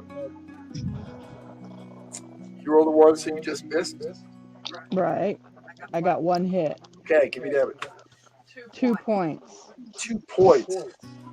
Just kind of search it off. Well, he could be paralyzed. Yeah. He is not. Well, damn. Shirked it off. So Gus, it's your go. Thank you, Ray. I don't know either. Venmo. Oh, it's a type of PayPal. I know PayPal and I don't like it. What in the hell? My neighbors are burning something inside their pool. Gotta love Florida, right? What? At least that's what it looks like. Oh shit! It's an above ground pool that like you can put it up and take down easily. I don't know. These people are fucking crazy. Wait. Sorry. If you mail him a box, Maybe how it's do the you pool get paid? that's on fire. Pool's empty though. Okay, so they got an empty pool. They're burning something in it. If you're gonna burn something, I guess that would be a good place to They've do it. made an extra large fire pit, is what you're saying. Yes. Mm-hmm. Okay. Won't that like melt the plastic or whatever? Well, we accused them of setting things on fire, not being smart. Phil says, Tome. I have to tell you, code enforcement was out here a couple of days ago taking pictures of the truck that they burned and other stuff, and they've spent the entire day cleaning all kinds of crap up that they've got around their yard. Okay. Anyway, all right. So Gus, go. Conjuring in the third. Spell goes off in the Conjuring. So your spell will go off in the fourth then. So Abatha, here you go. Okay.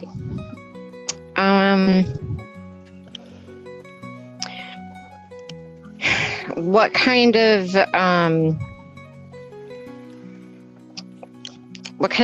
like skin? I guess he's a scorpion person, right? Yes, so he has an exoskeleton. Okay. I am Wearing some going to. Okay. I would like to try and hit him in the head with a tomahawk. Isn't he the same as me? So you're doing an aimed attack for the head. That would be throwing. So yes, you're gonna want to roll a crit, which would be the highest number on your die, which is a 10-sided. So you're gonna want to roll a 10 in order to hit him doing that. But you're probably gonna have to roll a crit to hit him anyway. So that's a good call. So, Okay. this guy is just bouncing around like crazy. All right. Kind of frightening.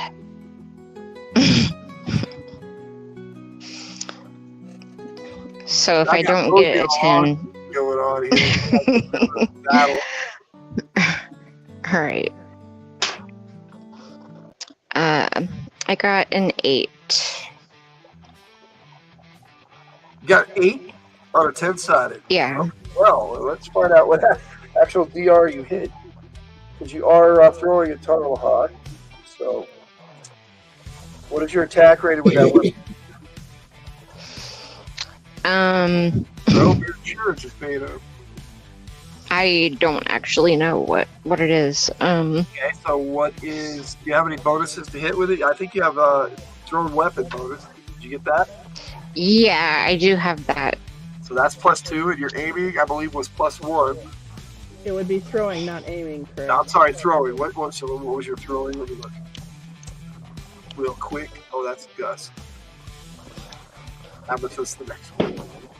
Okay, yeah, so your throwing bonus is +2. So that's +4 altogether. So your attack rating, total attack rating is 4 is 8, and you rolled an 8, so you hit DR 16. But she was doing a headshot. You're doing a headshot. So I would say if you spent 3 action points, you would hit. I will do it. Okay, spend 3 action points, and you hit him in the head with your tomahawk. Now you need to roll damage. So yes, where it says AR, where your tomahawks are, put an 8. But that's what you add to your die roll every time you want to hit a DR. Okay. And what dice do I roll again for the damage? Well, if you didn't write it down, I'll have to look it up. I got my LPG handy right here. Everything's pretty much standard right out of the LPG weapon-wise, except for firearms. So, you got a throwing axe, which would be your tomahawk, which is a D4 damage. And if you roll, we're doing exploding damage, so if you get a 4, you roll again. Okay. You did an attack, so it's exploding damage. What I was gonna say, would it be a multiplier? It will be, yes. It is on top of that. It's a multiplier as well. Yes. You hit him in the head, so it's times 7 damage. Oh, sorry. Head, skull, head, face. Now you hit him in the skull, so times 7. Oh, we got a lot of stuff going on in the chat. What you got going on? Okay, so is this a story about my idiot neighbors who almost burned the neighborhood? Okay. All right. So go ahead. Okay, sorry. So is this a you rolled the little pyramid, 4-sided.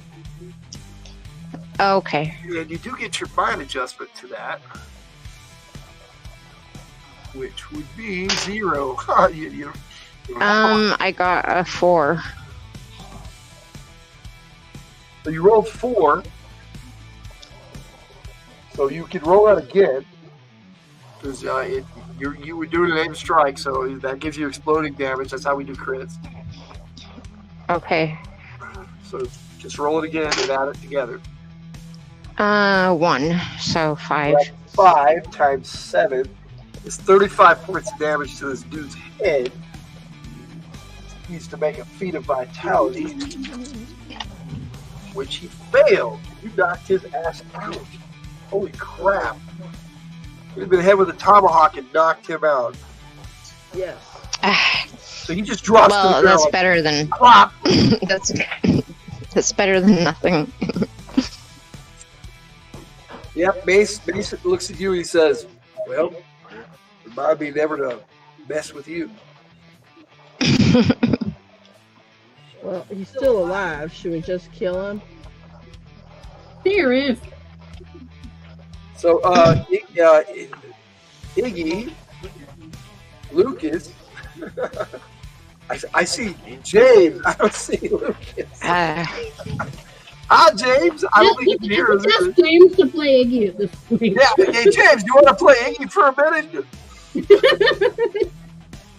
Well, Iggy would be scared to death of this dude anyway. So, hello, Cindy Cat. Hi, how you doing? Happy 4th of July. Oh, hey, Sydney Cat. Looks like she's sending us a lot of love and fireworks, balloons. Sweet. Thank you. Back at you, Cindy Cat. We appreciate you dropping by. You can hang out and watch us in our little madness here, or you do what you're going to do. We're just kind of gaming today. I'm going to kill the scorpion guy. You're just going to go over and kill him? What are you going to kill him with? I'm just going to shoot him in the head. Shoot him in the head. In the head! So you go put your gun to his head and you fire. Boom! His skull explodes. I mean, serious. Be realistic about this. These are guns. Dude, we're not going to leave this guy alive to freaking come at us again. Okay, well, you should shoot. Shoot him in the same wound that I gave him. Oh, that wound is gone. Oh, Sheriff shot in the head, his head explodes. But as you're looking at it, you see the blood, the guts, the brains, and everything. It started to go back to the skull. What the hell?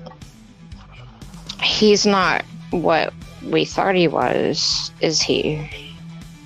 Yeah, Iggy, you know, this guy is. You watched as Avatha just hit him in the head with a tomahawk and knocked his ass out. I don't think Lucas is listening. He's just looking at the camera, not realizing we're in the middle of a battle, I guess. Mm-hmm. Like the music didn't give it away. We're in the middle of a battle, Lucas. Yes, this terrifying dude, Callus, got hit in the head by Avatha with a tomahawk. He knocked him out, fell to the ground. The sheriff came over, blew his head open, and his brain started going back together. Light it on fire, guys. Pass the absence. Can my spell still go off? Well, yes, your spell goes off. Random prismatic. Ooh, random prismatic on it. So is 70 this arcane or points divine? What? Is it Divine. arcane or divine? Divine. Roll a 12-sided. I did. Move 70 hit points, physical resistant, roll for half. So you got a 12. No, I got an 8.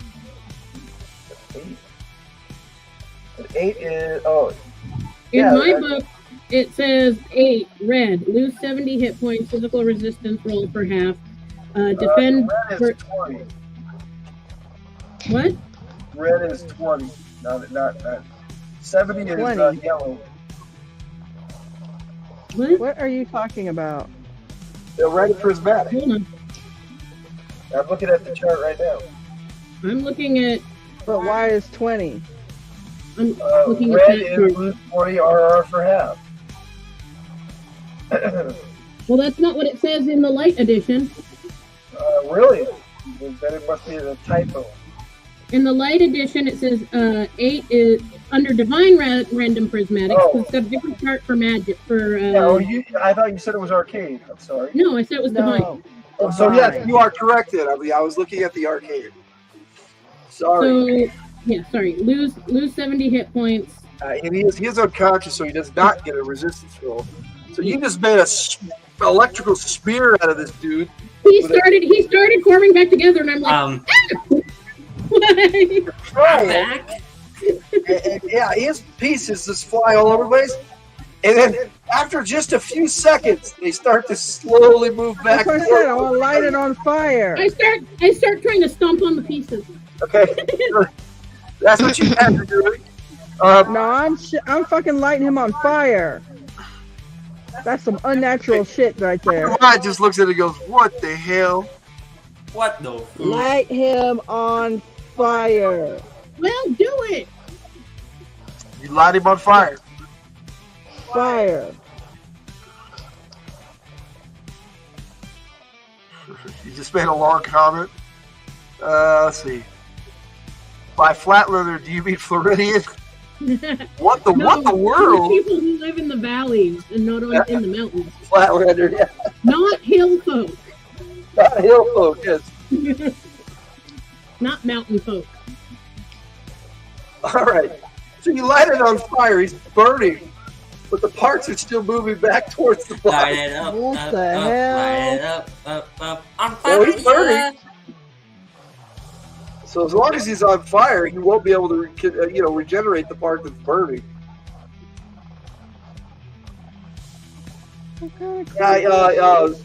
Lucas, he knows that this guy is pretty much unkillable. They haven't figured out a way to kill him. That's why they're afraid of him. Got it. Okay, I'm gonna start digging a hole and sticking him in there, because then he'll be buried. Dig different holes and stick him in there. And take like 2 pieces with us in separate bags. Wait, I have a question. And then What are we tomorrow, going there against? he goes somewhere else. What are we going against? Break out the Ziploc bags. Let's put him in it. Everybody takes a piece. This fucker ain't ever getting back together. I got a question. What are we even going against? What's that? A scorpion going friend of against? yours? Yeah, Oh. he showed up and said he wanted the Hex Star.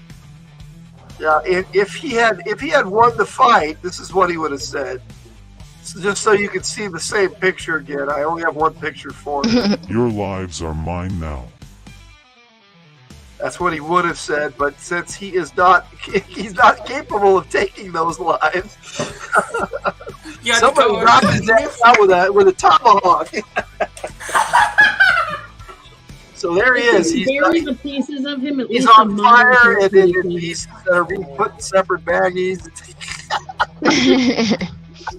And then throw the different pieces Yeah. in different Yeah, oceans. you're burying different pieces of the body, and you guys manage that. So you have effectively defeated Callus, who is worth 500 CGPs. Kill sheet.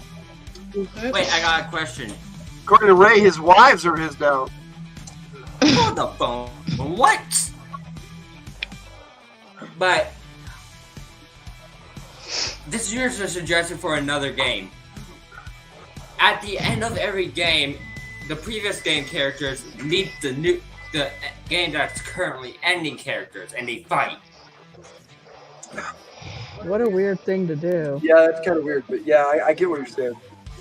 Okay, so the way forward into the shrine is clear.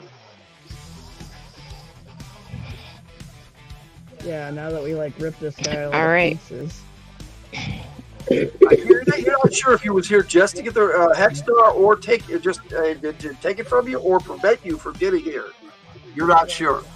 It could be both.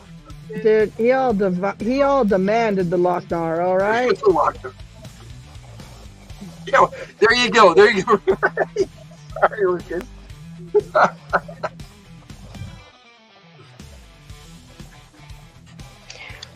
How did he know that we were coming? He didn't. He was just here. Oh, okay. He made a judgment call. We seldom. Okay. And realized that whoever had the Hex Star would end up coming here. I was Okay. gonna say, we had to be led precisely here. I doubt this is such an easy thing to find No, not really. without knowing where it's at. No, and there's rocks. There's rocks in front of this part of the southern tip of the Salt Mountain range, and so it's kind of back in here. You guys just were led right here. So I am just And curious. is that a slinky behind the mountains? That's Yeah, the that is the mountain sun. slinky. yeah, that would be the sun going down. Oh, okay, I see it now. Okay. Good. And it could be the That's Statue of funny. Liberty. I don't know. It's a slinky. That's funny. It looks Hey, pretty. I have a question. So, did you put in the prompt A building that looks like a tumbleweed? Just curious. Well, I actually put Scorpion Hive Shrine. That's what I put, and that's what I got. So. Oh, okay. I was wondering because it looks like a tumbleweed. Scorpion Hive. No, it's pretty cool, but it looks like a slinky. It does look like a tumbleweed. I thought it looked pretty cool. Okay, Yeah. so we're at the Tumbleweed Slinky Shrine. Yeah, I know you pointed it out. That does look like a slinky. That is hilarious, Jess. It's the happy rainbow slinky. A slinky, everybody's favorite turtle. Sorry. All right. It walks downstairs. So you've done your best to And stop under getting back together. And your path to the shrine is free and clear. What do you guys do? I'm going inside.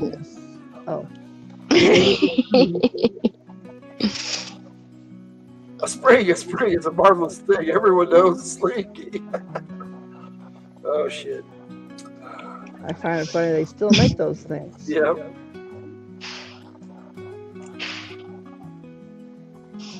Yeah, I'm going inside. I don't know what everybody else is doing. Oh, I will not let you go by yourself. All right. As you approach the shrine, you know that you have reached the end of your destination. As the hex You have reached your destination. The hex star starts to glow a bluish color.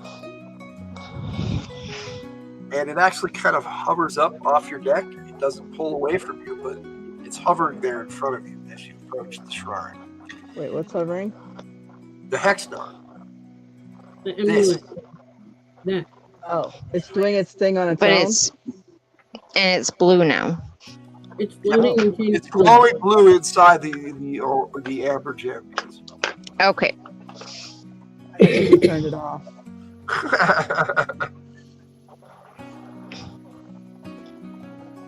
Okay, now as you approach the shrine, okay, what you see is another spot that you can put it in like a key.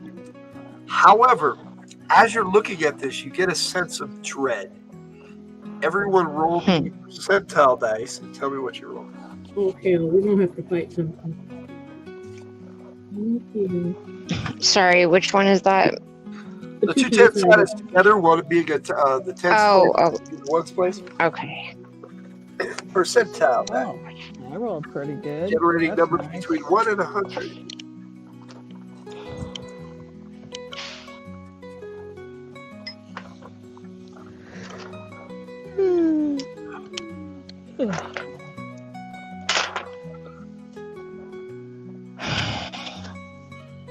I got an 86. Oh, just got 86. Yeah, well, that's so what did you roll, Doc? 34. 34. Well, that for you. I'm pretty good at this. Let's see. Iggy, what did you roll?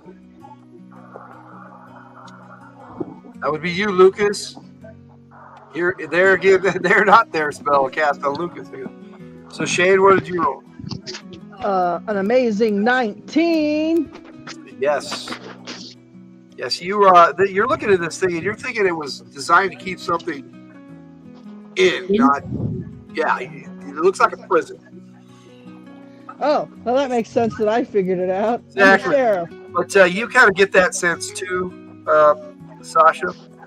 And Iggy is oblivious because he's over at the cart talking to Tangle. So if we put the key in there, we would let something bad out. That is your guess. This looks like a prison now that you're looking at it. Why would we leave the key here floating with that thing over there? Well, Why are we at a prison again?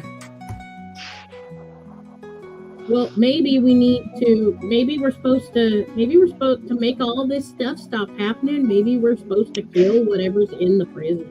Okay, you guys all hear a voice on the wind that says, I am a good being. I've been imprisoned in here by the dead on me. Please let me out. Oh, hell no. Oh, hell no. Hell no. I don't know. I mean, Okay. I think we should. Hold I on. think we should find out what's in there. Oh, hold on. Give me a second, guys. I'm not used to playing this spellcaster. I have to look something. That is a 20. That is a fail. All right. Brenda turns to you guys as she was standing there next to you. Is Detect Lie a spell, Chris? No, it is. Yeah, there is a spell variation of it, but there's also granted power. So we generally don't have the spell in the book. Okay. I was wondering if that's a spell I could cast on the voice that we're hearing. No, it's a voice on the wind. For some reason, Phil's calling top bunk. Okay. In the prison. That's fine. Nobody wants my fat ass on the top bunk. Brenda turns to you guys, draws her gun, and says, Why don't you just shut up and fight? You need to roll first strike. She's going to shoot somebody. Us? What the hell? She has this weird aura about her. She has clearly been bewitched. Bewitched is what y'all would call it. She's been bewitched. I rolled 1. Yep, and Mason says, that's not good.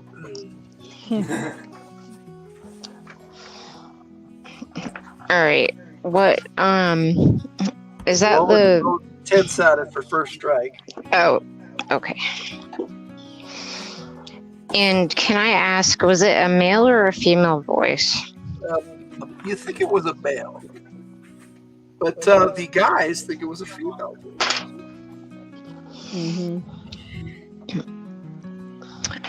I got a 5.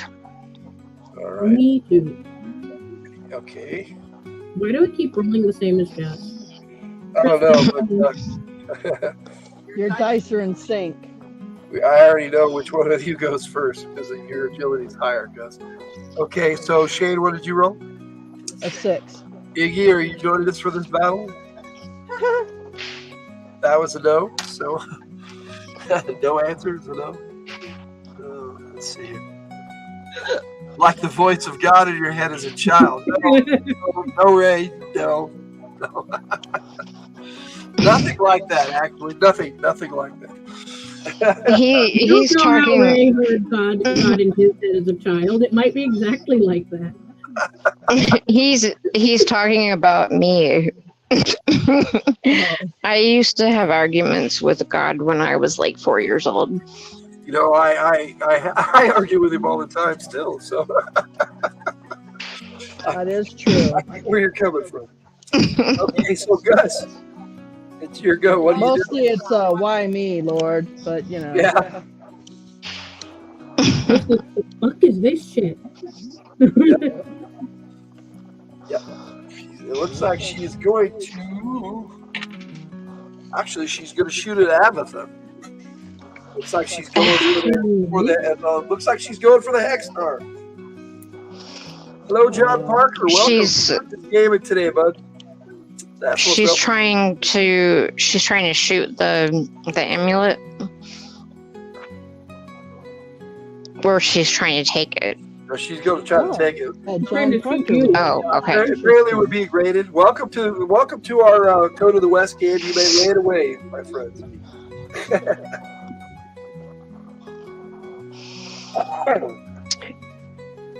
So what do you do there, Gus? She's going to shoot Avatar. It's my turn? Yep. I was conjuring. Spell goes off next round. It's elemental hand. I'm going to try and grab her with an elemental hand of dirt. Okay. And like hold her. So you're going to cast a spell. Yes. Okay, so Abatha gets to react right before the spell goes off. So what do you do, Abatha? Well, is she like right in front of me? She drew her gun. She's going to shoot you. That gun came out holster quick. You don't think you've ever seen anybody draw a gun that fast. Okay. I think I'm going to go with the tomahawk again. Okay. Make your And roll.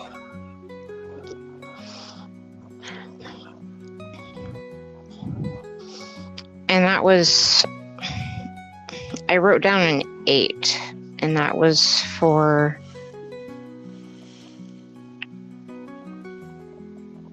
is that the, sorry, I'm confused. Is it the 8-sided dice? You roll or the 10-sided and you add the 8 to it. Okay.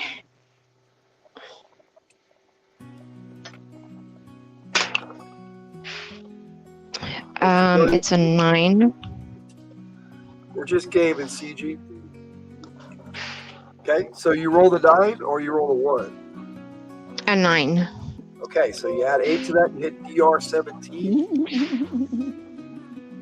Oh, that's not what I meant to do. Thank you, CG. So that is going to be a hit. So you hit her with your tomahawk, roll damage. Ouch. Okay, and I've already forgotten which. That would be self-defense. I get you. I've already forgotten which dice that is. D4. The 4-sided. 4 Yeah, and yeah, that's it. Just D4. Yeah, I think it was the D4. If you roll a 4, then it's well, yeah, no, it's not a crit. That's right. You're not aiming strike. So it's not a gun. Okay. I'm going to here is, It's a 3. okay. So you got 3 points of damage. Yeah, she just shrugs that off. She's just she's taking aim. Mm. And this is all happening in seconds, so. All right, so spell. Elemental hand. Okay. I'm using an earth elemental hand to try and grab her, and if it can't grab her and hold her, it tries to block her from getting to Alice. Okay, so you put it in the way and then try to grab. I get you. Okay, so make an attack roll. Okay. How would I do that for a spell? It's basically your It's off your combat die. base. It's off your Yeah, it's base. off your base. However, an attack like this, you would get any mind adjustments that you have. Okay, so what is it? It's off my base. My base AR? Yeah, your base AR is 4, and your mind adjustment is 0. So there you go. Please be a 6. Please be a 6. It's not a 6. Okay. So it's 7. I hit a DR. DR 7. Yeah. Okay, well, it is an armor breaching attack, but that wouldn't have hit a naked man pissing in the wind. So. But even though I wasn't able to grab, No, you are definitely in between. So I'm okay. So I at least still blocked it. now, what type of element did you use? Earth. Earth. Okay, that's smart because if she shoots, she has a good chance of shooting the hand. 57 hours of work. I get you guys. But she's charmed, so I'm trying to subdue her and not kill her if I don't have to. I agree. Okay, so Shane, it's your go. Okay, well, I'm gonna shoot her, but I'm not gonna shoot her hard. You're only gonna shoot her gentle at? It's an armor breaching shot, though. By the way, You're shooting her with rubber bullets. No, but it's an armor breaching. Meaning she has to dodge out of the way, really. Chris. Yeah. DR12. DR12. She doesn't get. She only gets her agility to dodge. So what are you doing? I'm sorry. Oi! Yeah, I know. I was distracted. Hello, Patty Fish. I'm making an armor breaching attack. With what? I got that part. One of my rune casting. Okay. So that's not how that works. Well, I'm throwing a net at her, but she has to dodge. So that's why I said DR12. Okay. So she is going to try to dodge.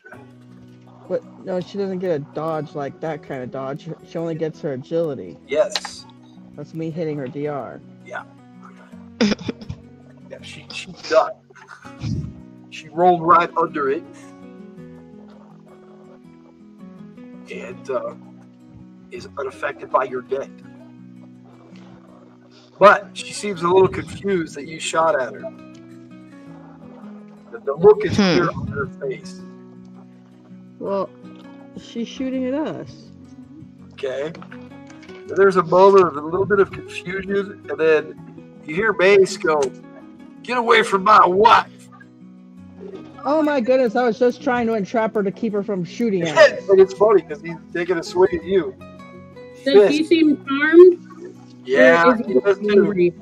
He seems carved. Oh, he pops you right in the face. A good one. You need to make Damn it! I could pop him back. Make a vitality check. He put some wallop behind that, and you take. I made it. Okay, you take 15 points of damage from that punch. Holy fuck! What? How come he doesn't kill people when he pops them? Generally, he was big man. Big man. Big I'm man. doing okay. I am the referee. Yes, I'm down underneath the. I'm down here. Yes, that would be me down here. And we're at the shrine. I should take it down like this for a little bit. Well, he's getting 3 punches back. Right, Rue? Holy fuck! I'm with you. Hey, Holy fuck! You have squared off with this guy. And it didn't take it, both you and your deputy to take him down in the past. So, you do not have that deputy with you. And your current deputy best I did, I rolled crappy. Abatha. Yeah, well, the best I did was DR10. Yeah, you're not hitting him. He's a brawler. He's like, yeah, let's do this. I rolled really low, man. He's got this wild look in his eye, and he's just.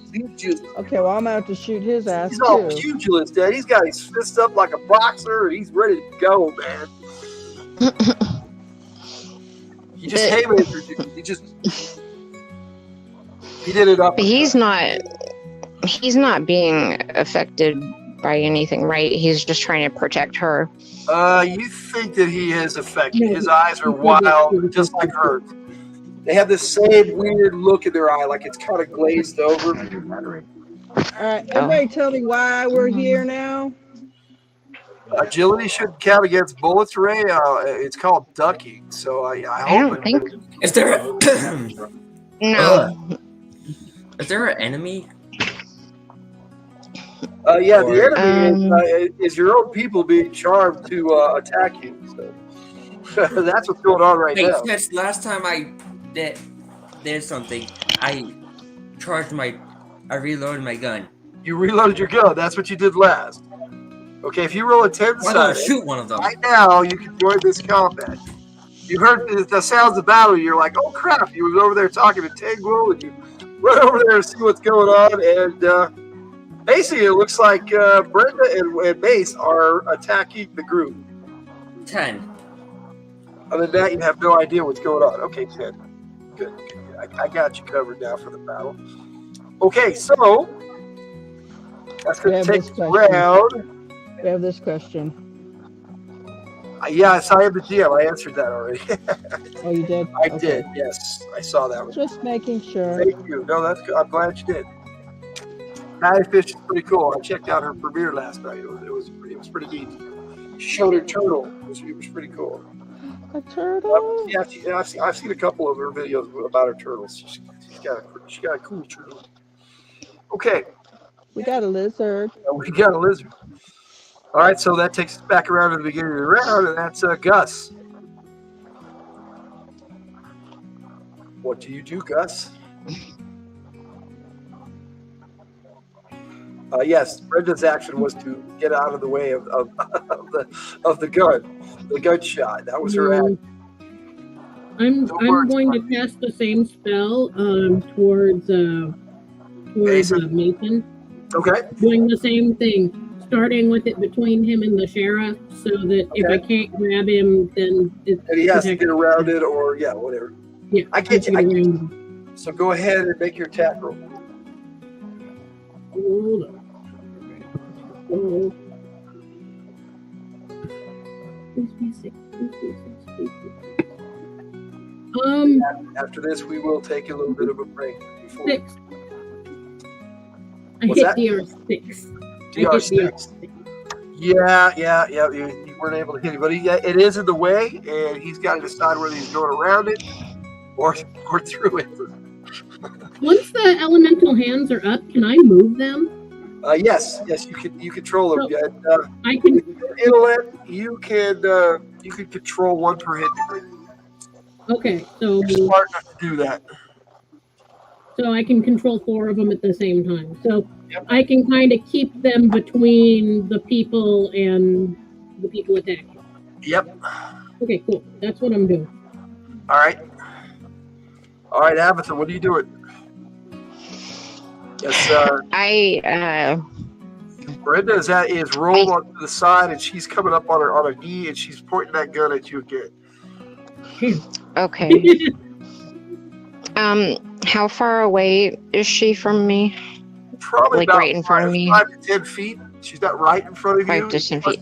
Plus, there's a big rock head in the way that's trying to stop her from shooting you. Okay.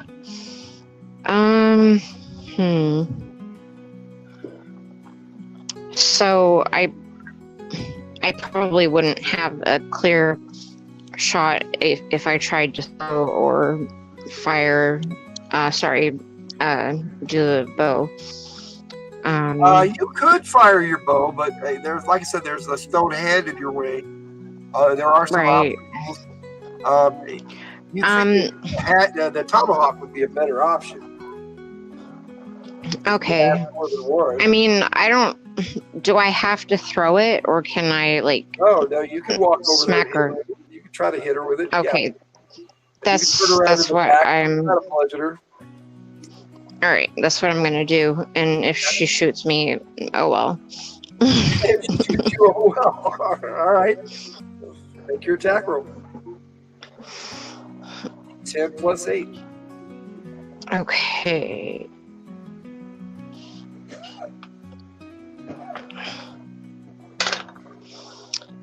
I got a 5. So 13. And then I do the 4-sided.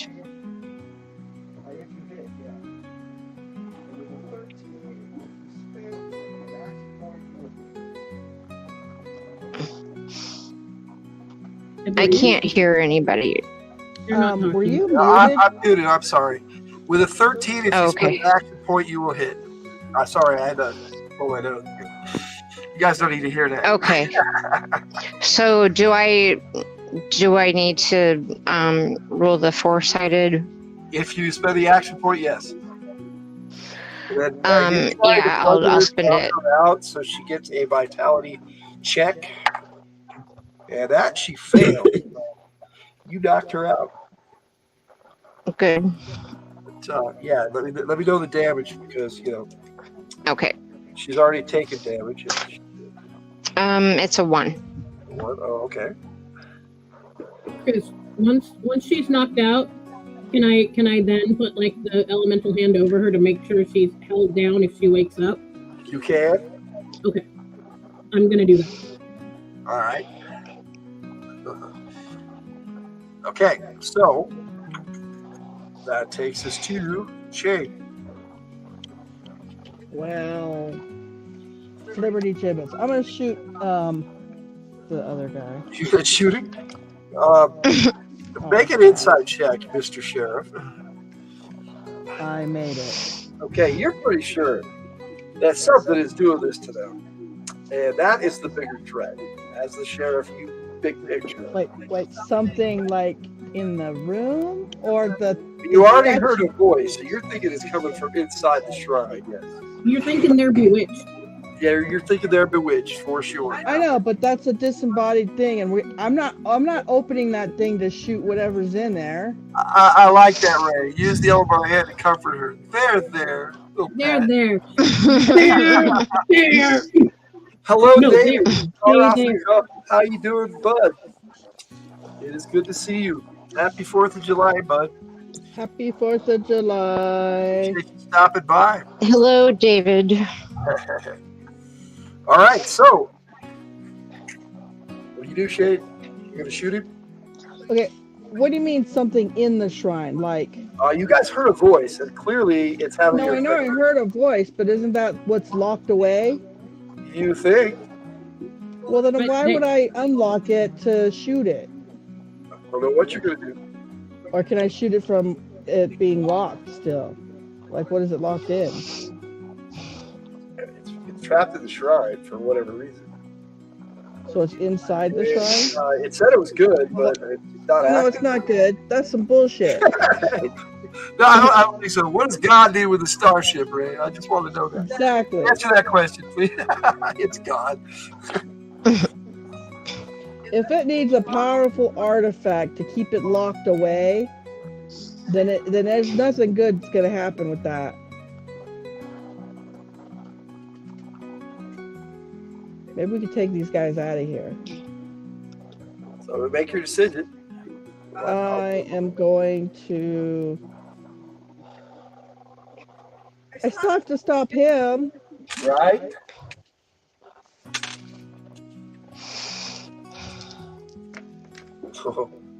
I am kind of blocking him from doing anything with this giant mound of dirt.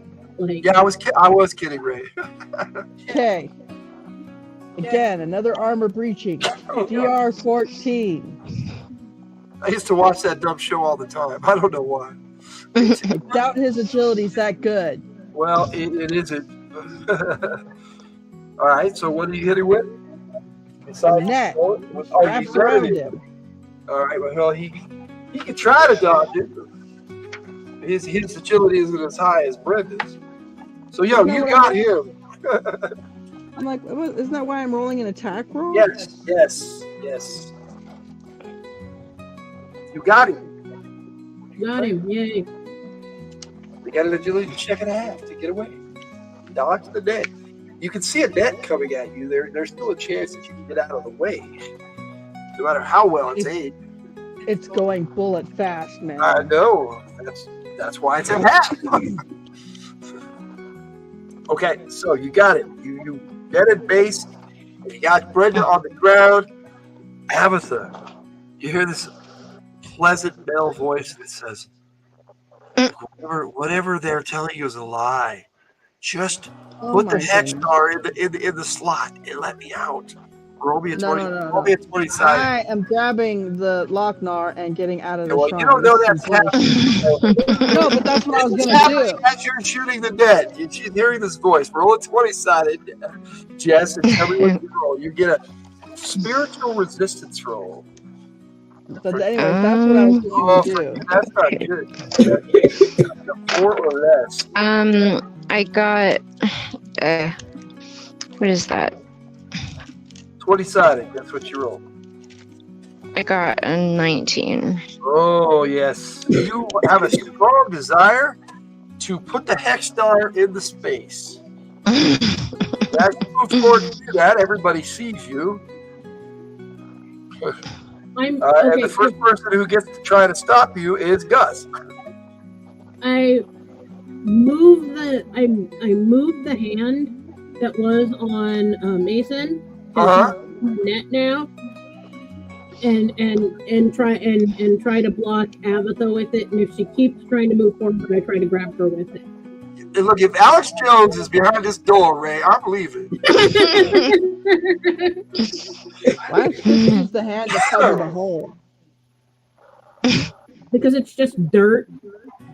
Okay, so you put the hand in between. Do you try to grab her with it, or what do you do? Okay, so make your attack roll and see if you grab her. You're basically doing the same thing, just now with Abatha. Yeah. I don't want dirt all over me. I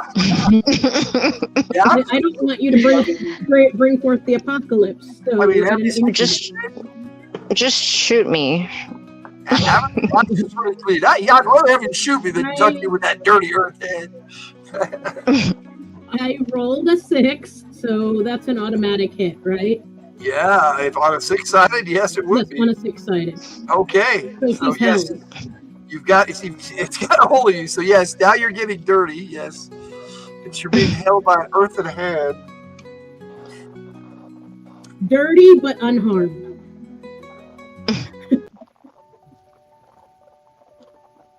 Okay, so you're doing that. What do you do, Shane? Apparently, everybody's been stopped from doing whatever shimmy voodoo has been cast on them. Yeah, I'm gonna take the amulet out of the shrine. Yeah, she's held, so you go over and grab the amulet. So basically, it's going to be a little tug of war between you and Jess. So Jess or Abatha, you don't want to let go of the amulet, and Shane's trying to take it from you. So it's my lock.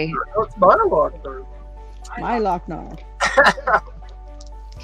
We'll all be hog-tied. Well, Don't make me take the lockdown away from both of them. whatever you get up to. So I mean, I guess I'm not really in control of what I'm doing, so I don't really know what to do. You're struggling, so you're trying to hold on to Yeah. it. So both of you need to roll percentile dice. It's feat of might, and it's whoever wins it by the most. Basically, that's how this works. I didn't make it. So you didn't even succeed. All right. So let's see what Jess So rolled. percentile is the two 10-sided. Yeah. Okay. Shane, it isn't so. I got 11. Oh, she made it by a lot. Oh, yeah, she's still got a hold of it. You are not taking this away from her. She's got a firm grip on this thing. Oh. And she's held, and she's trying to get past. Gus, you got control of their hand thing, right? I do. Take her outside.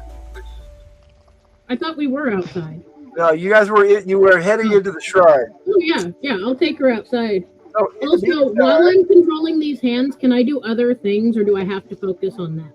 In the meantime, Shane, you hear a voice in your head. It sounds like Cody. They're lying to you. Shoot them all, bro. Shoot them all, bro. Bullshit. We're only at 20 sided. No, that's some bullshit. You know, I rolled a you 3. have to turn every time, too, guys. That's the way this works. There is a monster there. It's a bingo night. I rolled a You 3. my battleship, Barry. You rolled a what? A 3. That's some bullshit. You're like, yeah, that's some bullshit. But you heard the voice, and you know something is trying to manipulate people. Chris.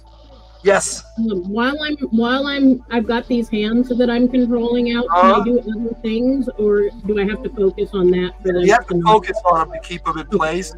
The sheriff asked you to push her outside. Should you try to do that? Yeah. That's a lot of different focusing. Yeah, it's pretty easy though. I can focus on 4 with my info. It's pretty easy. She just pushing you out. You're held. So basically, the hand just kind of picks you up and moves outside. So yes, you're still struggling to get towards the shrine, and that'll take us back around. That's what you're doing, Gus. So Abatha, this thing is holding you, and you want to get to that shrine. What do you do? This is a role-playing mode. This is why the game is called role-playing. You decide whether you want to, you understand that you're charmed, right? You understand how that works in a game? Wait, are you talking to me? Yes, Abatha, sorry. Okay. I did say Abatha. I just zoned out. Okay, so you are charmed, okay? And this is a role-playing moment, like I was saying. Yes. Right? Okay. To role-play this out, your desire from the charm that is controlling you at the moment, you want to get to the shrine. So what do you do to attempt to do that?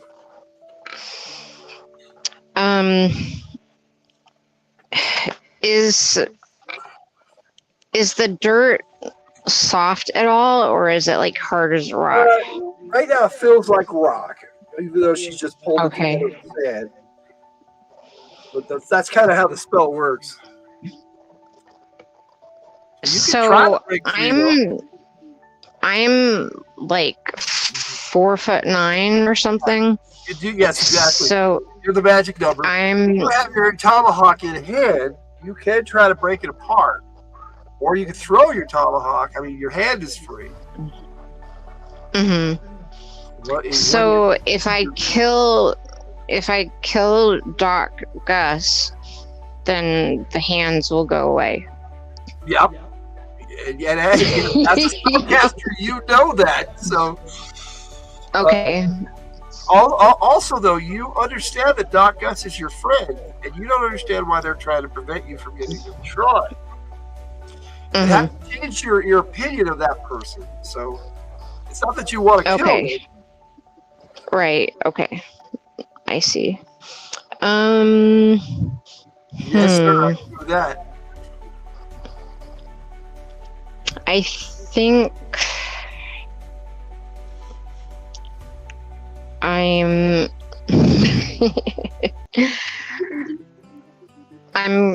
is there some way that I can like just fight it and you can make a few not to try and break free? Yeah, you could try to do that. Yeah, you could try to override this desire to do that. So what that would be is another spiritual resistance roll. However, this is your second one. So and you're really putting some umph into it. So you get a bonus of +1. So you got to roll 5 or less. However, you do have action points too that you can put behind it, up to 3 if you want. But you wait till you roll and see if you can do that. All right. I don't even know how many action points I have right now, but you've spent quite a few, so I don't think you have 3 left. But you do have an extra that you earned from a previous chat session. Right. Okay, so what dice do I roll? Percentile? You roll 20-sided to try and overcome the spell that's upon you. You're trying to break the resistance. Okay. You're trying to break the control over you. Which you have a will, and you are a very wise woman. You would want to do that. And Ray's got what he said he'd give to you. So because the transaction's not complete with Sasha. So. I got a 660. So you roll a 6 on a 20-sided? Yeah. Okay. All right. So you'd have to roll a 5 unless you only have to spend 1 action point. So you can spend that bonus one of yours, or you can spend Ray's. Okay. So, all right. And you would overcome the control over you. 20-sided. Yeah, that's what I did. So plus some of your PlayStation experiences.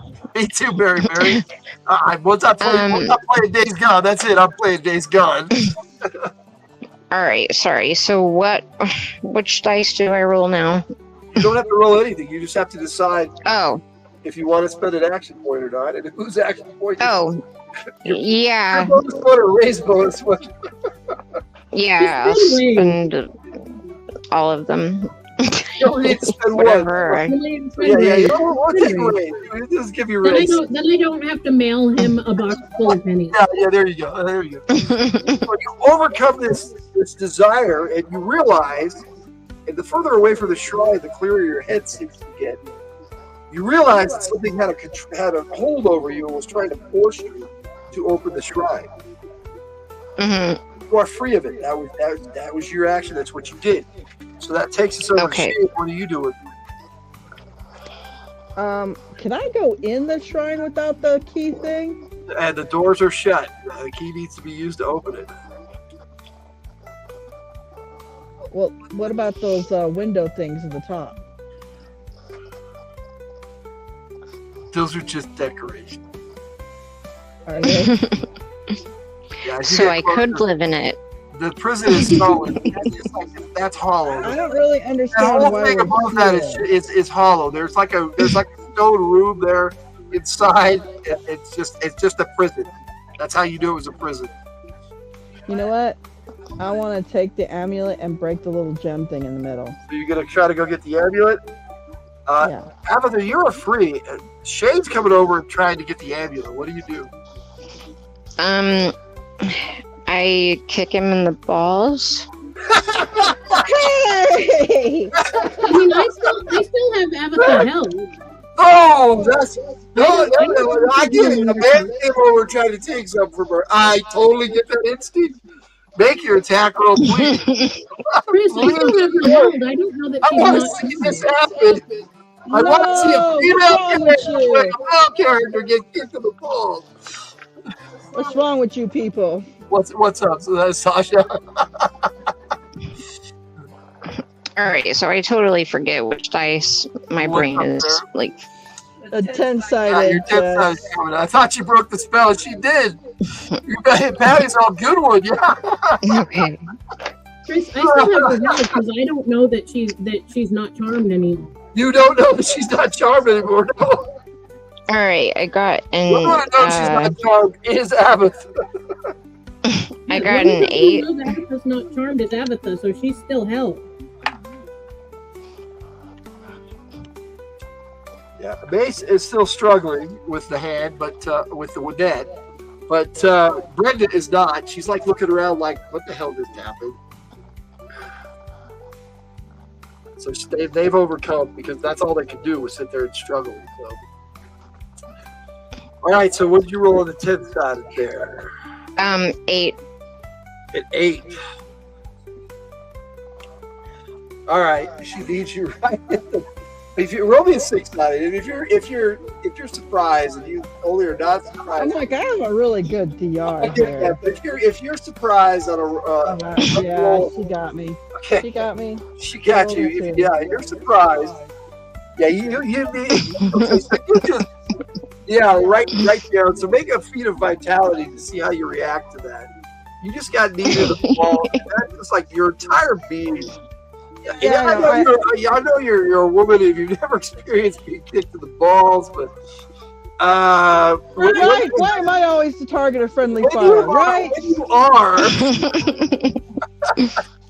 basically, you if you succumb. I weathered it well though. I was just like, So yes, you're oohing it over there. oh no, it did not double me over. I made my vitality. Right, so you're just off to the side, just doing the whole stretch thing. So you're weathering it. And I giggle a little bit.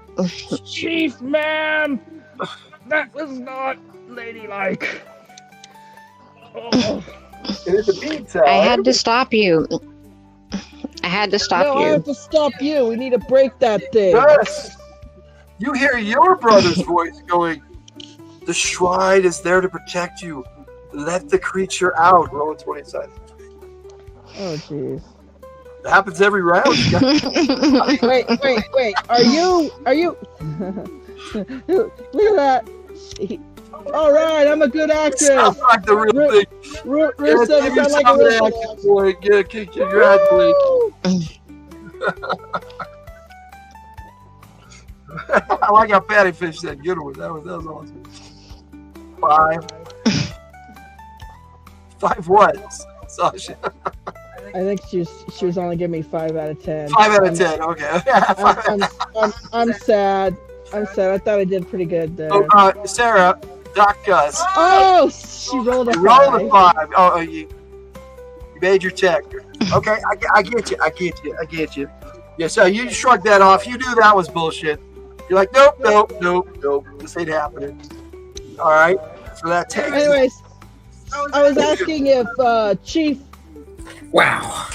Agatha, if she was back in control of herself. Okay. I believe so.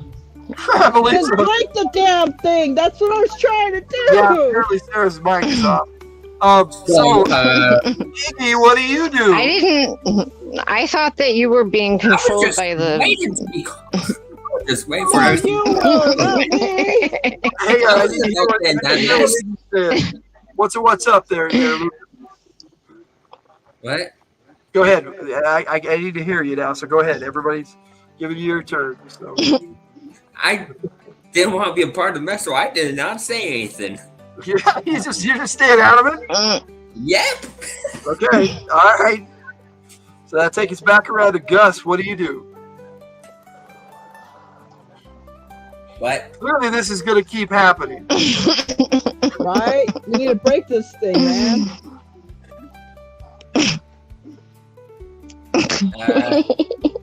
Your mic is attached to your headset. Everyone was yelling and was hurting your ears. Oh, I'm sorry. That sucks. So, what did you want to do, Sarah?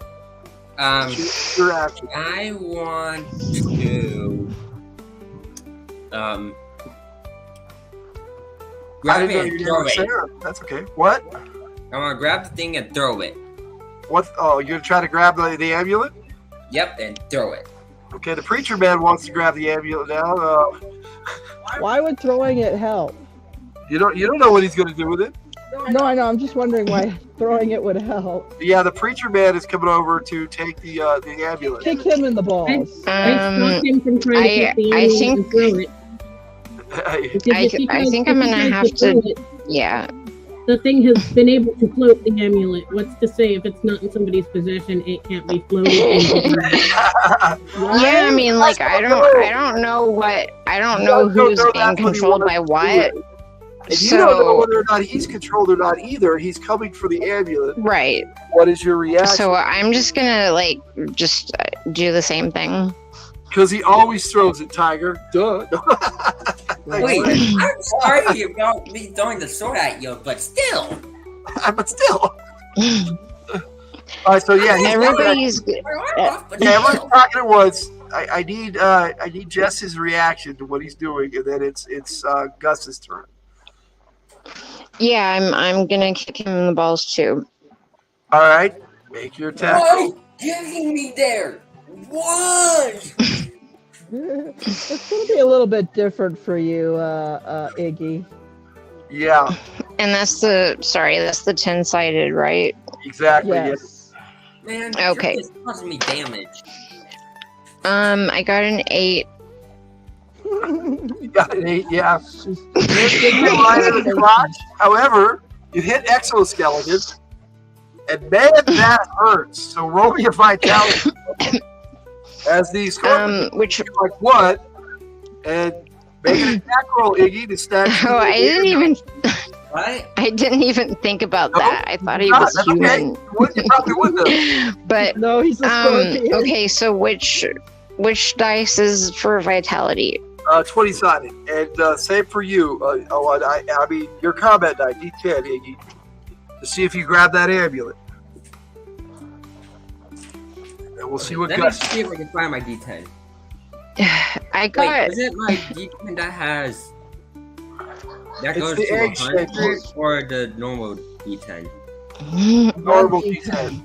Okay. I got a the 10. egg-shaped one. You got a 10. Yeah, you stacked that. I also got a 10. Okay. So yeah, you're like recovered. You're like, ow, like he hits your funny bone type deal, and he snatches the amulet right and pulls it right over off your neck, and now he's got the amulet. So now what is Gus doing? So he's got the amulet, or he is throwing the amulet? Well, I don't know. He has that's his next action. He reacted to going, oh, I got hit, but oh, I got my moment, and he took the amulet. Out of my foot. Yes, exactly. Okay. So I take the earth hand that I still have, and I let go of Abatha, and I go for Iggy because I don't know if he's charmed or not. Okay, so make your attack roll. And again, if not, blocking him from doing anything to anyone. I rolled a 9. A 9. So yes, you got a hold of him. So yeah, this earth hand goes around you. Iggy, what do you say something? He's not trying to resist. He's just like standing there, like, what's going on? Because he wasn't charmed. This is. Well, we don't know who's charmed and who's not for sure. Yeah, exactly. He's trying to take the amulet. Patty's taking off to eat some dinner. Good night, Patty. Night. Good night, Patty. Ciao for now. So I don't know that he's not charmed. No, you do not. and he just said that he was going to take the amulet and throw it, which I think is a bad idea anyway. So either he's going to take the amulet and throw it, or he's charmed. Either way, I want to stop him. The question is, will his hand be free, which we'll find out on his turn. So you grab a hold of him, and you've got a hold of him. Mhm. Abatha, roll the percentile dice and tell me what you roll. The 2 10-sided, yes. Yes.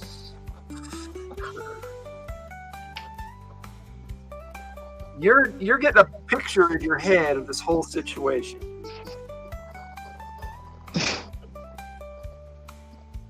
So what did you roll? Jess? Oh, I didn't know you were talking to me. Yeah, but the Okay. All right. So it's all right. yeah, I don't know what my name is. It's okay. He does that to me too, Jeff. No, it's all right. It's all right. What is this? The roll percentile dice. Oh, it's a 1. Okay.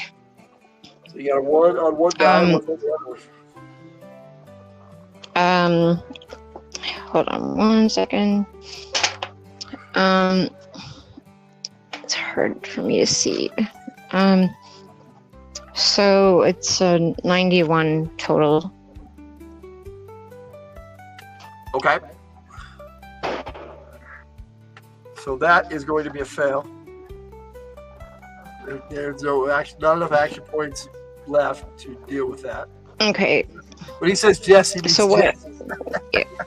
Yeah. Yeah, you just didn't get this idea in your head. So what is your action? I didn't do that before you did anything, because I may have been able to give you some information that would help, but you failed. So Okay. it happens.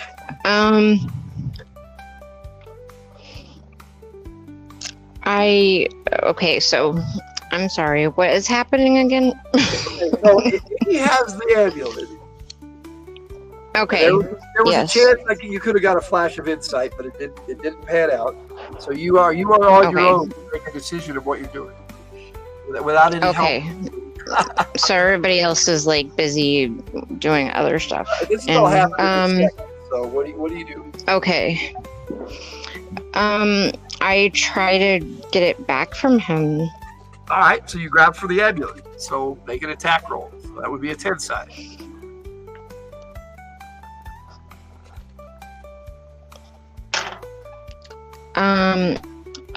Four. Okay, that's going to be a miss. Okay. That's going to take us over to Shade. What are you doing? I'm gonna shoot the freaking amulet. What the hell, man? You're going to shoot the amulet. Okay, make your attack roll. Yeah, there's everybody just trying to grab it, and there's a struggle going on. And Shade all drops his gun, points it at everybody, is what it looks like. And it's like just going around in a circle over and over and over. Yeah, buddy. My first shot is DR11. DR11. Well, that nicks off the amulet, ricochets. Because it is made out of adamantine. I'm going for the gem though. But it ricocheted. It zipped past. Let's see here. It zipped past Iggy. Bang! Oops, sorry, Iggy. Almost. It did not hit. Yes. Okay, well, DR15 then. You hit the amulet. You hit the gem part of it. Yes. And it's still intact. That's a 6 for physical resistance. Okay, well, I still got some shots here. Yeah, clearly the sheriff has decided he's shooting the amulet. DR19. Also hit. We've got some sound effects for the gunfire. Yeah, yep, sharpshooting the gem, yes. Too bad his brother isn't here. Right. Yeah, that time the gem cracks. Oh, cool. Okay, and a bluish smoke comes out of the amulet, out of the hex stone. Okay, so that'll take us to Iggy. What do you do? Does that mean it's broken, or should I shoot it again? I have no idea. Yeah, that would have stopped your action. You're like, what the hell just happened? You shot it, and blue smoke comes out of it. I'm hoping that means it's broken enough not to be used. So it's your action, Iggy, and then something's going to happen. Something. Well, can I throw it? Yeah, you still have a hold of it. You got to throw it. Okay, the question is, are your hands free? So just roll the percentile dice, and I'm going to call low. So if you roll low, your hands are free. If you roll high on percentile dice, they're not. Okay, is 40 low? Yeah, just barely. So yes, Okay. your hands are free. So where are you throwing the amulet? I'm throwing it as far Okay, so south as exactly I can. what direction are you throwing it? At the shrine? Are you throwing it to the left of the shrine, right of the shrine, away from the shrine? Tell me. I throw it on top of the shrine. You're gonna throw it on top of the shrine. Okay. Okay, so you put a little oomph into it. Roll me a 10-sided. Tell me what you roll. Blueberries 8. Yeah, there we go. 8. You rolled an 8. Yes. So you get a good toss, and it goes up through one of those windows up there, and the chain that's on it latches around like one of those thorns up there, and it's hanging from up there. There, problem solved. The shrine starts to shake, and then it collapses in on itself, and then there's a big puff of smoke and dust fills the air, and after the smoke clears, you guys are standing in the desert with nothing else around you. Not even the mountains? Oh, the mountains are to your right. Yes, they're still there. Okay, so Problem so solved. if I use my depth perception, we're like in the same place. You are in the same place. Yes. Okay, and it's not like we got transported somewhere. Just the shrine. I'm all like, did we win? Well, between Iggy and Abatha, you're pretty sure that yes, you guys have stopped whatever was in here from getting out permanently. You do not see. Where? There's no shrine. You do see the hex star still there on the ground, but it is now, instead of being orange in color, it has turned a blackish color completely. Yeah, the mountains are there. He wanted you to throw in a tiger. That was funny. So the slinky is still there. Yes, sir. No, the slinky, the sun is going down. So, Chris, I go pick up the amulet. okay, you're gonna go pick up the amulet. As you're doing that, poor Brenda down there is still being held by your hand, and she says this: Move it. Or lose it. Ew. I let it go. Okay. Then she gets up and she's like, "All right." What was that? Yeah, I didn't hear. Brenda Wyatt said, "Move it or lose it," as Doc Gus went by her. The magical hand that was pressing her to the Okay. I was like, oh yeah, and just Okay, so we can wrap this up. You guys have succeeded, and you have won the adventure, as it were. We broke the gem. Broke the gem, which you could have done from the beginning, which is. And if Did we are the storm done stop? here, Oh, Storm but did not stop, but wait, okay? wait. What about the dragon? I know that's why I picked it. No, we're gonna give it back to him. He wanted it. He can have it. Oh, okay, that's right. Yeah, right, that's Yes, why I went to it's pick it up. it's I was still going to- technically. Okay, so the storm is still When there. we're done here, I take it back. I take it to the dragon. You have Okay. not prevented the storm, but the storm is still there now. Okay. The last one lasted like just overnight, so this one has lasted a lot longer than the one that brought you. All right, so you guys are gonna head back to the dragon and give him the amulet. Yes. And We're gonna walk around the he storm. doesn't have a again problem with it. He's happy with it. He's happy. He don't care that it's changed colors or anything. Yeah, he's a dragon. He wants to put it in his pile of stuff. Is it still magical? You have no idea. Nobody has detect magic on it. Oh, Lesson for next time: break the gem at the beginning. Well, what if it was the shorter game room?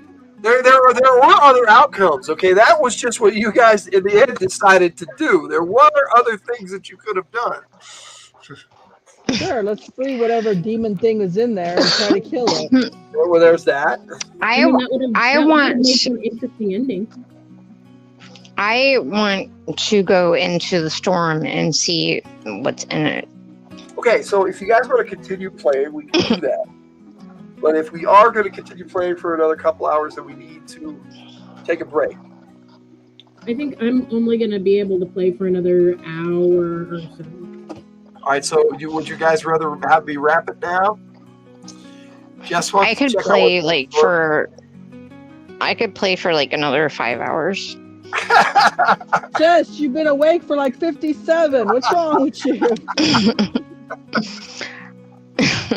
All right, so can we do an episode 2 of this on another off night? You know, that might be. We could probably do that. It sounds like you guys want to continue this game. And I definitely want to continue this. I like these characters. I like this game. I hope you guys have had a good time. So I think the thing that we can do is actually, if we're going to continue, then we can wrap this up, and we can do favorite moment, favorite player. I know you want to keep playing, Jess, and I do have a couple of videos that I still have to play. That I was going to play. Just informed us that Jess needs no sleep because she has evolved. That's funny. Let me get the shrine off here. We don't need this. No, the tumbleweed shrine can go now. It is gone. It is in the dust. The storm, however, is still there. Still making waves there. I'm telling you, it's bringing another town in. Let's just hope they're not Californians. I'm just kidding. So I have a question, and I don't know if you can answer it because I don't know if it'll like give something away. But are we able to leave this desert that we're in and go someplace else? Laredo. Yeah, there are other places to go. Yeah, there are other places in this world. Or you can I didn't know if. But what it sounds like we want to do is continue this on another night. I don't know when we would be able to do that. Probably after Tiger and I get back from vacation. Because that's what she was asking, Chris. I think what she was asking was, are we trapped here magically somehow, or can we move about the world freely? No, you may move about the world freely. Okay. We just can't go back to Kansas. Yeah. No. Right. We can move around about this world freely, not all of it. Yes, you can move about this world freely. Who needs Kansas anyway? Fuck Kansas. That's what my dad was doing. Even the fireworks agree. We don't want to go to Kansas. Okay. So it's the end of it, so we can like say fuck all we want. Yep. You could have said that all. Okay. Well, fuckity, fuck. My fucking battery isn't like my battery is at like 5%. All right, so I'll have you go first then. But I can charge it like while I'm using it. I just have to go inside. All right. Well. So I will go do that right now. All right. So you want to go first? Because we're giving you favorite moment. I have the technology to plug my phone in and use it while it's charging. Well, you're up there first anyway, so let me know when you're ready. We'll do this. We'll change our background music here, and maybe we should take a 5-minute break before we do this. What do you guys think? Are you cool with that? Okay, I need to get some water or something. Sarah, are you cool with like a 5-minute break? Yeah. All right. We'll sorry, I need to turn the TV off. Okay, no worries. Yeah. Okay. Cam is on his way home with dinner. That's why I only have like another hour. Oh, no worries. All right, so we'll take a 5-minute break, and because I need to use the restroom, Okay. and we'll come back and do favorite moment, favorite player, and then say goodnight to everybody. Sound good? All right. Yes. Sound good.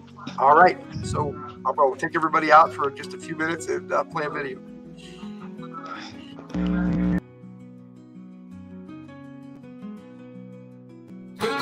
Frontier life is not for the meek, yet it seems to catch them all the same. Bandits, savages, and monsters. Ain't in Kansas anymore. The code of the West is all we got to rely on. Laredo is lost in some other world. How we got here is not important. The cold hard fact is that we're here now. Good thing for us, this world had never seen a 6-gun.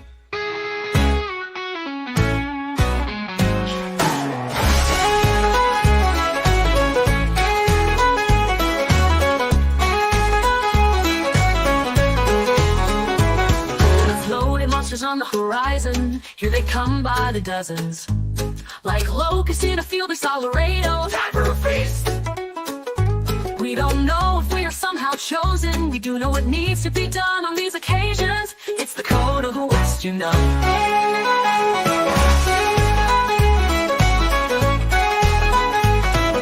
Kill plan, day one we were under attack. We drove back the June, our creed, and nearly the last man. Our courage without lack. They too brought the dwarves, kind and generous to a fault. They helped us build up our reserves. They admired our courage, said we had salt. It wasn't easy after that, more than half of us were killed. The other half scared out of their minds. Dwarves brought trade and hope. Dangers outside of Laredo abounded. Soon we also befriended the elves. The ever happens after that, just when we thought it had all settled down, a new threat emerged once more. We were fighting for our lives. Bullets loading, monsters on the horizon. Here they come by the dozens. Like locusts in a field of Laredo, time for a feast. We don't know if we are somehow chosen. We do know what needs to be done on these occasions. It's the code of the West, you know.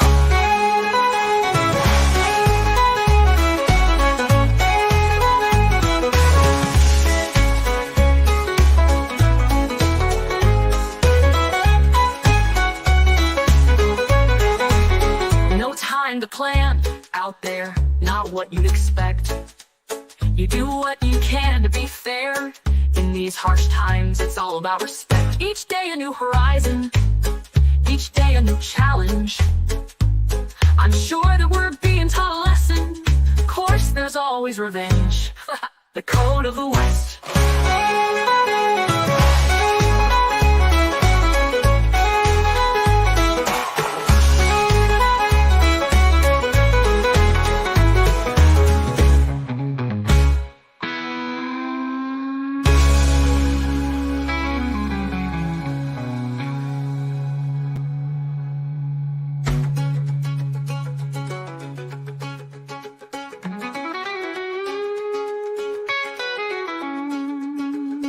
Cruel world out there, not what you'd expect. You do what you can to be fair. In these harsh times, it's all about respect. Each day a new horizon, each day a new challenge. I'm sure that we're being taught a lesson. Of course, there's always revenge. The code of the West.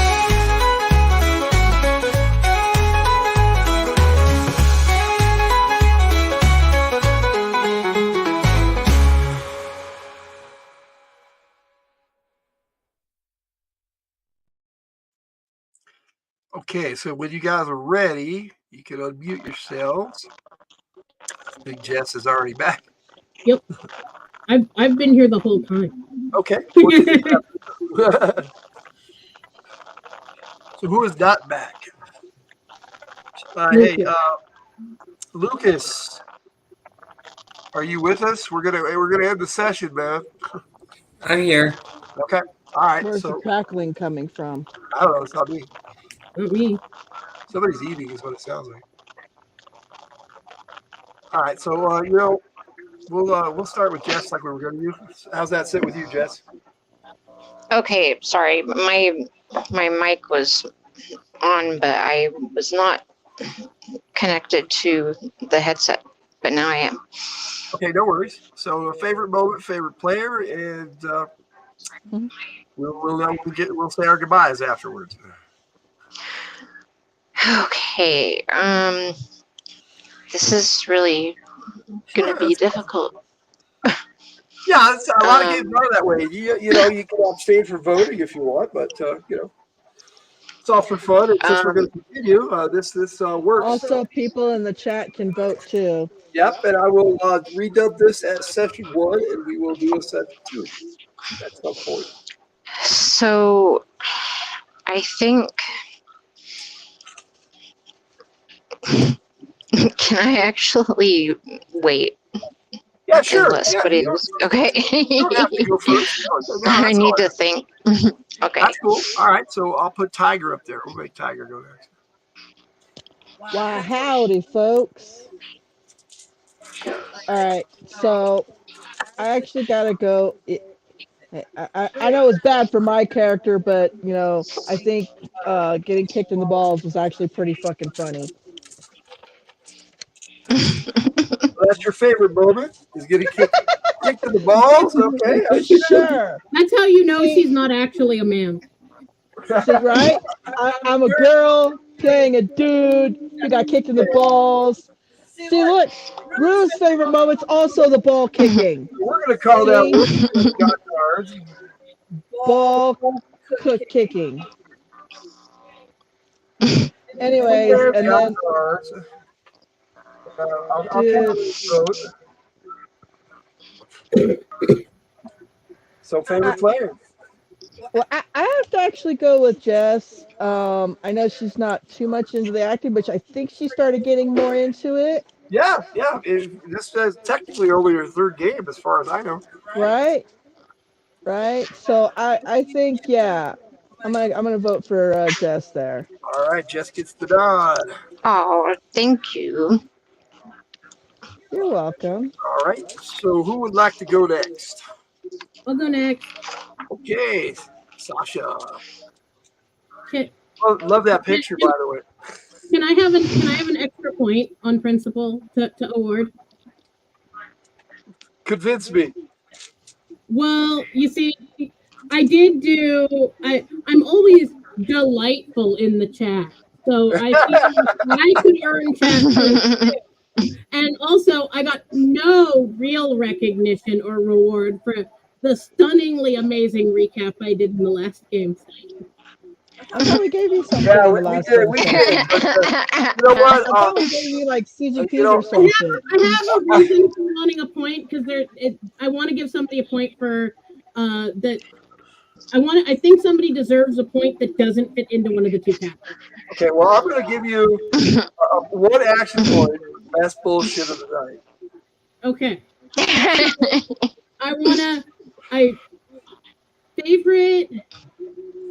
Favorite moment was, I think, that's the hard one. Favorite moment was because it kind of started slow and then we did a bunch of stuff all in succession and it's kind of Yeah. Well, it's a new game, a new campaign, so that's kind of how it works. Yeah. So favorite moment is harder because the only funny thing that happened was like getting kicked in the balls, and that wasn't like great. My favorite moment. Memorable. It wasn't my favorite moment. It was the funniest moment, but wasn't my favorite. Yeah, I think like I really enjoyed like talking with like dealing with the talking with the dragon and dealing with him, and I really like it wasn't a specific moment, but I really kind of loved like being like the sassy frontier woman, like sassing the sheriff. That was a lot of fun. That's true. That is true. That was fun. What exactly is your favorite moment? I agree with the sassing. Moment, Sassing yes. the sheriff is my favorite moment. Sassing me. I am enjoying the recap. We like our peaches sassy. Oh. Ray's got something for you there too. You want to tell us what Ray's got there for you? So, what? Sorry? Yeah, look at the comment. Yeah. That's up on the Okay.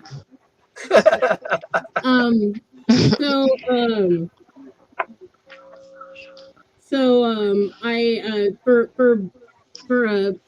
MVP, I want to give that to Tiger because she just like dag it, we're all here. Like, it was great. Shit. But I also want to give Jessica, like Tiger said, this is her third set because I really thought Tiger like embodied the character right, so I wanted to give her a point for MVP. But I also really want to give Jess a point for just like this is your third game session and you're doing great, and I want to encourage that because like you've come so far in just like 3 sessions. You're already learning your dice rolls. You're getting into like the more acting role playing part of it. Like yeah. Once you got going, you were doing good. Yeah. So that's why I wanted the extra point because I did not know. But what was your favorite moment? Oh, you kind of was all over. You guys. Sass and the Sheriff. Okay. Sheriff is my favorite one. Sass and the Sheriff. Giving him hail. I like that. Okay, so we got that. Okay, so who wants to go next? How about you, Lucas? Are you ready to go? I think you're the only one left. Well, besides no, it's okay. Jessica can go where she wants to go. But I don't think Lucas is I'm just like, he could be, and he might not be. There he is. Not. All right, favorite moment, favorite player, bud. Oh. Did you have a good time? First of all, did you have a good time, sir? Yes, I had a great time. I'm glad. Seems how you were in half of the game, but that's okay. It was a 6-hour game, so you know it's all good. Yeah. I would have to say, my favorite moment is when at the beginning of the game, where I just after the guy died. I don't even remember what it was, but the guy died, and I just went to the bar and started drinking. Okay. So drunken preacher man, we're gonna call it that. Okay. Okay, I don't. Favorite player, I would have to say Tiger. So that's 2 votes for Tiger. So it looks like Jess is gonna be our tiebreaker tonight. Unless she votes for somebody else. Make it difficult, Jess. Vote for someone else. Okay, so I think my favorite moment, I mean, there were several, but yeah. If I have to pick one, I think when we went into the Dwarven Shrine,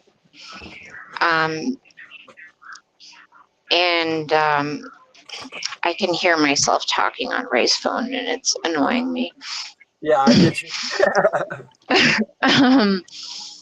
So just like that whole entire part inside the shrine with the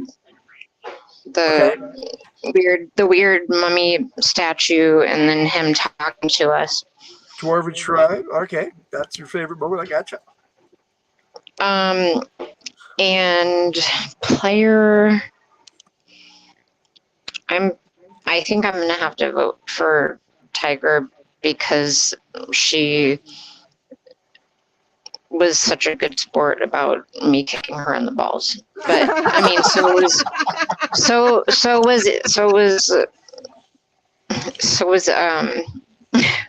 Eli. Whatever his name is. Sorry, Lucas. I'm sorry. Cool. No, he goes by Eli a lot too. Anything else you want to shout out today? I'm working on like 7 different things, and I can't seem to get any of them finished. So I'm trying. Yeah. I got a lot of projects. So hopefully I can get at least one of them done. Well, Ray, I got your vote there. He says I'm biased, but I was going to say Tiger or Jess, so he'll say Tiger. Either way, Tiger is tonight's MVP. So give yourself 3 action points. I'm gonna. What's the total on the CGP count? Did Jess drop out? 225 each. Oops, Yeah, okay. it looks like Yeah, looks like it. Well, hey, Ray, if she, let us know if she's coming back or what's going on. It's 225 each. 225 each? Yeah, because we're doing CGPs. So I'm going to give everybody 300 for that and 200 for role playing, so everybody gets 500. What's up, Kate? We have NDA in. Hey, Kate. Hi, Kate. You missed all the rootin' tootin' here. So let us know, Ray, if Jess is out for the night or what. Either way, we're going to be saying goodnight here pretty quick. So, anybody have anything they want to shout out for their for any projects they're doing or anything, or if they got a channel? Maybe if this campaign continues, Gabby Johnson can make an appearance. That may be a possibility. Seems how it looks like we might have 2 players that are not are kind of bowing out at this point. I was also going to ask if we can do it on a night that Cam's not working. Could he play? Because he was really interested in playing the game. They just called him into work. No, that's cool. It happens. When you work hospitality, holidays are kind of impossible. It just dropped out. Yeah. Okay. Well, tell her we said goodnight and thanks for hanging out with us. Appreciate you being here, Jeff. 500 CGPs. Too. Oh, yeah, she gets 500 CGPs. She accidentally dropped out. Okay, she accidentally dropped out. Yeah, that's cool. She can come back. She's not bad. Accidents happen. But yeah, we're going to be saying goodnight here. Lucas, if you have anything you wanted to shout out, I think you're good. But what we got going on here this week is not a lot, actually, because. Wait, did you ask me if I could shout out something? You can shout out something if you want. We got Fridays. I would like to shout out the chat. You guys were great. I love the interaction with you guys. Yep. Rue, you are hilarious. Just doing that prospector stuff was really, really funny. Trying to get back in? Oh, okay. Cool. Okay, yeah. Anyways, that was pretty much it there. All right, does she have something? Go ahead, tell people what we're planning next. All right. Like tomorrow. Tomorrow's our show. Tomorrow's our Fridays, where our topic take is Blazing Saddles. Blazing Saddles. That would be Tiger's. I blame Blazing Saddles. I blame Blazing Saddles for a lot of things. What time is the topic talk for Blazing Saddles? I would be interested in joining if I'm not getting a CAT scan at that time. Okay, well, we'll be starting at 7 p.m. our time, so that would be 6 yours. But we don't usually get to the topic take till about 2 hours into our show. So yeah. True. So hour and a half, 2 hours after. So probably I will 7. try to be there. I have some medical stuff, and I've got testing, and starts at like 4. But I will send you a link then, and you can jump in and join us. Awesome. Okay. Anybody else? All right. So, let's see. This week I've got an Endless Quest book reading on Saturday. Anybody wants to join? There's a bug on your arm. Yeah, I know. It won't leave me alone. I'm actually reading a book called Duel of the Masters that I've never read before. I'll put her up in here. I am back. Yeah, cool. So Saturday I'm going to be reading Duel of the Masters and Endless Quest book that I just bought in March. So that's something I've never read before. So that's going to be fun. And then on Sunday we're playing Remember Been Canted. Woo! Yeah, I don't know how that's going to make me feel because at 9 o'clock afterwards I'm also doing a G.I. Joe short take on Overlord. He was an ex-Cobra Crimson Guard, and then he became the leader of Cobra for a short time. So, Duel of the Bastards. No, I think it was Bastards, dude, but that's okay. that sounds like a fun book too. All right, so then Monday we're doing a military action game. So that's the narrative-driven arts in that, and So we're gonna have some fun with that and Tiger. And then I have my surgery on Wednesday next week. So I don't know how I'm going to feel for our radio show the following night. I might just be there, not there, and have Tiger be doing most of it. So then Oh, joy. that's I our get week. to actually talk. That's our week until we get back to another Friday. Yeah. So, Well, see if Jess wanted to shout out something. yep. If you want to shout something out, Jess.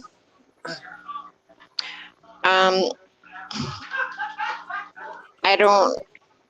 I don't think there's anything else. All right. Well, on that note, we can all say goodnight. And thanks again to the chat.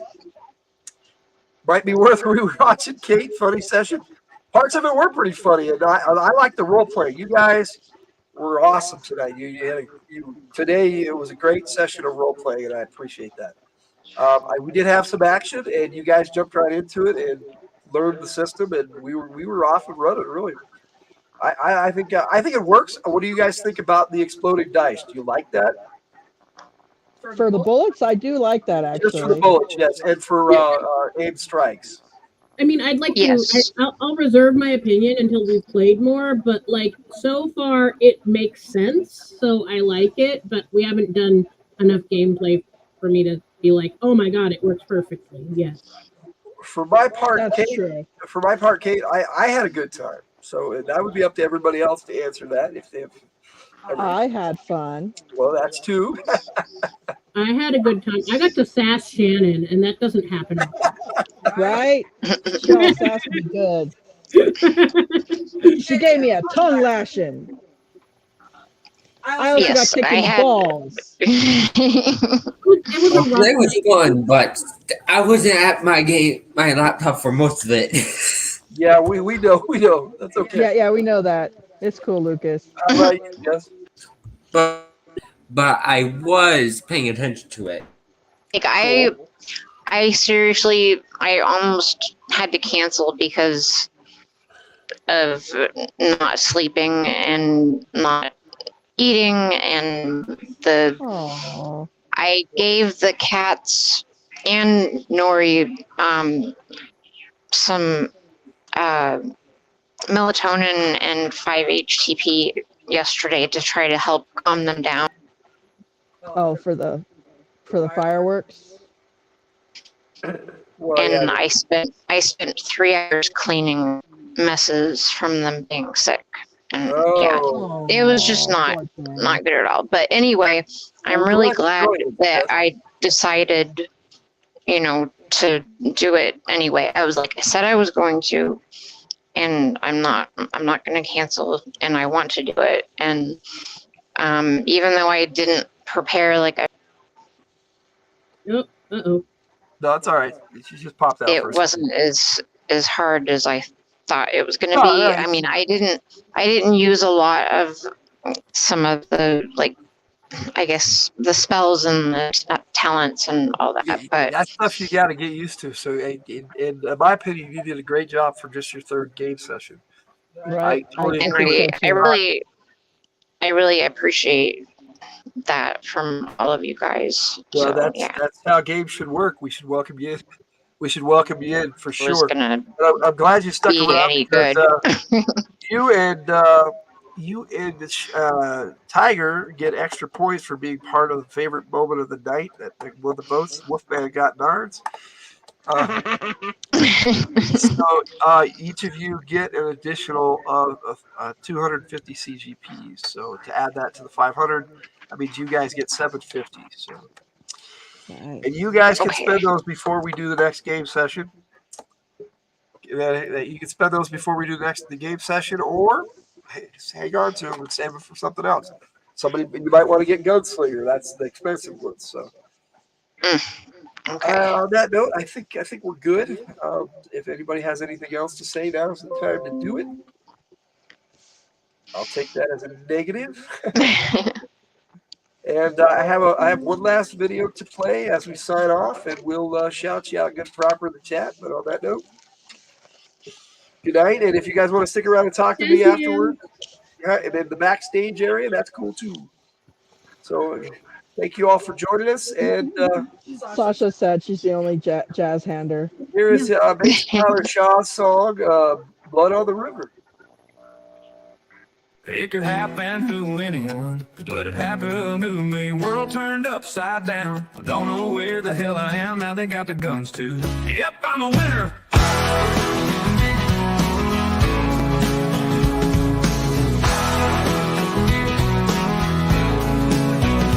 Times like these, you need a good colt in your hand. I'm a man out of time and out of place. I'm looking across the valley and don't recognize the land. I might as well be lost in space. This river flows with grace. Bullets fly without a care. It doesn't get much worse in this place. I'm about to drop a pair. I got heart, I have courage, but this went wrong from the start. Through it all, I hope I can manage. I hope.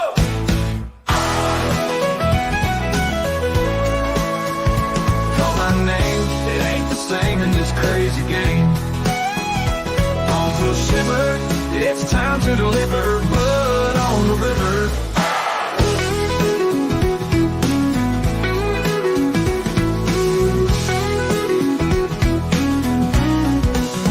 What is this place? Why am I here? Thought I was saving grace. Turns out I'd rather have a beer. Not at all giving my best out here in the old west. I thought I'd be a shining star, but I'm just an extra at the bar. Suddenly I'm caught up in a posse. I must be crazy. Scorpion 7 feet tall. This shit ain't for me, y'all.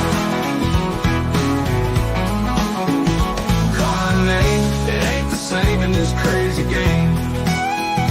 Also shiver, it's time to deliver blood on the river.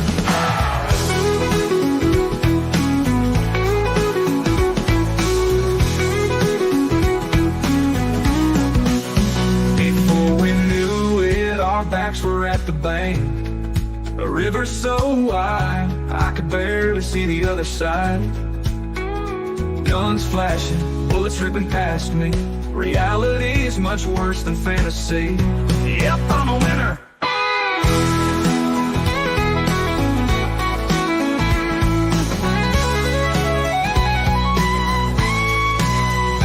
Call my name, it ain't the same in this crazy game. Bones will shiver, it's time to deliver blood